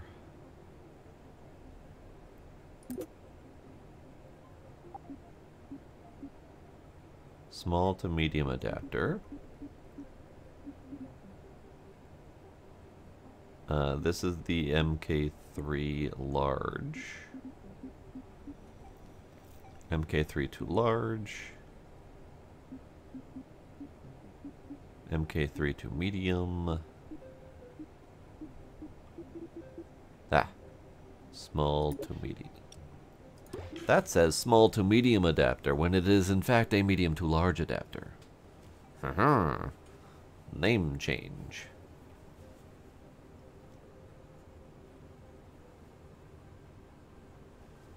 Alright, so now we have large.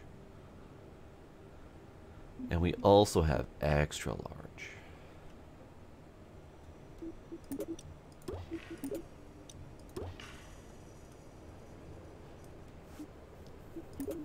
More rocket. And this is extra large. Okay, good. Do we have... Yep, we have extra large. I feel like there should be a decoupling stage in here somewhere. I feel like I'm missing a decoupling stage somewhere. So let's decouple here, and we'll throw an engine on here. And you shall be a skipper. That's not the right size. So let's do this. Skipper. You got a poodle. You're fine. So then that's gonna detach, and then you need a large. We do not have an extra large engine. So we have extra large fuel tanks, but we don't have extra large engines. Interesting. Interesting.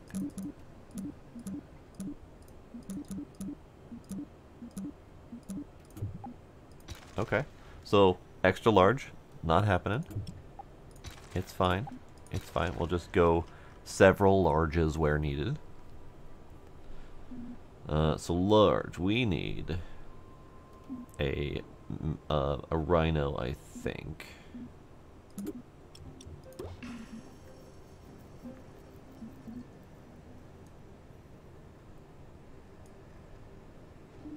And then let's grab a mammoth.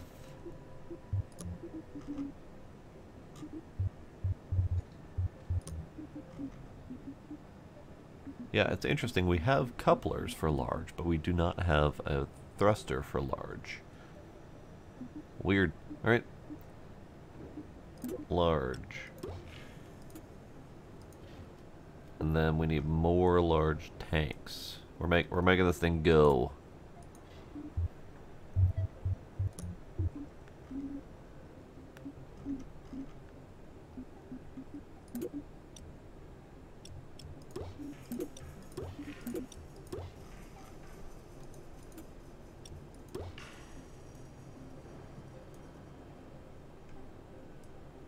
This is going to be a silly rocket, and it probably will explode. But we can try. Now, what do we have for solids? We only have medium solids? Oh no. Well then. We're going to need large fuel tanks.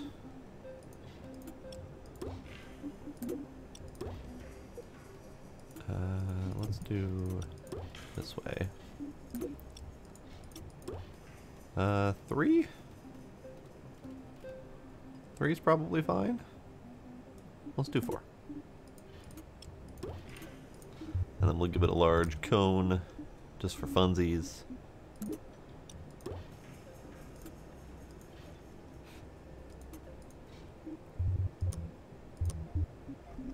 And then we need large couplers. We'll put you here. We'll put you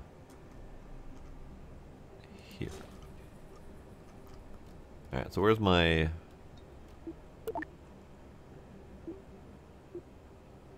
That's my decouple stage.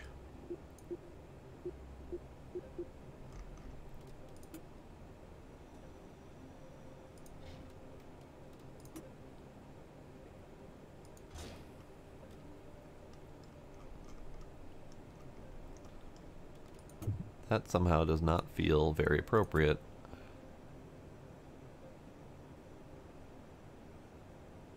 you fine? It's probably fine. Alright, so let me take you.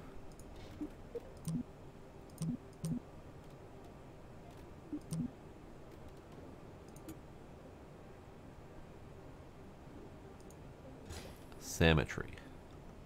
All of the symmetry. I have no idea if all that's going to work correctly. But we're going to find out.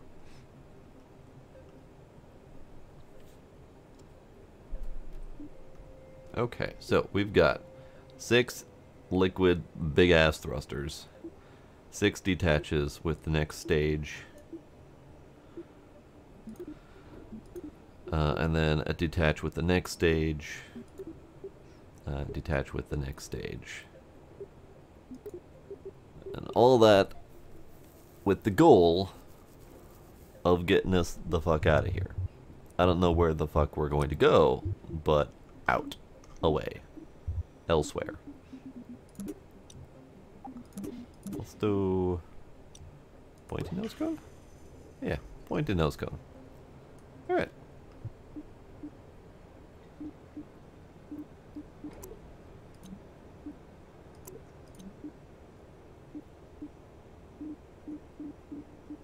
Ah, colors.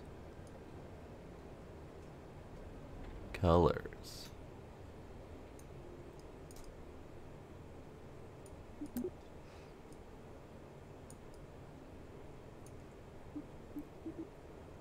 Apply to all of it. How do I apply to all of it? Apply to part. Ah, I see. This is not a great color scheme. I know I keep wanting the purples, but it is not a fantastic color scheme. At least not broadly used. So what if we did a base of white and accent of the kind of indigo-y blue color?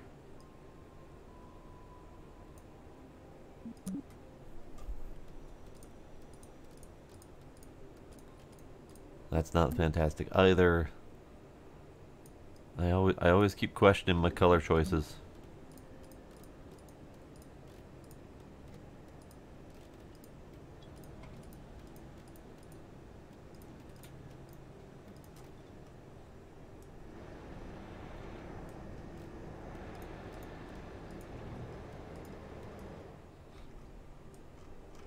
It's fine. It's fine. Alright, so this is Big Ass Rocket. It is probably not as big or as ass as it probably could be, but I think it will do for now.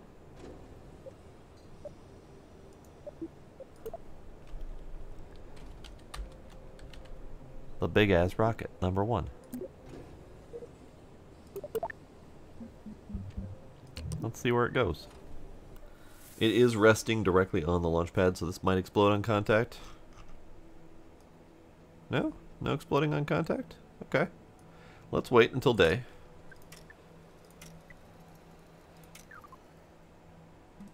So we can have a better view.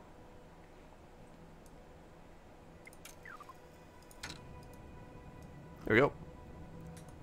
We are now weighted until day. Oh, that is a wiggly rocket. That is a wiggly rocket. Look at it wiggle.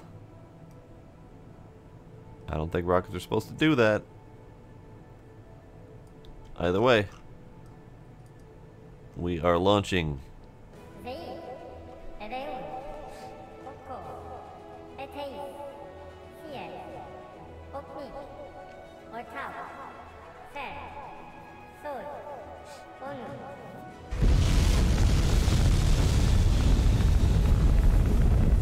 It turns out when you launch rockets, you need to actually check to make sure you have enough thrust to weight ratio.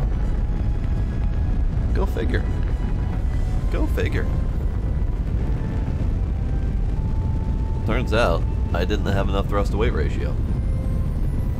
I just assumed Big Ass Rocket had enough power to launch Big Ass Rocket. I probably should have looked.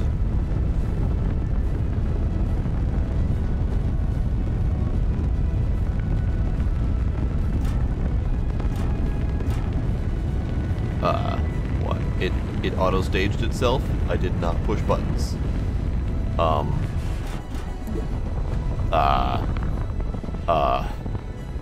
Bye guys. Have a nice trip wherever you're going. It literally auto-staged itself. I didn't know that was a thing. Alright, let's revert to Vab and see if we can figure out a thrust-to-weight ratio that'll work. Oh, that's right. I was supposed to put Jeb in there. We'll put Jeb in there next time.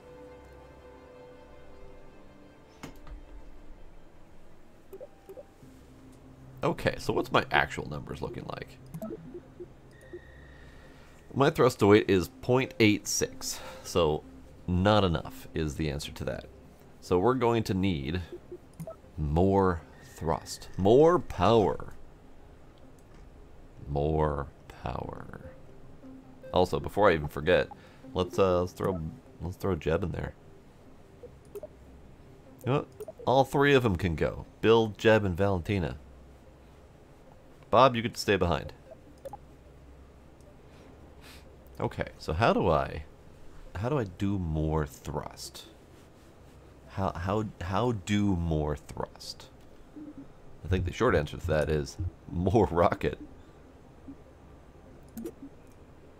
Let's try some mediums on here. I'm gonna try a thing. Let's try some mediums, and let's try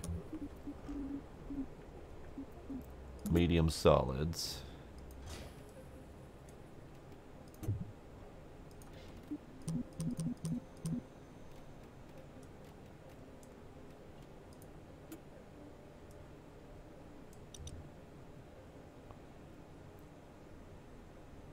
Enough?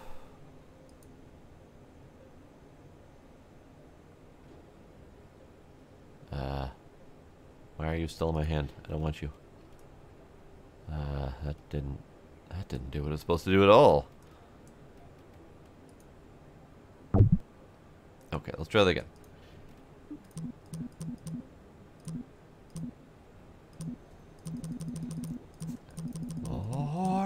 More. Okay, there we go. So there. I have not figured out how to copy parts yet. I know that there's probably a way. Like, can I just Control C and... Nope, because that didn't... Okay, that's fine. That's fine. We'll do it the hard way.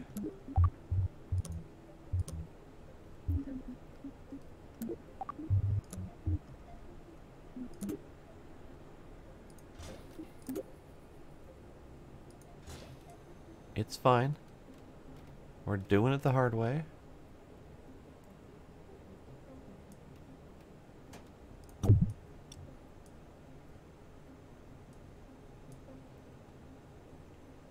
I don't know how this game currently handles clipping, but we're gonna find out.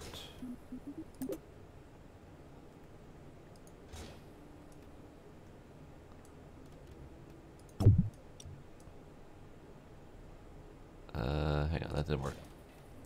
Give me you. There we go.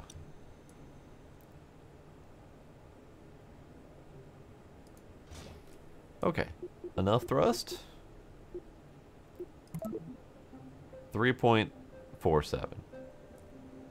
It has even worse thrust to weight ratio than before, despite the fact that all I did was add more thrust. However, that's probably a staging issue. So let's throw all these in the first stage.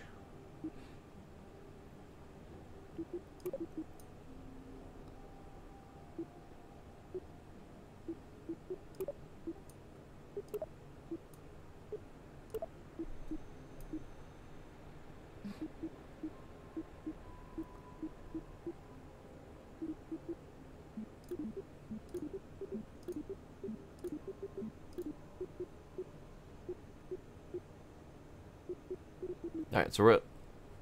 Wait, what? I removed a bunch of empty stages, and I went from 1.4 down to 0.86 again. What the fuck just happened? So we have my entire set of mammoths and my entire set of 18 solid thrusters, and we're still at 869. What the hell? So put those back there, and now it's at 2.11 or 2.211. I don't think this game knows how to calculate currently. Now it's at 1.476 because I moved them all into the same stage. Delete empty stage. And it's better now? Question mark? Fuck it, launching.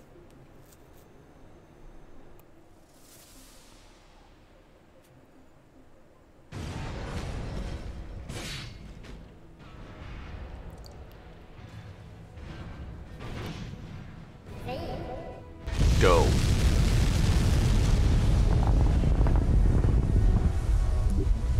It's fine. It's fine. Let's try that again. I think we need some structural support. I think we have some structural support problems.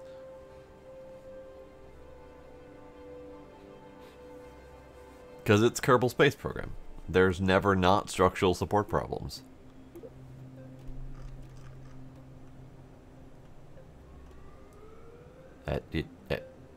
No. Stop it. Okay. Structural support.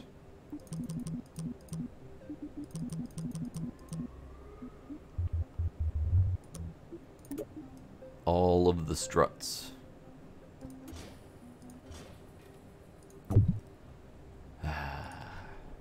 Stop it. Stop it. Stop it. Game. I'm gonna need you to cooperate.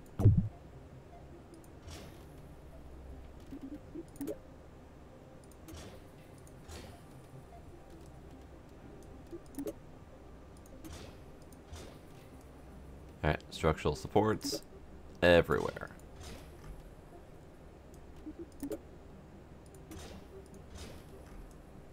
Good. Now, additional structural supports. We need some clamps. We need to keep this thing attached to the VAB, or the launch pad, until we're ready to go.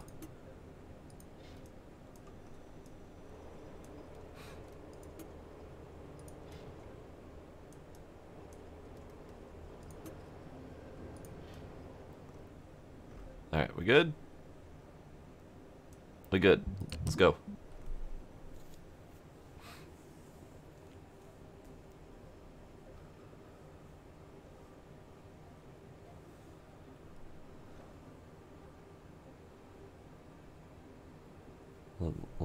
Let's go.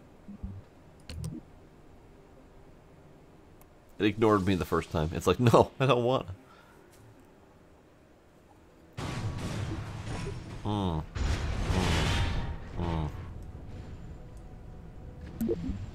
I see. I see. Alright. So we're still having some structural support problems. It's probably the clipping, honestly. They're probably going to have to... They're probably going to have to go back on the clipping change if clipping is going to cause those sorts of freakouts. Because a lot of people... Not me, I never did it, but a lot of people did a lot of really fascinating builds using clipping parts. And if clipping parts is going to cause random explosions, then that's going to be a thing that people are going to complain about. So let's go down here. Let's cause less problems with the clipping parts. Alright, so we're going to take this.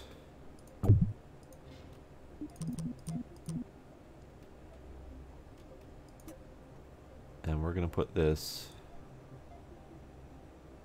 here.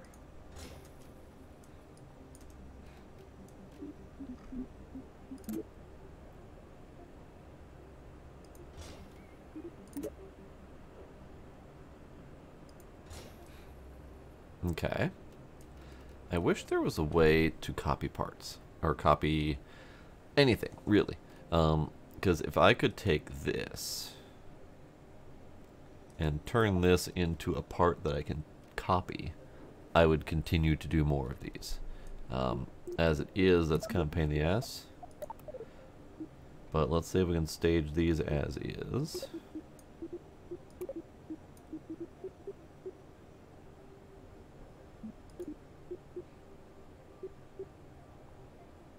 I think we're technically good on weight, and it's 1.1 thrust to weight ratio, so we're not exactly going to go up very quickly. Let's do another round of these.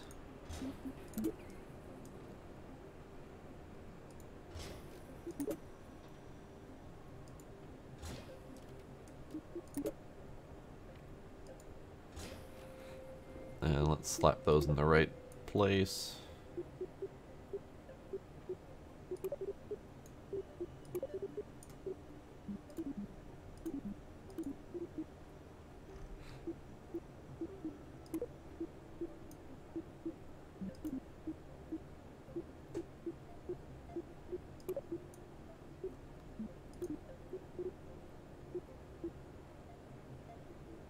We're fine, right? They'll be fine.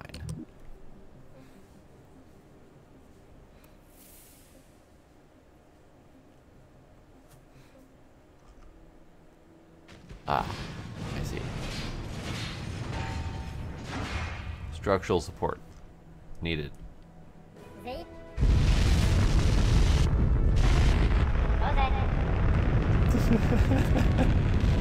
I just hit all the staging at once, see what happens. Those things do not have very much thrust. They go. They do not go very fast.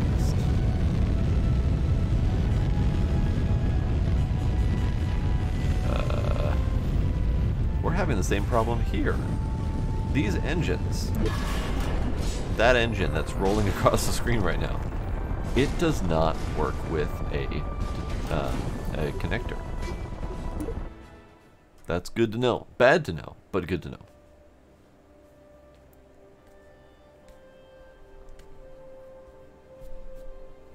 So the medium-sized poodle engine, if you put a staging disconnector on it, it will not work. So this, right here.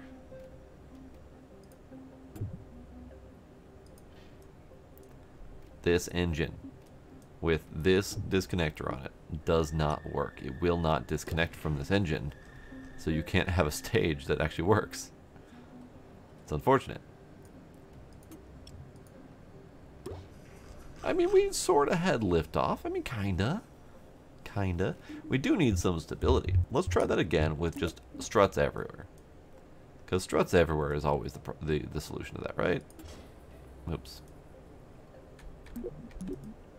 I can't cancel that. Okay.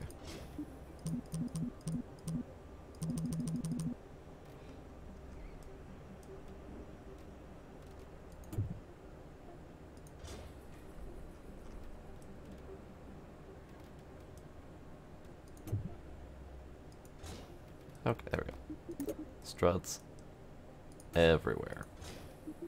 Struts everywhere.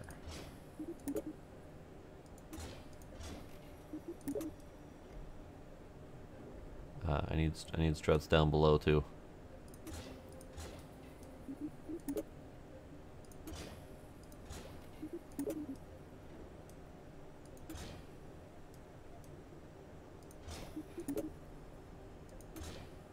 All of the struts.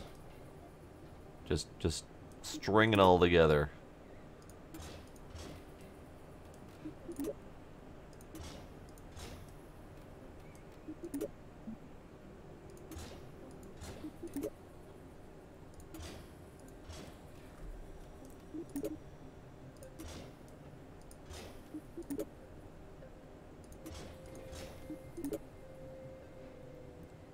Just all of the struts. I could change the setting to not explode parts, but we're Trying to do it legit. Also, I might need those launch supports again. This might not be great to launch on its own power. Oh, oh, oh, oh. Eh?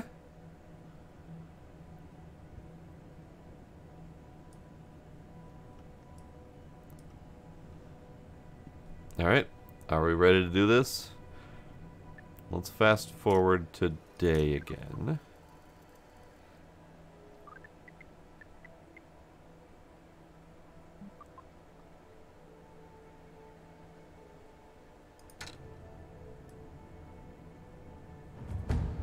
Oh god. Oh god. Oh god.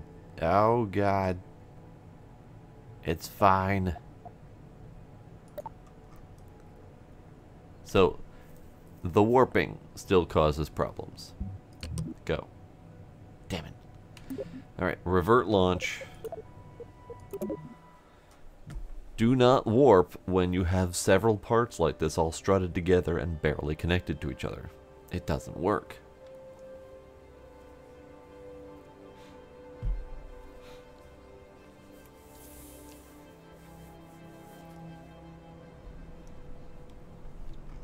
Alright, you good? We're doing a nighttime launch. Go.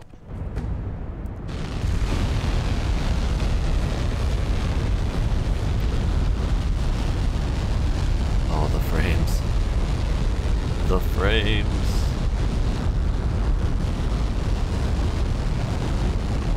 Look at that. Look at that plume, though. Oh no, we're listing. Oh, it's going crooked. Oh, it's wobbling.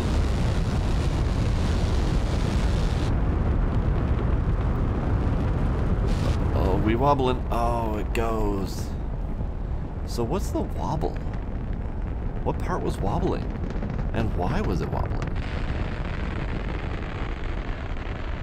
And of course it says structural failure on linkage between these two parts, which doesn't fucking help me because I don't know what parts those are. So TT14OA and S3-14400. Sure. Add more struts. Struts everywhere. No idea what part's broken. But it started wobbling and it was bending like really deep into it. So my guess is my my mid stage. I think those stage connections are really loose. So somewhere down in here. Somewhere down in here. I don't have an easy way to know what that is.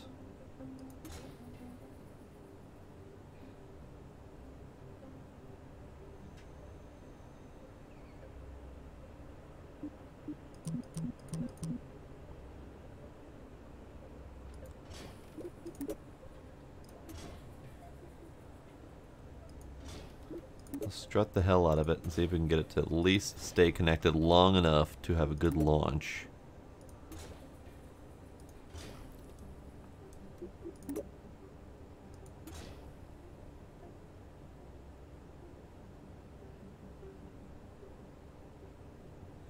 Sure, you can strut to yourself. Why the hell not?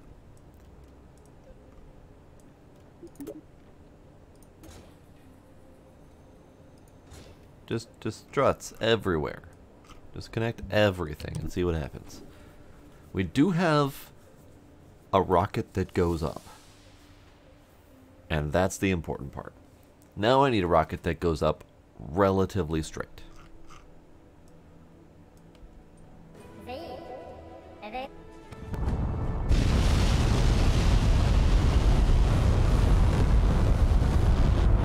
Oh, those frames though. I'm on 7 frames a second. 6, 5.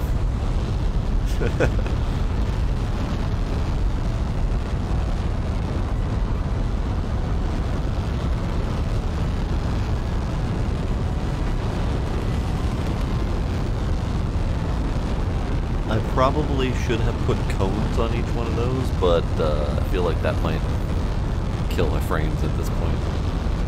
I slap another 50 parts on the thing.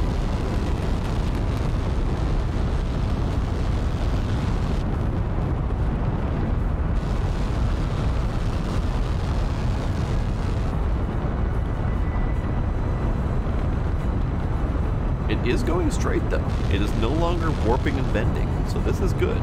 We are going up.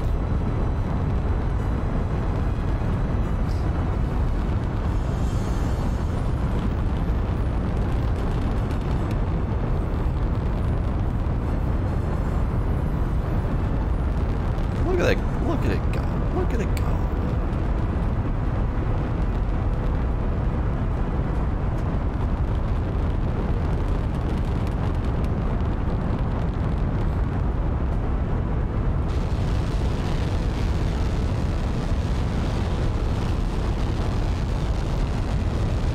Do it, little guy. You can do it.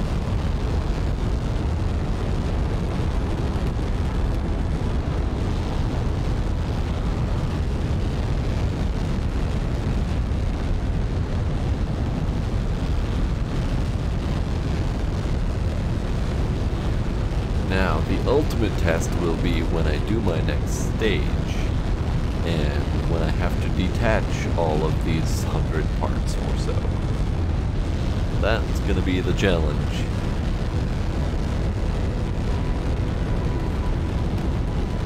How's the volume, by the way? I'm seeing the volume look really high, but it doesn't sound as high in my head, so I have a hard time judging it right now.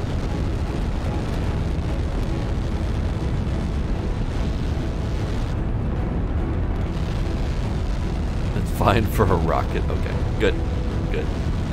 A rocket that is intended to be stupid loud. Hey look, it's fire.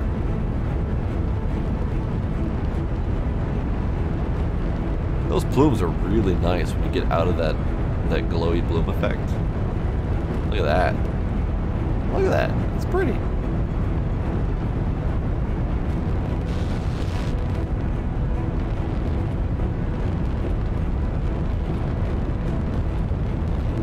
Still going.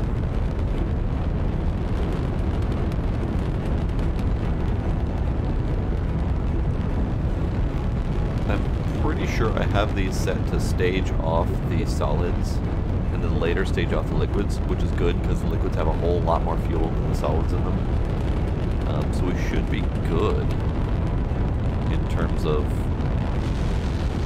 escape and moderate fuel efficiency and whatnot.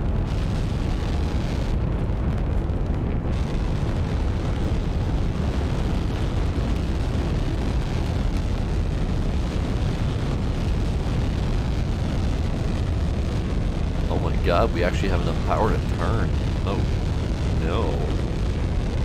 I wasn't expecting that. I legit was not expecting it to have enough power to turn this thing.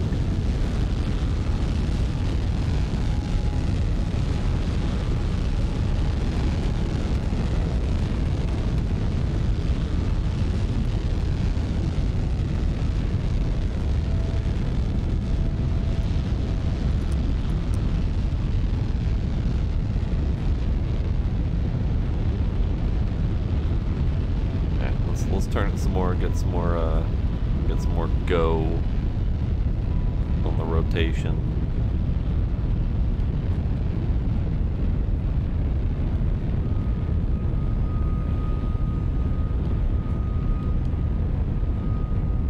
I may have goed too hard. Hang on, trying to ungo. We're at like 10% fuel left. We're ready to launch soon here. Gonna see what happens when we launch all these babies.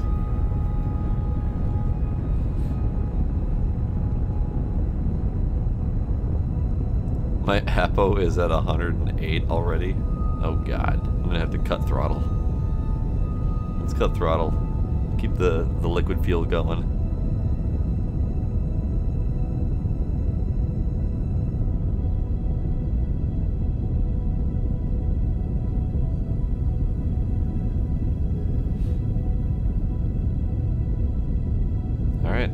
Moment Moment of truth. We are gonna get ready to drop the solids in just a second here.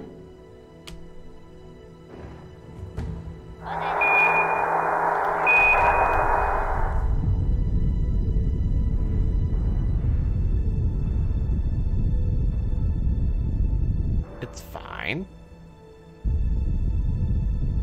It's less than fine. Oh. I see. I see. So, dropping the solids took out all of my thrusters except for one. This is unfortunate. Whoopsie doodle. I guess I could stage them off and go with the next stage and see what happens, but it'd be a shame to waste 300 or 33 tons of fuel. What if what if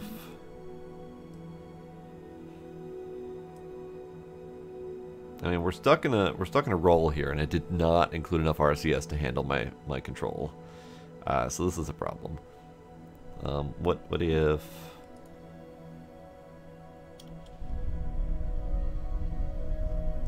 can you vector well enough to fix this problem, bud? I don't think you can vector well enough to fix this problem on your own.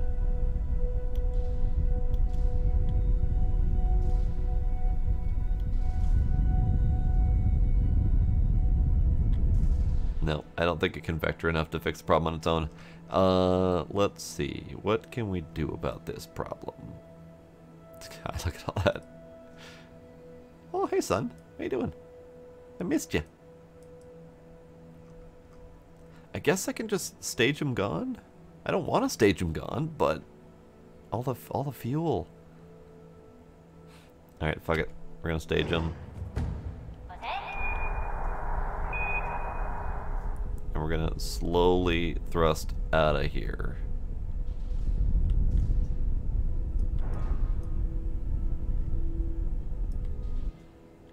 Okay. We are now away from all those rockets. Can I turn you on? No, it's just debris. Damn. So then the remaining problem is rotation. Rotation is a problem. I did not include RCS. Making it very difficult to control this beast. It's trying, but I'm pretty sure it's not going to make it. So what do we have for orbits?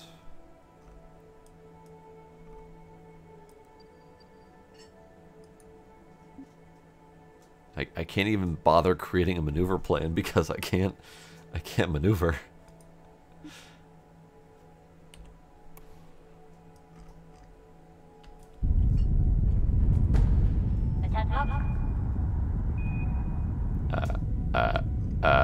Oops. Oops. Oops. Oops. Oh god. Oh god. Stage again. Get away. Oh, yep. Then we have this problem where this stage cannot remove itself.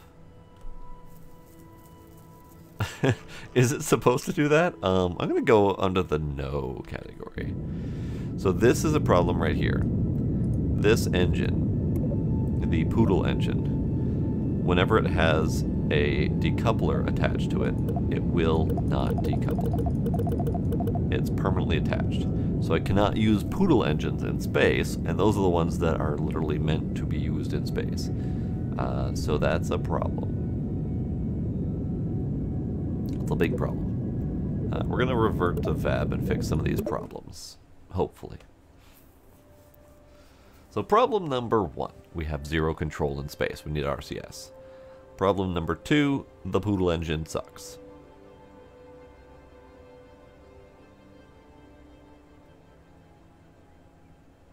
Okay, bye, Paige.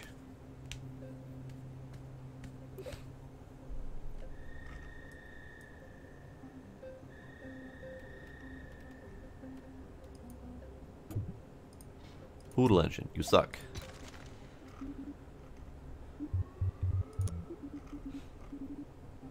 In lieu of a better engine, we will use the Rhino, I suppose. Or not the Rhino, the Skipper.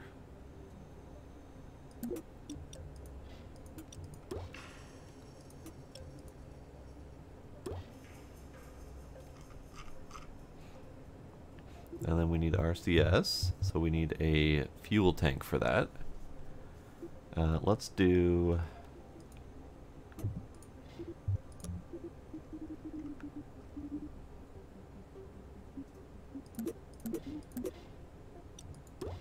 that.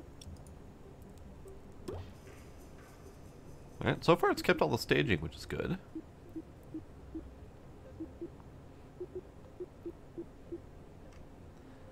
Another problem that I forgot about is we need to get these solid boosters the hell out of here. I don't think we have any escape thrust at the moment.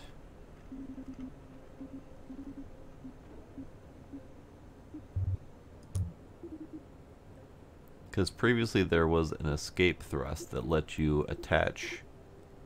these Separatron mini boosters. There we go. That's what I was looking for. Separatron mini boosters. So you Separatrons need to point elsewhere. Let's see, where are we gonna have you? Where are we gonna have you boost?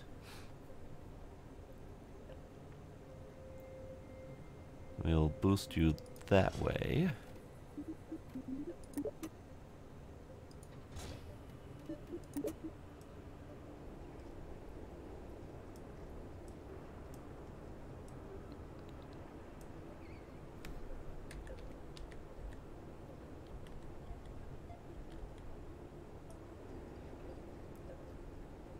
And we will boost you that way.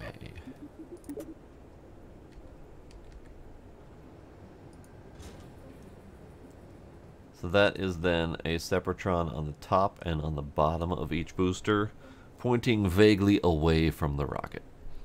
So these are the Separatrons, right? Yeah, these are the Separatrons, okay. So these need to go into this stage.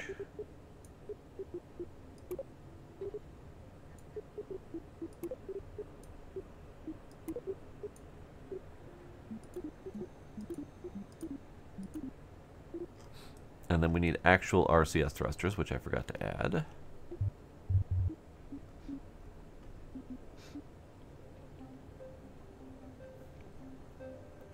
So this has a max thrust of 10.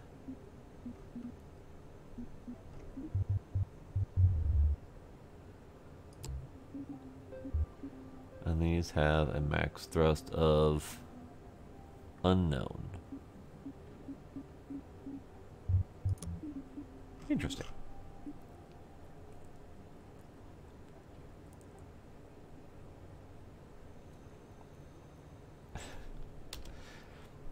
The Puff is a unique rocket engine that uses monopropellant for fuel. Originally designed to be a large RCS thruster, it was mislabeled right before a major ad campaign, much to Reaction System Limited's surprise. The overwhelming response was, well, it's about time.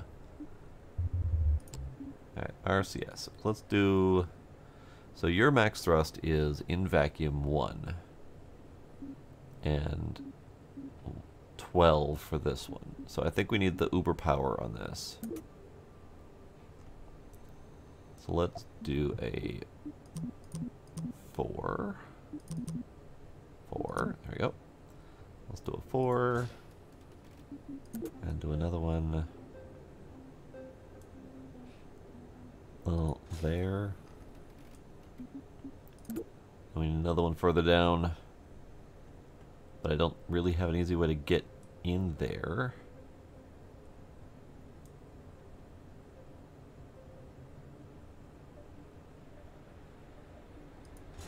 There. That'll probably do.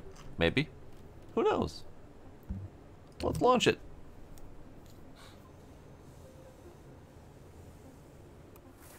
Alright, this will be the last launch for the night. 'Cause it's late.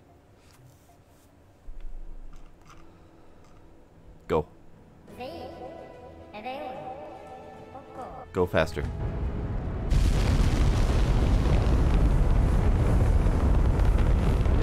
Go faster. We're time warping the launch because the frame rate is at 3 currently. Probably because of all the extra parts I just added. I just added about 30 extra parts, give or take. Are they still going?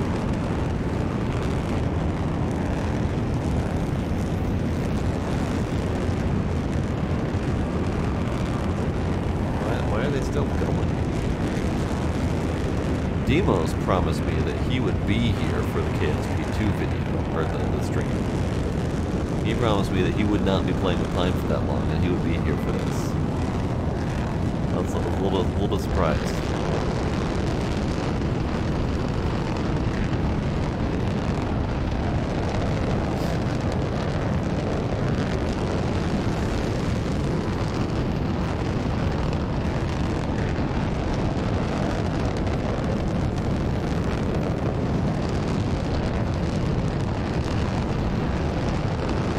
Do know boys in their video games.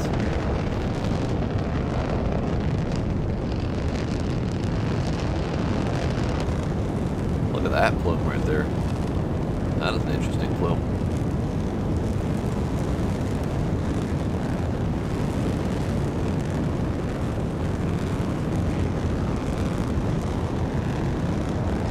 It is not liking me attempting to fast forward this. Is not having a good time with this.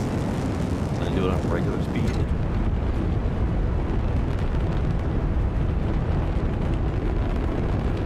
Regular speed is up to 6 FPS, so we'll do regular speed for now.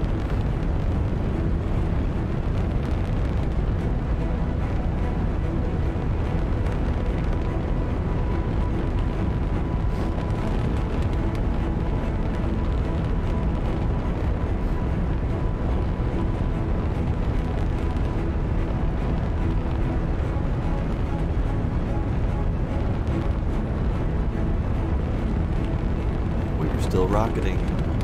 The rocketing is happening. We're only at 7,700 meters off the ground, so we're not terribly far.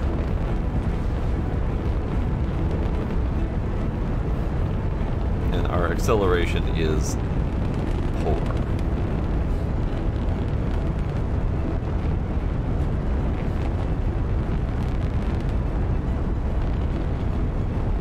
But our Kerbals are happy, and that's what matters.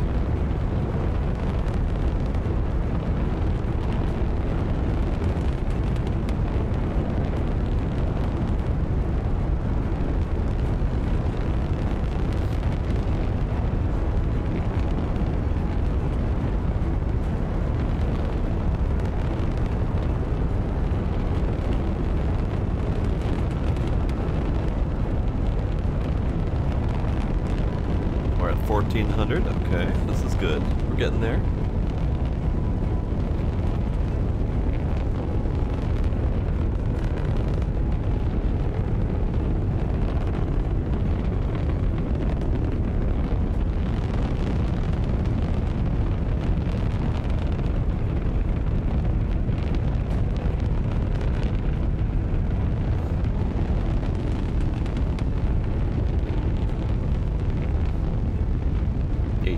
Off the ground with the 54 AVO. We're getting further.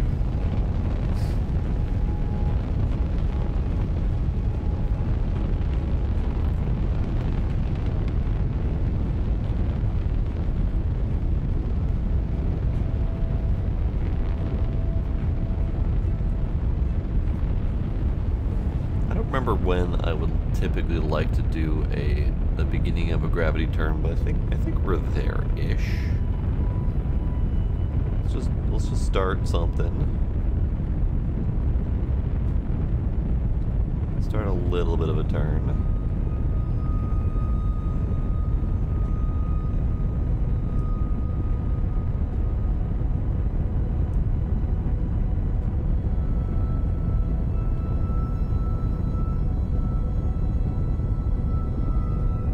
$30K off the ground and 100 AVO. let's cut our liquid throttle for the moment. Let our solids do the rest of the work before they get cut. And here's where the moment of truth is going to be for the solids. If I get to keep my lower thrusters or not. We have 5 tons of fuel left in each one of them.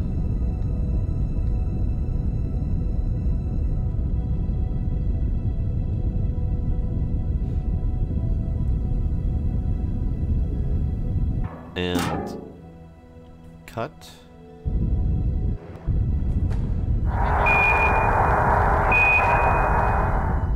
That was very loud, but it fucking worked. Look at that.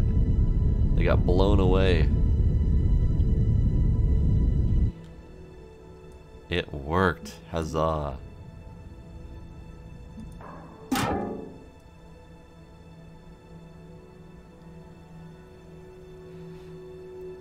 Now, the problem being, our RCS is not cutting it.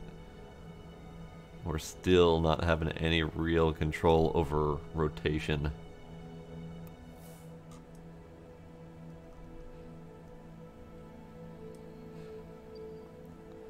Alright, so let's warp to here.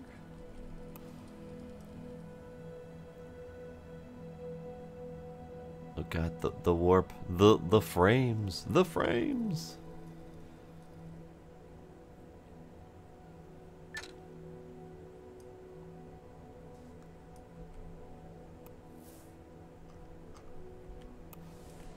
Alright, we have found the sun again, and I have all of my engines. This is great. This is fantastic. So we need to find a way to get to pointing at our prograde here. That's going to be the biggest key, because if we can't point at prograde, then we can't fix our alignment. It's trying, and it's succeeding better than before, which is something. I guess I could give it a little bit of thrust, because the thrust has gimbals, which should help.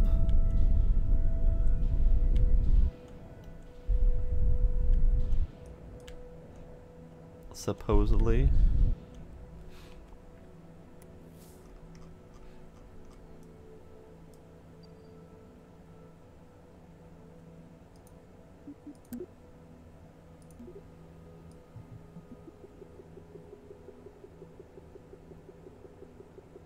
What I would love to do is I would... Wait a second. Is it going to let me actually create a maneuver point on here? It hasn't let me do that all night. I kept trying.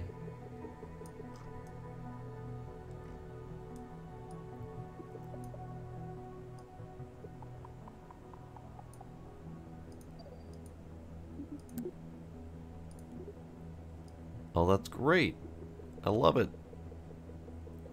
No features. I don't remember if Kerbal 1 had this, but no features to me.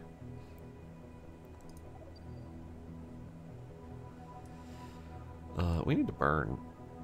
Like, we need to just burn.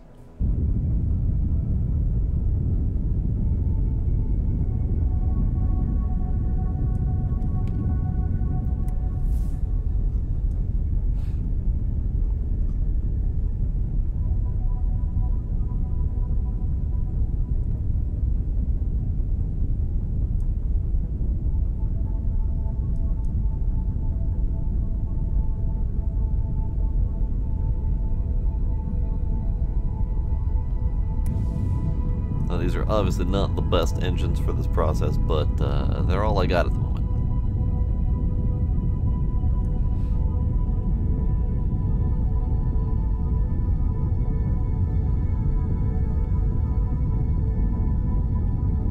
So we are currently burning in an attempt to circularize.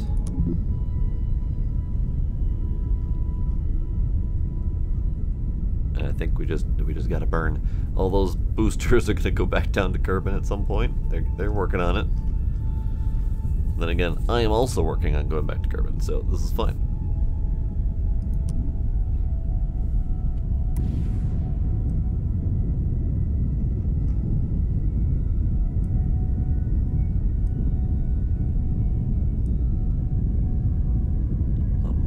big ass rocket is going. It's pretty.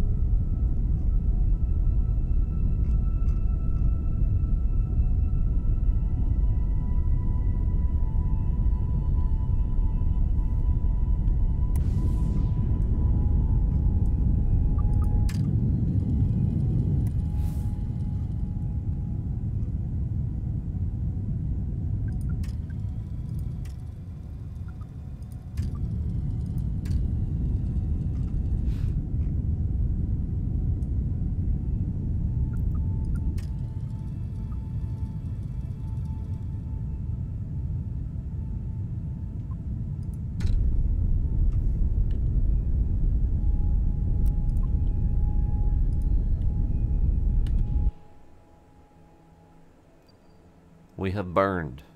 We have burned significantly, and we are in orbit. This whole ass rocket was needed to get to orbit because we have so much more fuel to go. Alright. Where else can we go? Hello, Deimos. Hello. Oh, you guys just finishing up now? Nice. Tell you everything. Well, someone said he was gonna be here. No, there's bugs. Some of them kind of significantly. We were told... rather, I'd set a an orbit for, you know, Mun, for example, and I'd have my approach all ready to go for Mun, and I would time warp to get to the maneuver point, and suddenly, out of nowhere, the maneuver point would be like, hey, you're going to the sun now. And it would all go to hell, and I would have to manually warp, or I would have to manually burn it and hope that I burned it right. I had several instances of warping around the planet and randomly exploding for reasons that I could not ever figure out. Yeah, the new warp... Well, no, I wasn't using the warp and burn. I was just warping around the planet, like just idling, waiting to get to my maneuver point. And it would just explode by the time it got to the other side of the planet.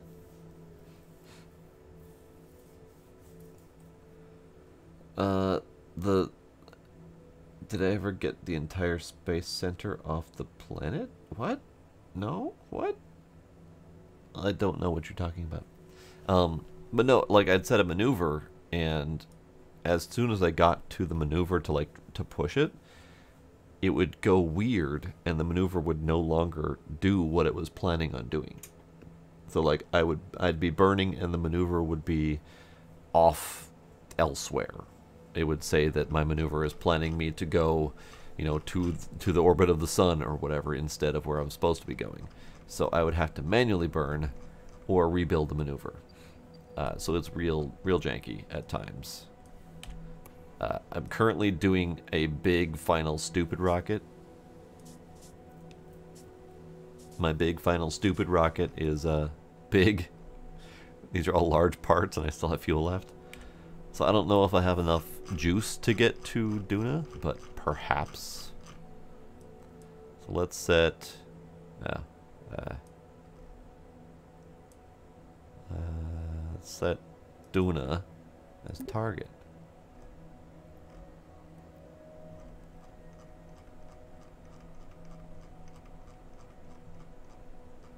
And let's just do a random maneuver point and see if we can get the hell out of here.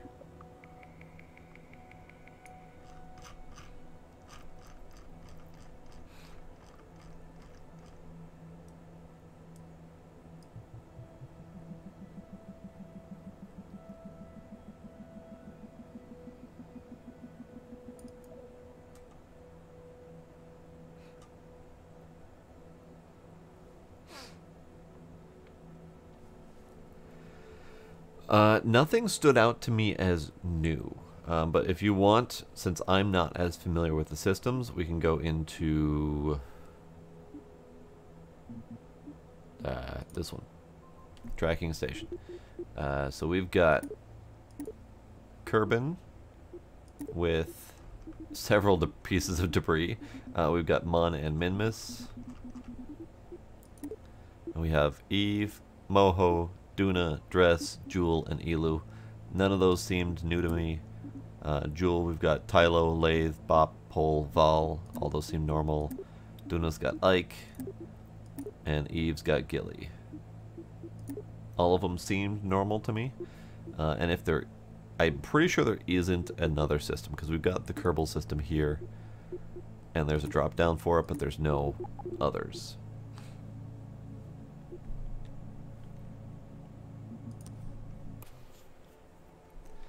Okay.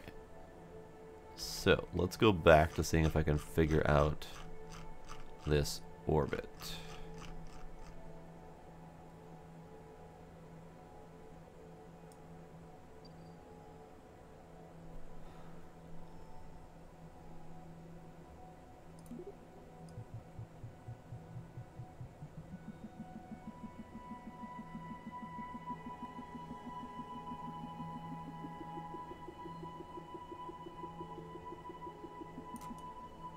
I'm not even on the right plane to intersect it, is it? Am I?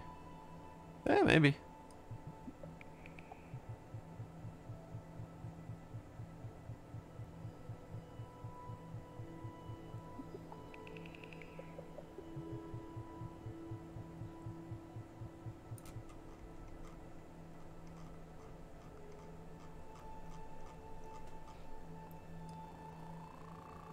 Let's see where this takes me.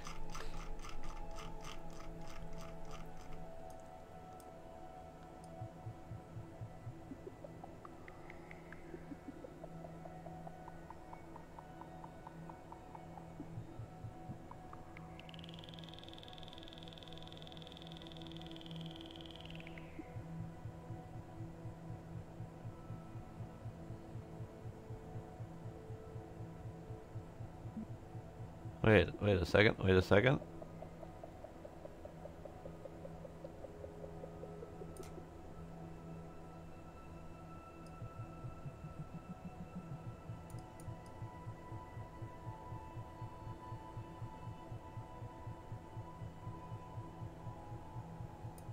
I think we have an intercept.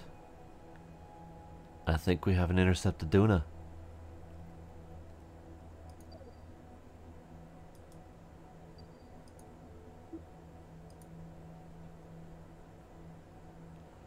Let's try it. Let's try it and see if it works. I don't have high hopes, but we're gonna try it. Alright, this thing does not rotate easily. So I might need to warp to before the point.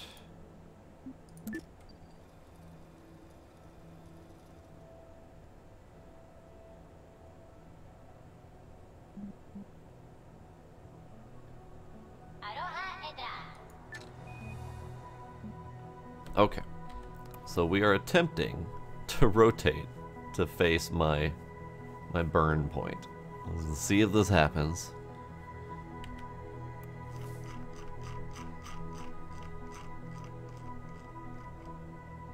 But according to this, we have an actual intercept, and it's great.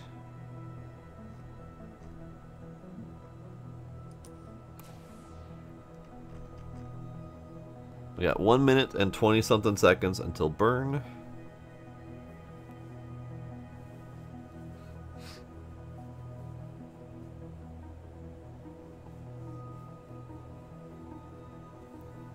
Oh, we're making it around. This is good.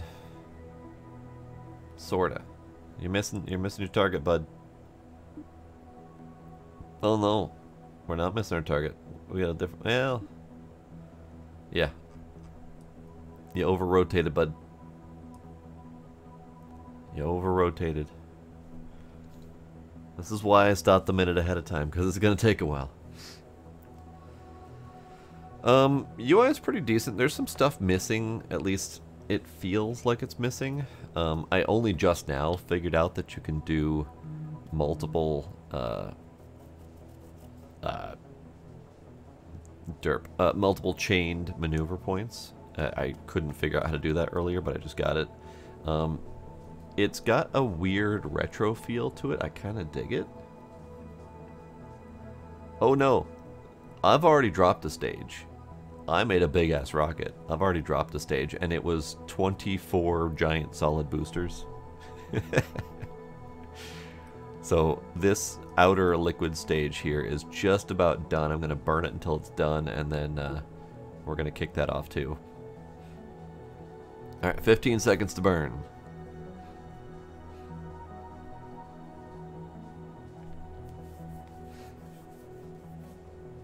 So all the staging is over here. 3, 2, 1, burn. Stay on target. And we're burning for 6 minutes. God. Alright, my fluids, my fuel's going down on this stage though, so we're gonna have to kick it quick here. And out.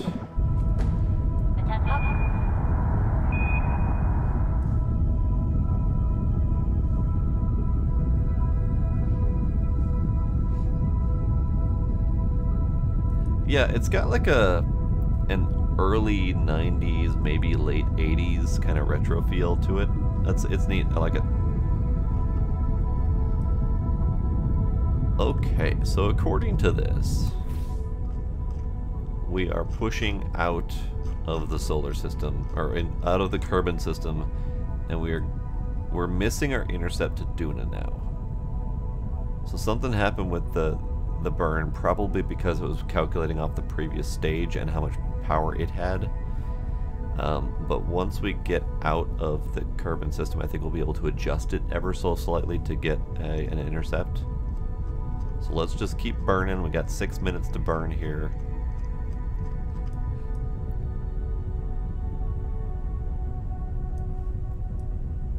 The big glowy rings are your indicators of going out of the planetary the sphere of influence.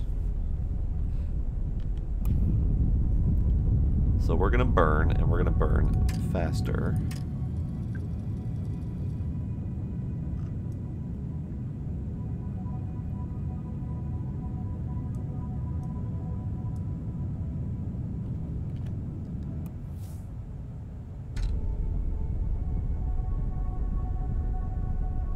Approaching what now?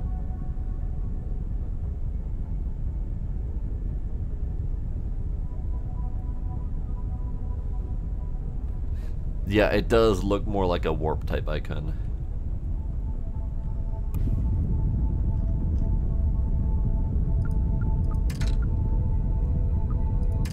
Approaching partial out of fuel orbital event, decreasing time warp. Oh, right. Got it. Understood. Alright, there goes my other stage. That was default name 26 now.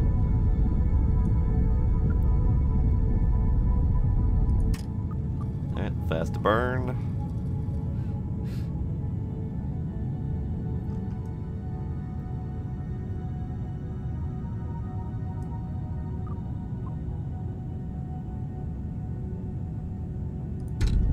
Alright, let's see where we're at orbit-wise.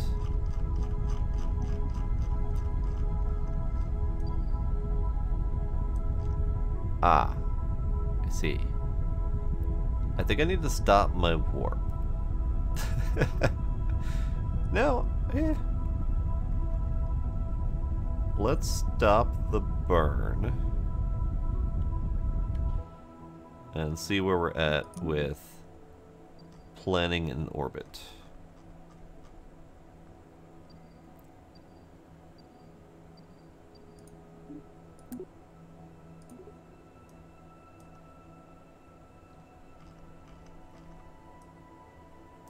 Alright, so my target is still Duna.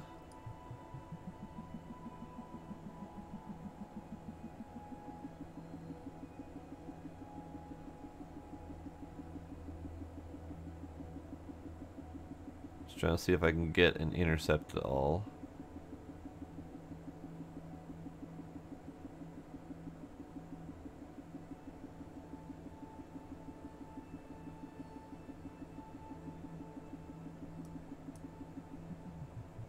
seeing no intercept.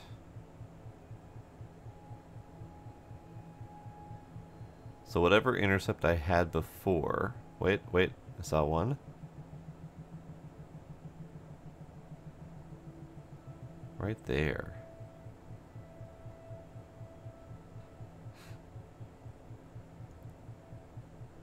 Right there.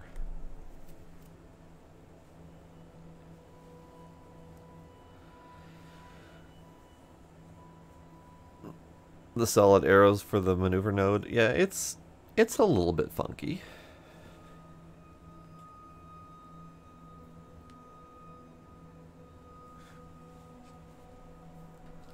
So according to this, I should be able to set this maneuver to meet up with Duna. Yeah, they don't seem to match the style of the UI. I would think that they would be better in more like this style, where they would be a thin neon outline with black center. I think that would more fit the style. Maybe a little bit of a thicker outline to make them more visible.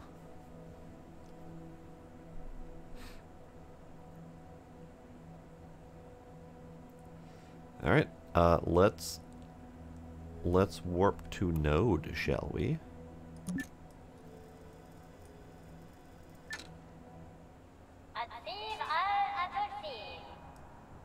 Beep, babadoo, boop, beep.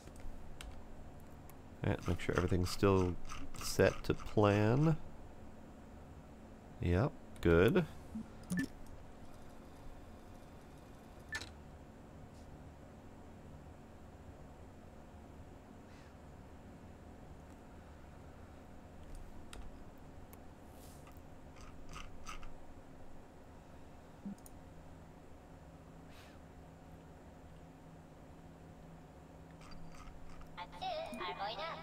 Yeah, the icons are definitely barely visible for sure.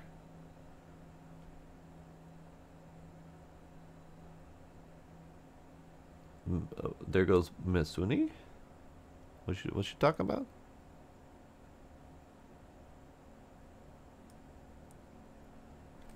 Alright, we burn.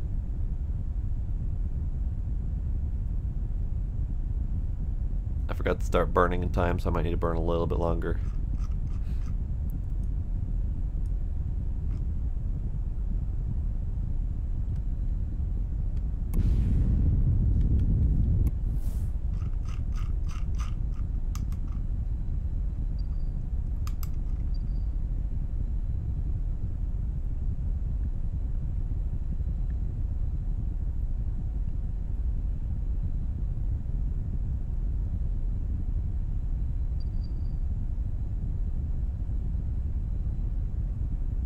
I just want to get my approach, man.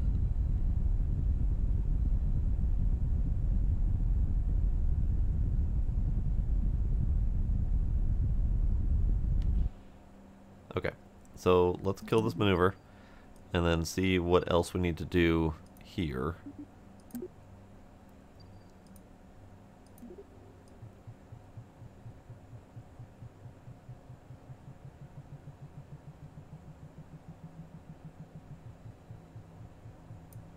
Did I miss the approach?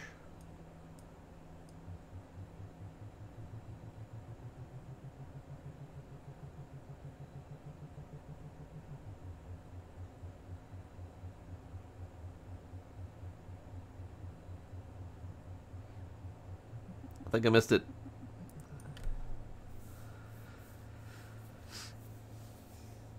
Oh, right. The reverse Spanish language that they picked for these guys. I forgot about that.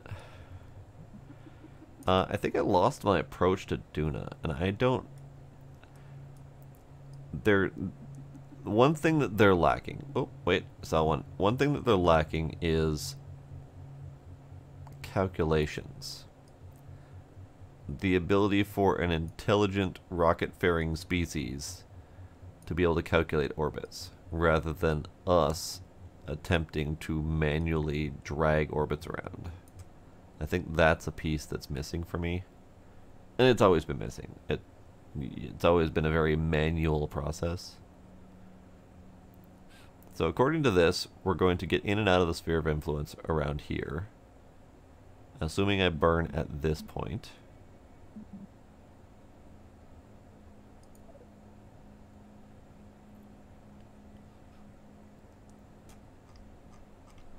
So let's get our ship rotated the correct direction.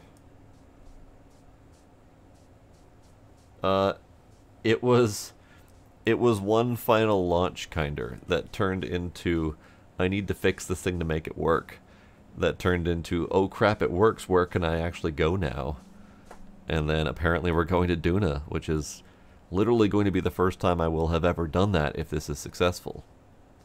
Granted, I didn't plan for that, so I have nothing to land with. We're just gonna have to wing it. It'll be fine.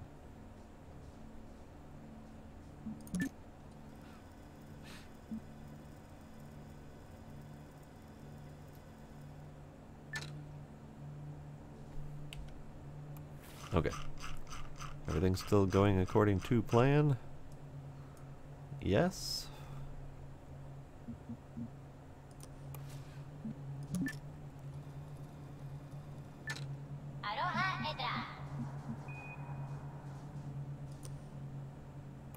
That was not the right button. Map view, please.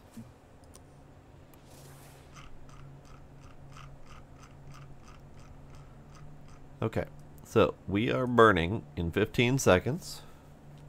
I still have 6,000 Delta V on this thing. I way over-engineered the hell out of this. 5, 4, 3, 2, 1, burn. Burn for a minute until we get an approach to Duna.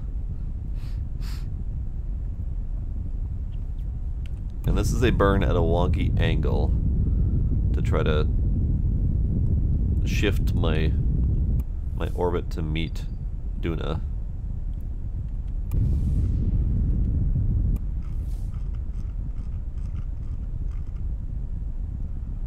We're shifting, let's go faster.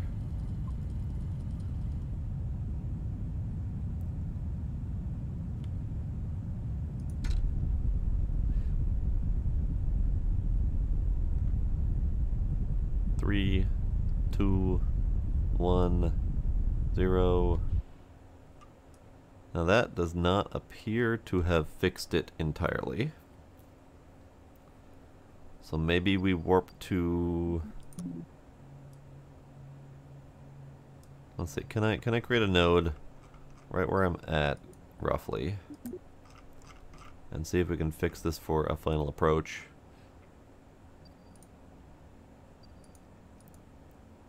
Nope, there we go.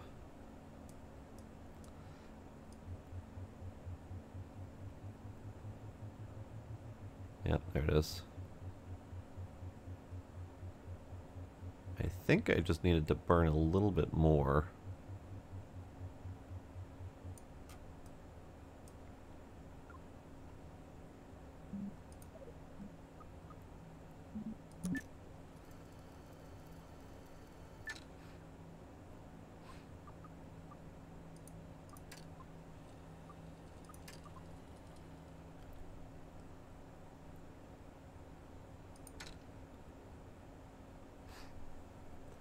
Alright, we're going to burn a little bit longer here and see if we can do it. Because I've never been to Duna before. It'd be kind of nice. 2, 1, burn.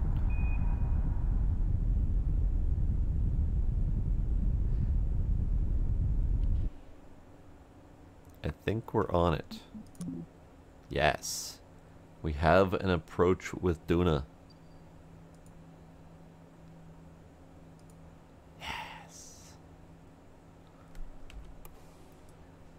So let's do a save.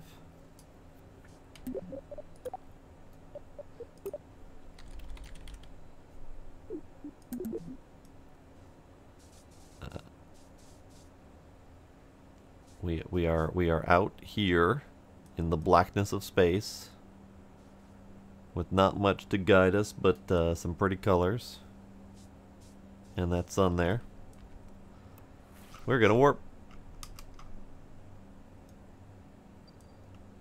Yes, I did go with a little bit of purple. I'm having a hard time making a purple that actually looks good on builds. And I think that's just me failing at colors. Let's warp to here.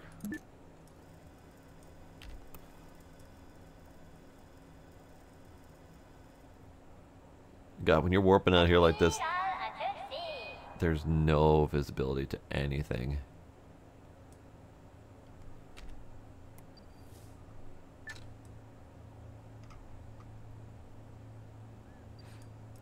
Where are we, man?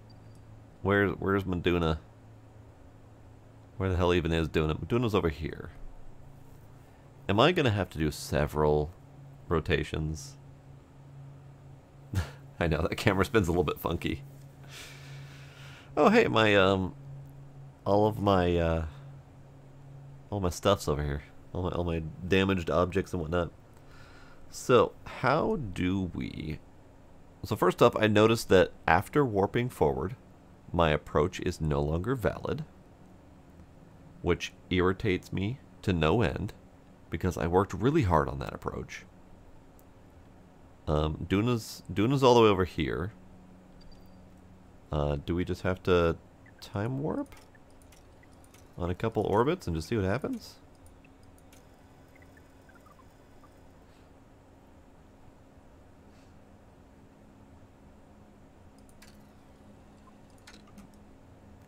Alright, so this is now the orbit prior to meeting up with Duna.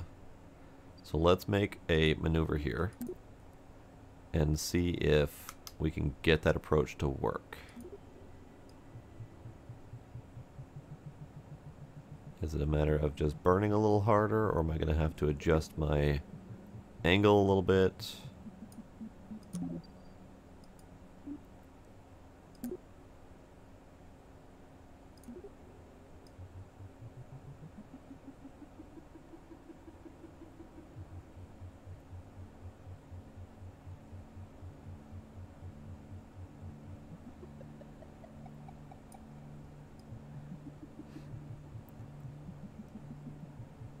Where'd my Duna intercept go?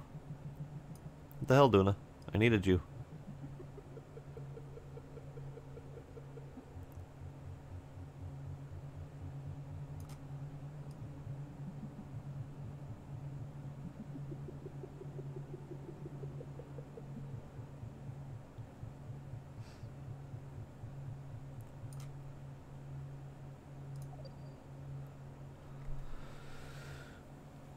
Yeah, so the I-1 is the vehicle intersecting with the orbit.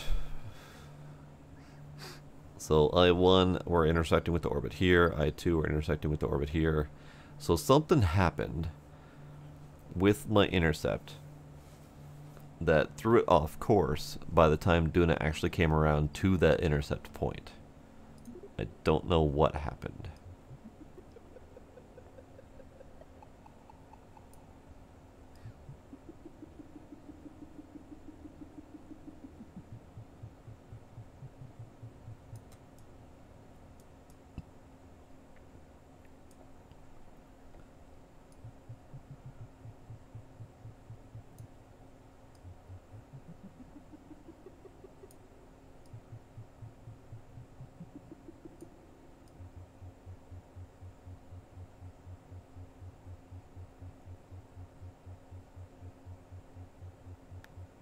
Let's pop you over there.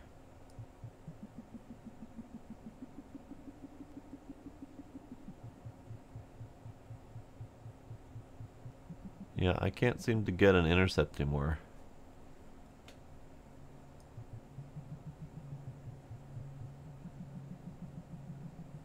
Whoops. I didn't mean to rotate. Alright, let's kill that. Okay, so we're on the same plane, or at least give or take the same plane. And can I start maneuver here?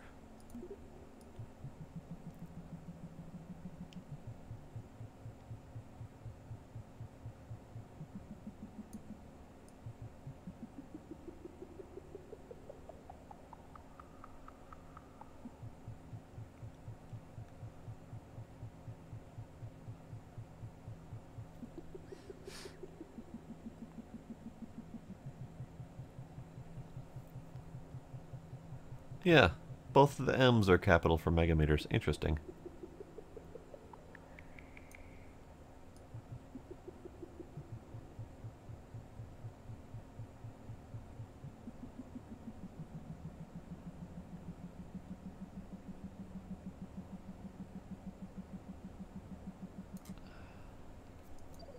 What is this?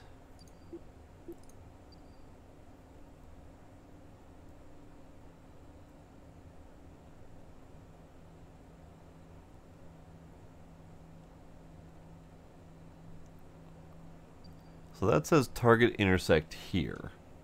So it's claiming that in 148 days, we're going to intersect Duna.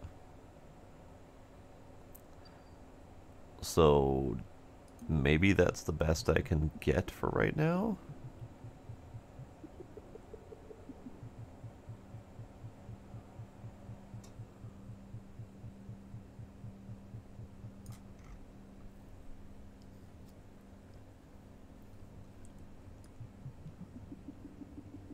So that's what. All right, so let's get this just separated out a little bit to make it easier to see. So right here is vehicle intersect with the orbital plane, or the orbit of it. But over here is target intersect.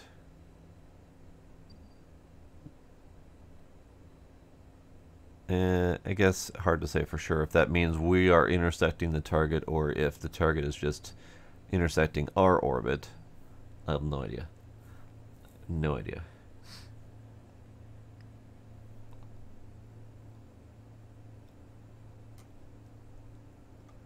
Yeah, alls I know is something went fucky with the warping. And I was no longer on target after being on target. And I cannot seem to get another approach. Which is very unfortunate.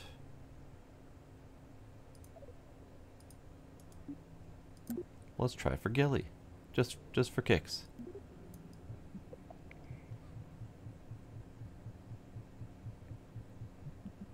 Oh, I don't have enough fuel to get that far into the solar system.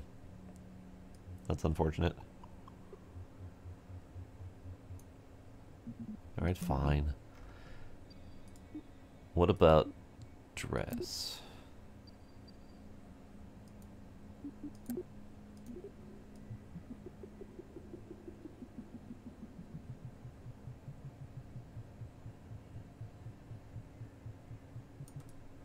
Dress is on a funky angle, though.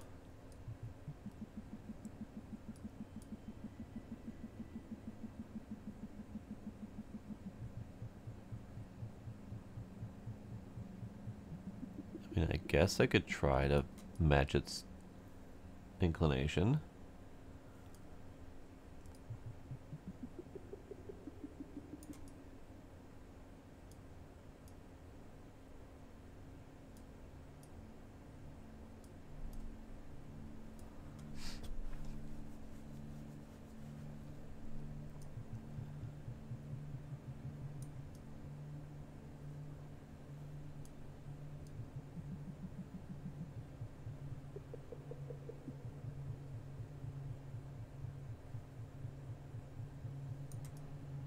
All right, so we're looking at it from above.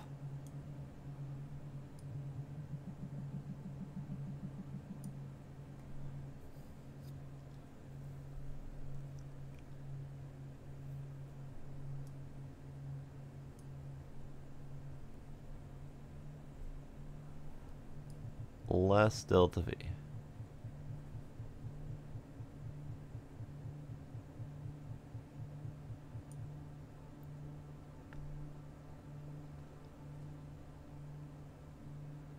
So is this saying that during this intercept the target will be here and we will be here?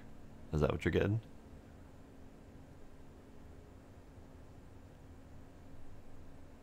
Got it. Got it. So close. Very close. Okay. So that means that I could potentially adjust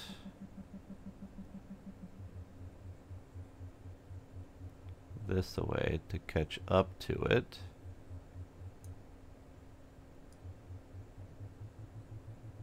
Very close. I think we're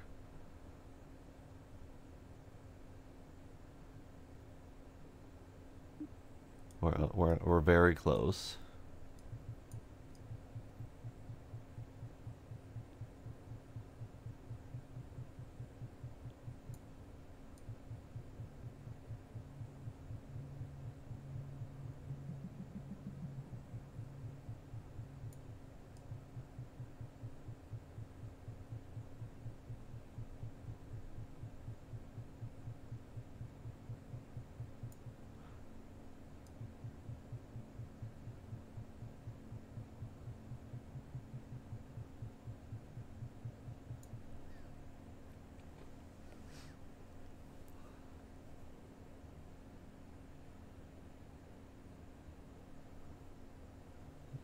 You say aim for dress and work on this?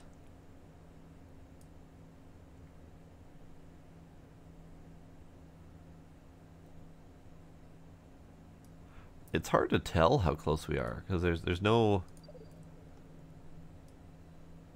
Oh, I was just farting with dress, but now that I know how that functions, let's try back with here.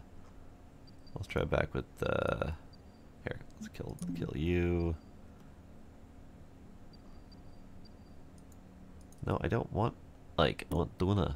There we go. Okay. So according to this, my warping got so fucked up that we are going to be here and our target's going to be here.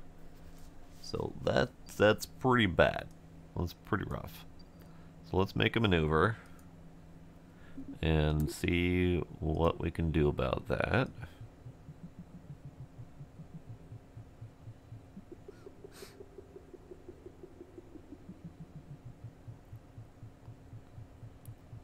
Could do a number 2. I don't think we can fix 1, but maybe we can fix 2.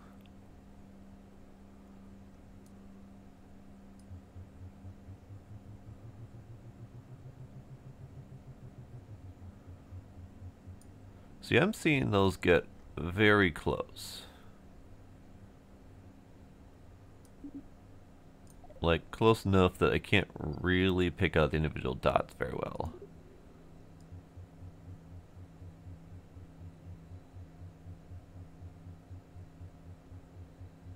So maybe we call that good and see if we can get it to work.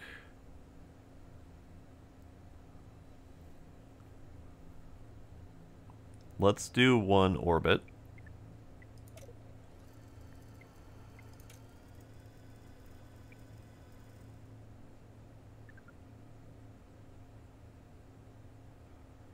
So we'll burn that, and then we'll get to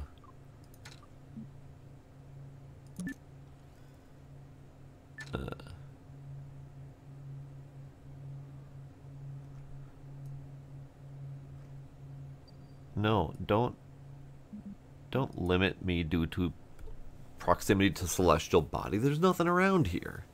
You can't celestial body me. Like all bullshit.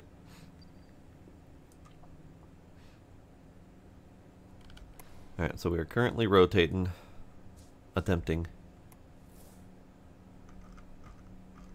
We're still quite a ways away from the maneuver point, still 20 whole minutes away.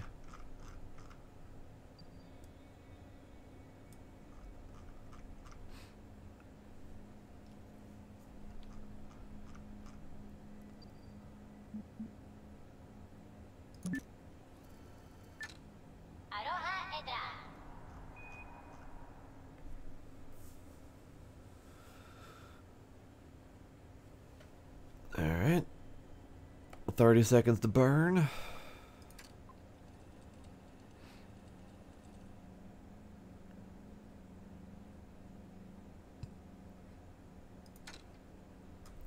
Ten seconds to burn.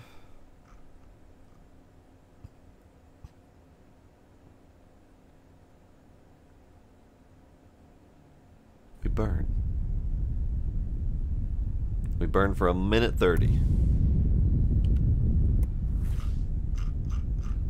Alright, so we are in here. We're doing the thing. We're burning. And I'm going to speed up the burn, because I am impatient.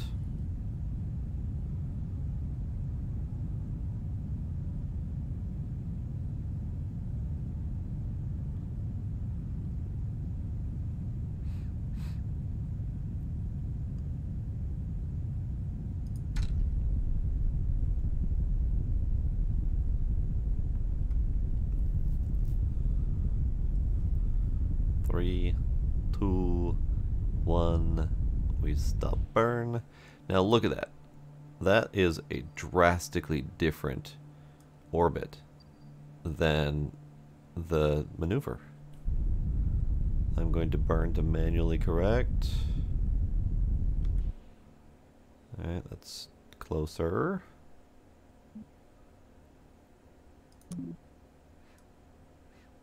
Alright. So look at that now. My 1 and my 2 are so far off now. There's something seriously fucky about their calculations. And or me having to manually burn. Yeah, because that's we had our vehicle and our planetary intercept points like right on top of each other, and now they're, you know, 1/10 of an orbit off. That's bad. So what if we create a maneuver here, just out of curiosity?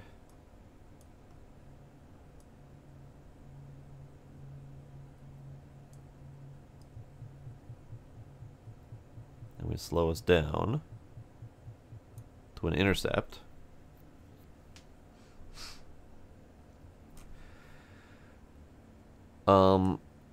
When you start up the new career mode, there are options for unlimited fuel, unbreakable parts, that kind of stuff.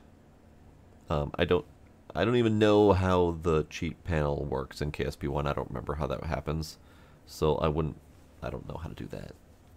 Alt F12. No. We just get this arrow GUI that gives you various flight characteristics.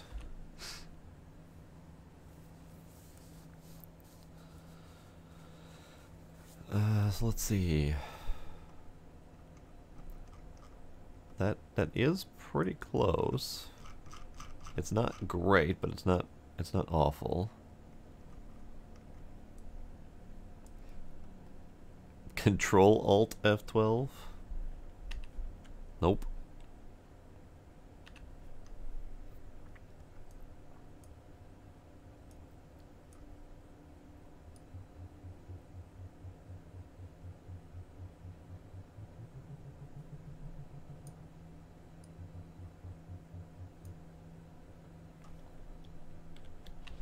Nope.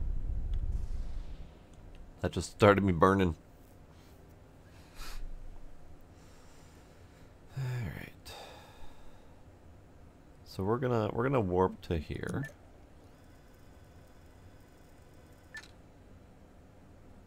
We're gonna continue to warp to here. We're gonna continue to warp to here.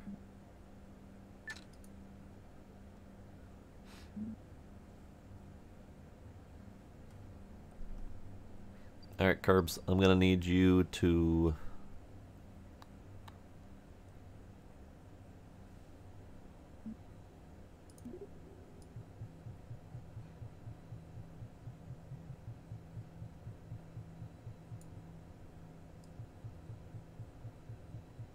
Yeah, there we go.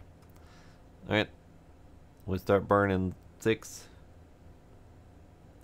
3, 2, 1... Burn.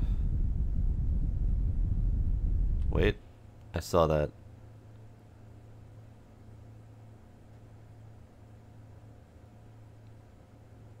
You know what, fuck it. We're gonna stop here and we're going to warp back to here.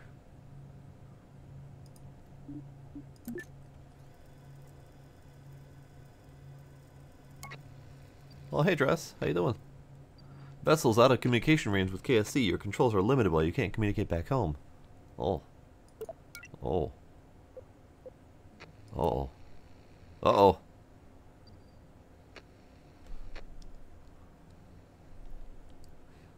Bye, Duna. I miss you.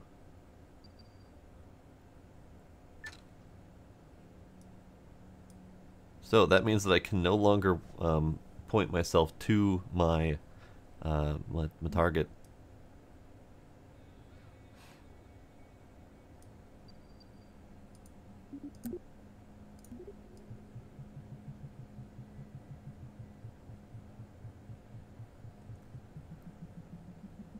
This is getting weird.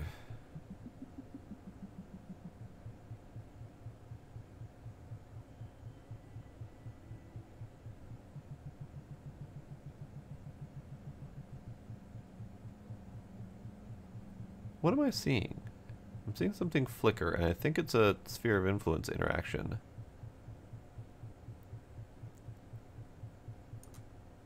Yeah. We're hitting the sphere of influence of Kerbin again. Oh, that's not good.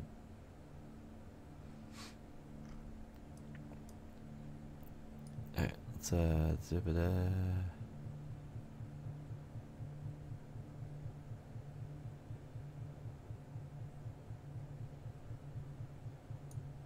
Oh, wait.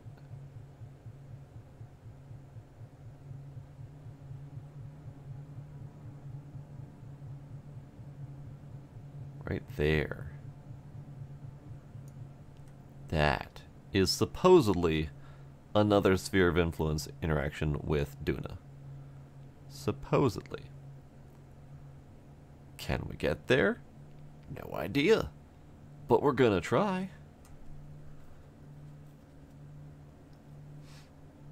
But where, though? I don't know. It's the number 2 intercept? No, I don't understand. It's not the number 2 intercept, because the number 2 vehicle and planet intercept is out here. Not the number 1 intercept.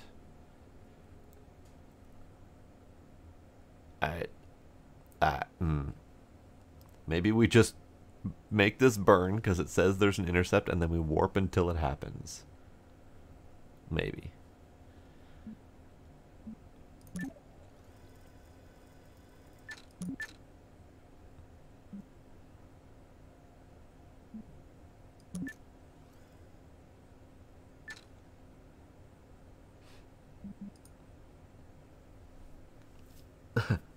It's the Kerbal way. We go.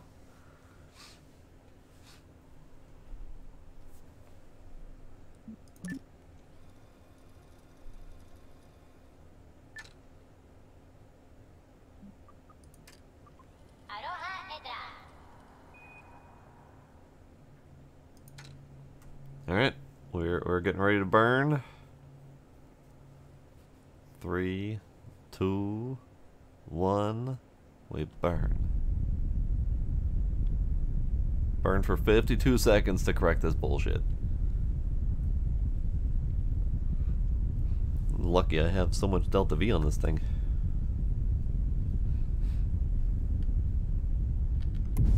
I am gonna have to drop my last stage here though during this burn, which is probably going to adjust the burn, because it doesn't seem to be calculating based on stages currently. But we'll see. We'll see.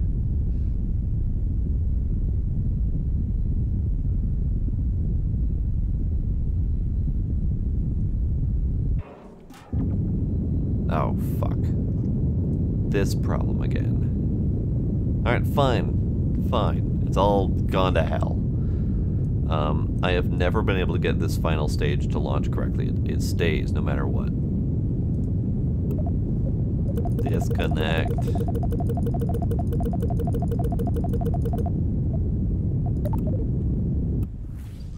It's fine. It's fine.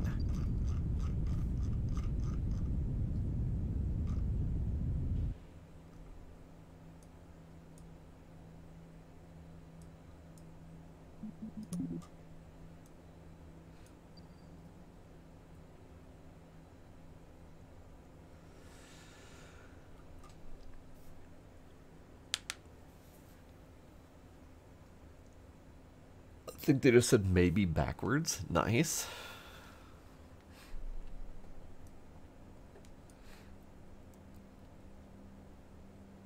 Alright, I'm having all sorts of problems with reaching Duna here. I would love to, but I don't think it's gonna happen.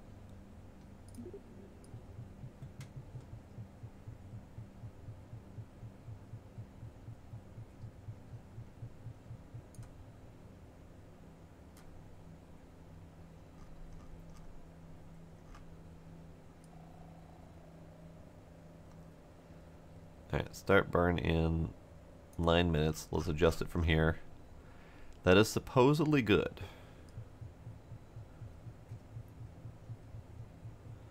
I mean, we're supposedly to the point where we are intersecting Duna.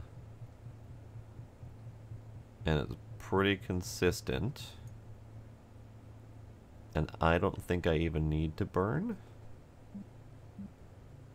But let's do it anyway.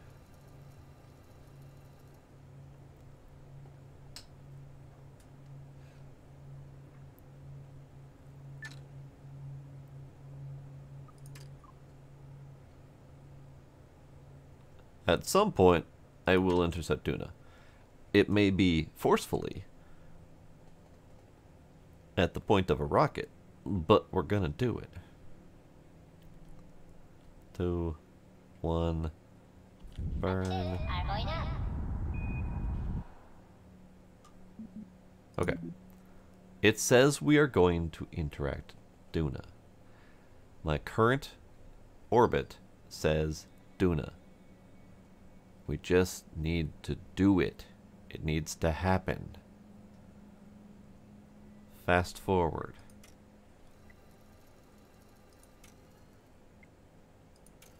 Faster forward.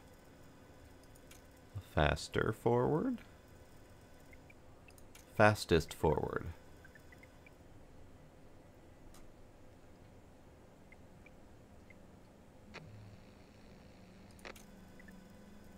We're intersecting Duna.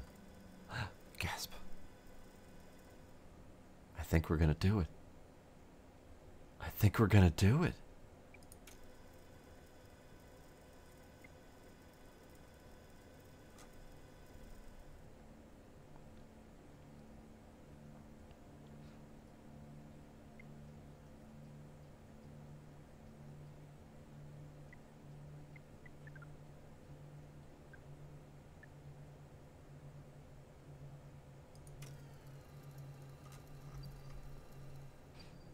Also, I apparently lost a part, finally. I finally got the part to leave me. That's amazing.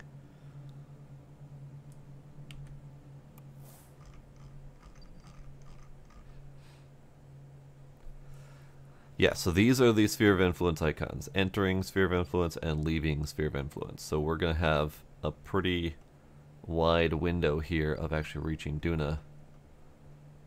And then over here, if you look at Duna, you can see where we're coming in and where we're going out.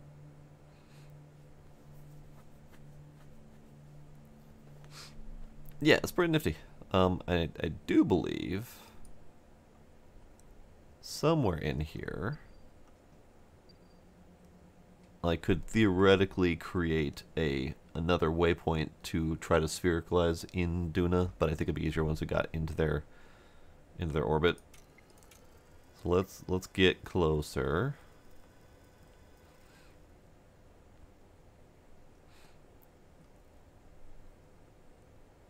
And I still have 3,000 delta V, so we're good for a little bit.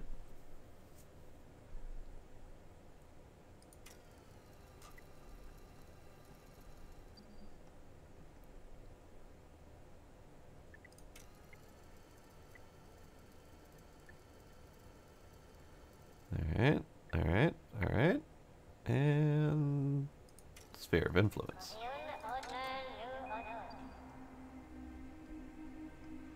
And there's Duna. And there's Ike. We're here. Now I just need to slow this bitch down.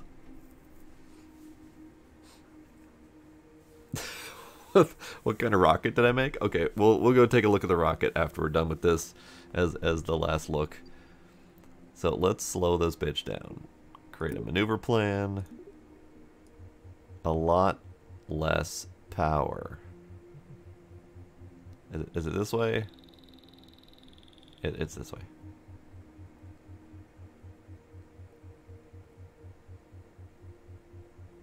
Is that even a thing I can do? Wait, I saw it. Okay, there we go. I do not have the 4,000 delta V required to break my orbit in this current path.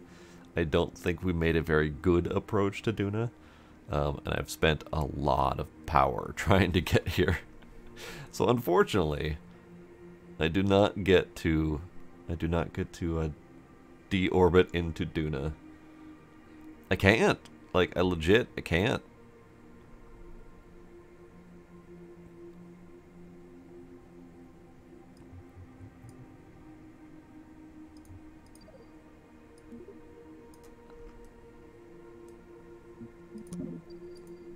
Can I start earlier? Does that help at all?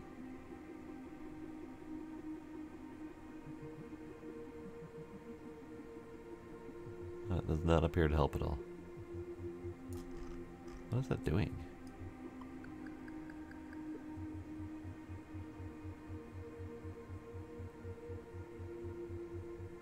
What are you doing?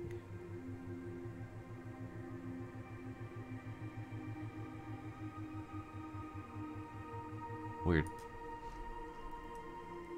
What about, hang on.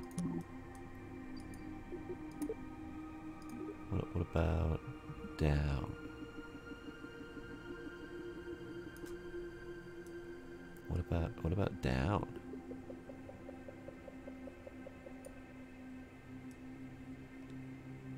I don't have the fuel. I don't have the fuel. There we go. That's the plan. Yeah, I do not have the 3600 delta V required to do this.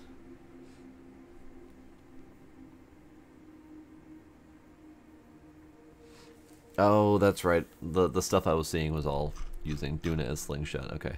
So yeah, the approach that we made on Duna was garbage. Like pure garbage.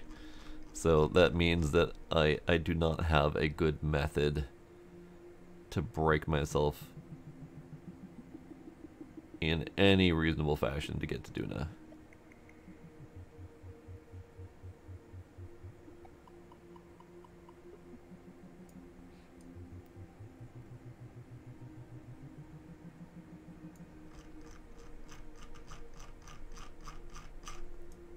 So according to this, I'm going to slingshot my way out of the solar system.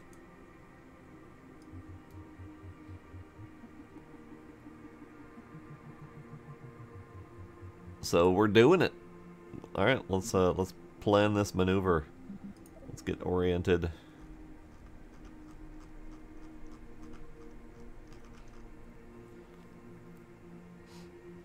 We don't need interstellar implemented yet. We're just going. We're just going. It'll be fine. All right, we are here. Can I see Duna from here? Can I at least see it? Or are we too far away? Oh wait, it's down there. We've got a Duna on screen. It does exist. Okay, so we're gonna warp to the go point. We're gonna slingshot past Duna. Not really slingshotting around Duna. We're just gonna nudge it a little bit.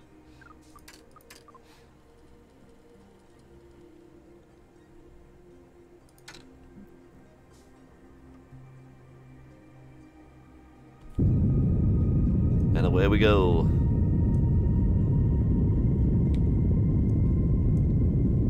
Out and away.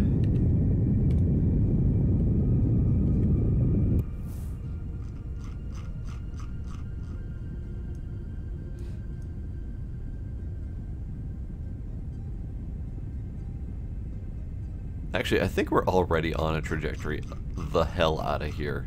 I don't even need to burn.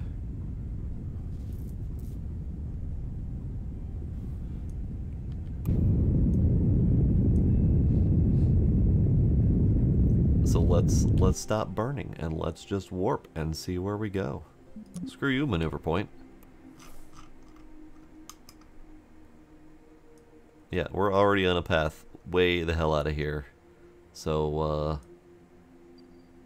go. Do it. Oh. Or, you know, you could recalculate and we're no longer on a path out of here. That's cool too. I guess. Alright, let's go around a little bit, see what happens.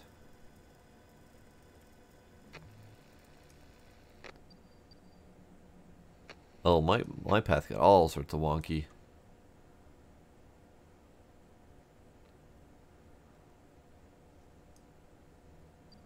Nyum.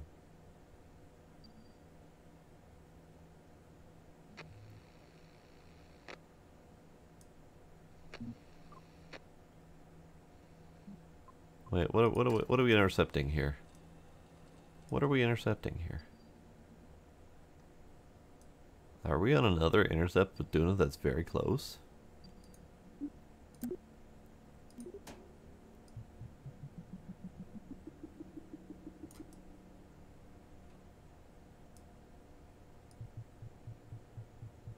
Oh no, I thought we were intercepting something else. Okay, it's fine.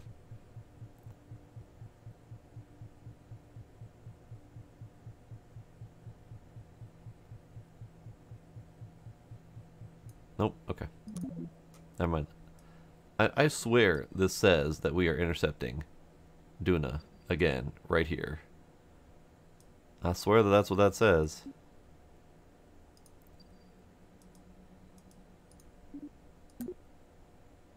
But as soon as I click the maneuver, the intercept is over here. So yes, their calculations are off. Especially when doing maneuvers. So that's mildly obnoxious. Because yeah, right now it says my target intersect, or my vehicle intersect is here, and the planet intersect is... Where is the planet intersect for number 1? Yeah, the planet intersect for number 1 is over here. But if I kill the waypoint, vehicle and target are over here. So it is not accurate. And I'm pretty sure this is not accurate, because Duna's all the way over here. Oh, that's Ike. Yeah, Ike and Duna. So yeah, this intersect is wrong. Very wrong. Yep. Okay. Cool. Cool. Where are we going, buds? Where are we going? We going places?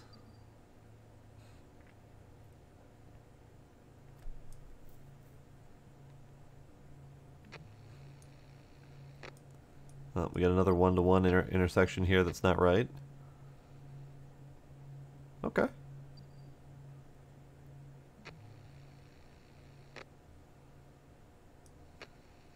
Okay.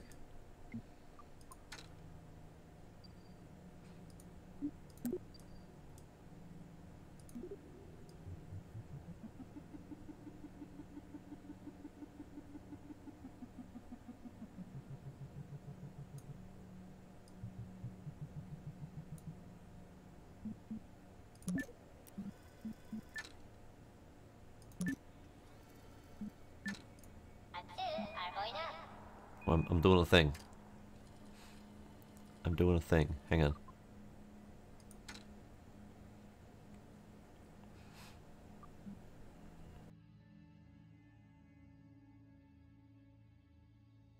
I may or may not be using the last bit of my power to do a really close flyby of the sun, just for the heck of it. 2, 1, burn. And we're burning for a lot of time.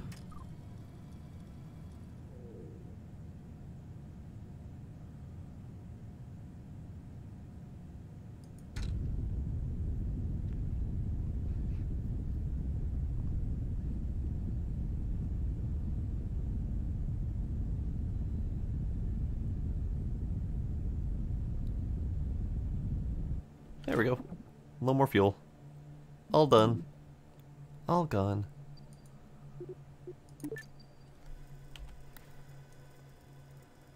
Hey son, I'm coming to get you. I'm coming to get you.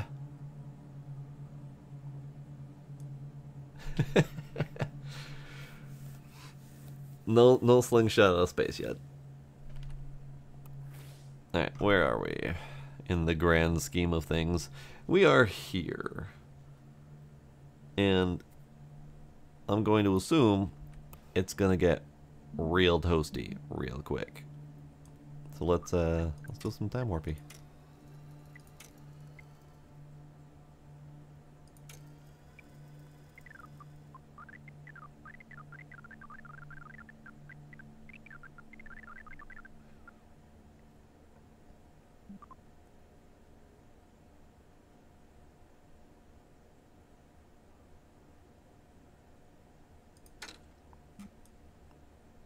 So, how close are we?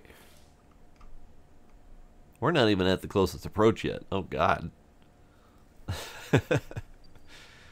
Alright. Kerbal. Take pics. Take pics of the sun. Alright, let's warp to here. Oh.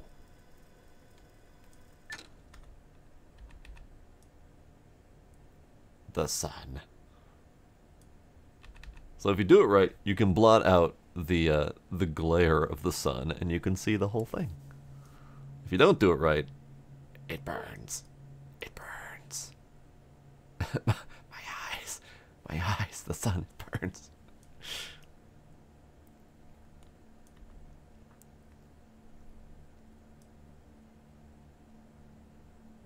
How you guys enjoying your view? Huh? You enjoying your view? Is it good? Is it a nice view? It's a good view, isn't it?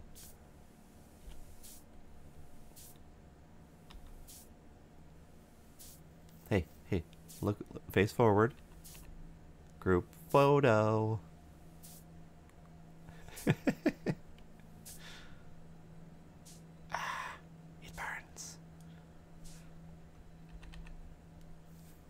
So, we are now here.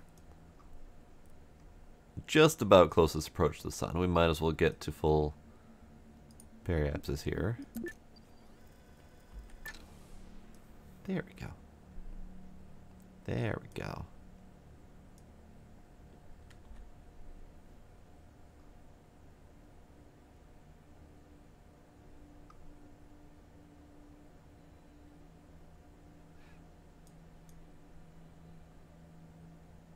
You guys having a good view of the sun? They don't even have a good view of the sun. I need to rotate them.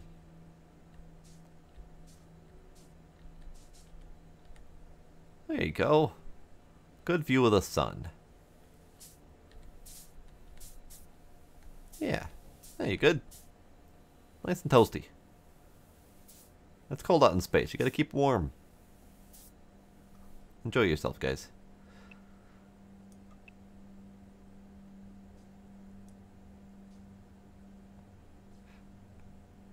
There we go. There we go.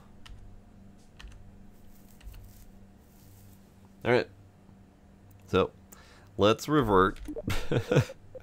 And Demos, you get to see the rocket I built.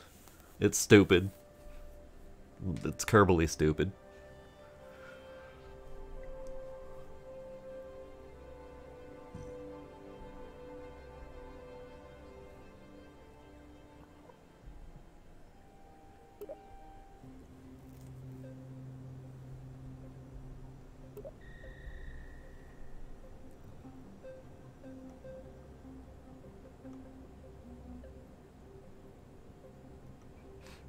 There we go, Deimos.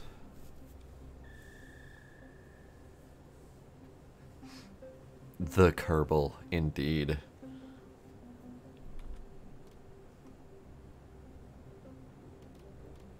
Name it Untitled Spacecraft. Nope, this one's called BAR-1, the big-ass rocket. So the fun part is there are parts missing. We have, for example, let's do group by size. For example, we have extra large fuel tanks, but we doth not have extra large engines.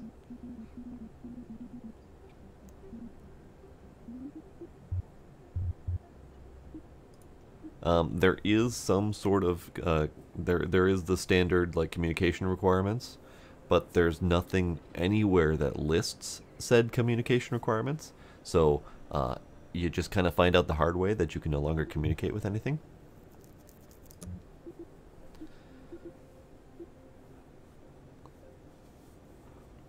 It's nice organization, and you can group by type, so you can do pods versus probes versus cockpits, etc. Or you can do mass if you really are trying to squeeze your most out of it.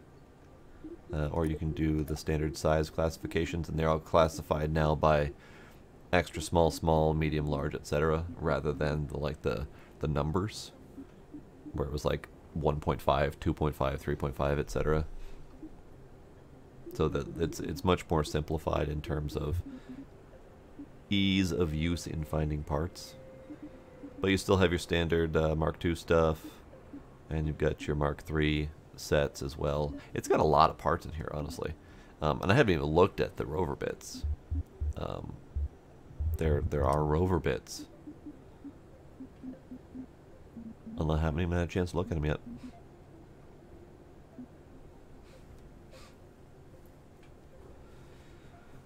I'm pretty sure it's all, I mean, it's probably all the same parts. It's hard to tell because they don't give you measurements. But small is still the equivalent of the 1.25. Medium is still the standard equivalent of the 2.5. Large is still the 3.5.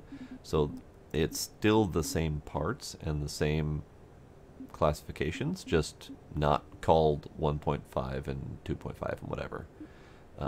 So I think we're still on board there, and we still have all metric measurements in kilometers and meters per second and all that stuff. So yeah, but yeah, this is my big ass rocket. It took like 5 minutes to get to orbit because it's just so damn slow off the launch pad. But yeah, I am done for the night. I am well past my normal stream time. It's freaking 2:15 in the morning. I had a good time with Kerbal. I need to figure out where they're accepting bug reports, because there were a few, although I'm pretty sure other people have already reported most of this, if not. And yeah, we'll keep an eye on the development of the Kerbals as they go. If they do fast patches, great. If they take their time and do a month or two between patches, sure, we'll keep plodding along. Chances are I'm not gonna play too terribly often because it's pure sandbox, and not too terribly fond of the pure sandbox without my own goals and stuff. But I'll play occasionally whenever we feel like launching Kerbals into space. Oh, hey Midnight, how you doing? And yes, Sparkle has been yelling at me to go to sleep. So sleep it is. Sparkle, Demos, Midnight, Kinder, Draconeye. Paige's gone. Trying to think who else might be still out there. Beard might still be lurking. But yeah, thank y'all for hanging out with me while I checked out Kerbal. And I'm going to sleep.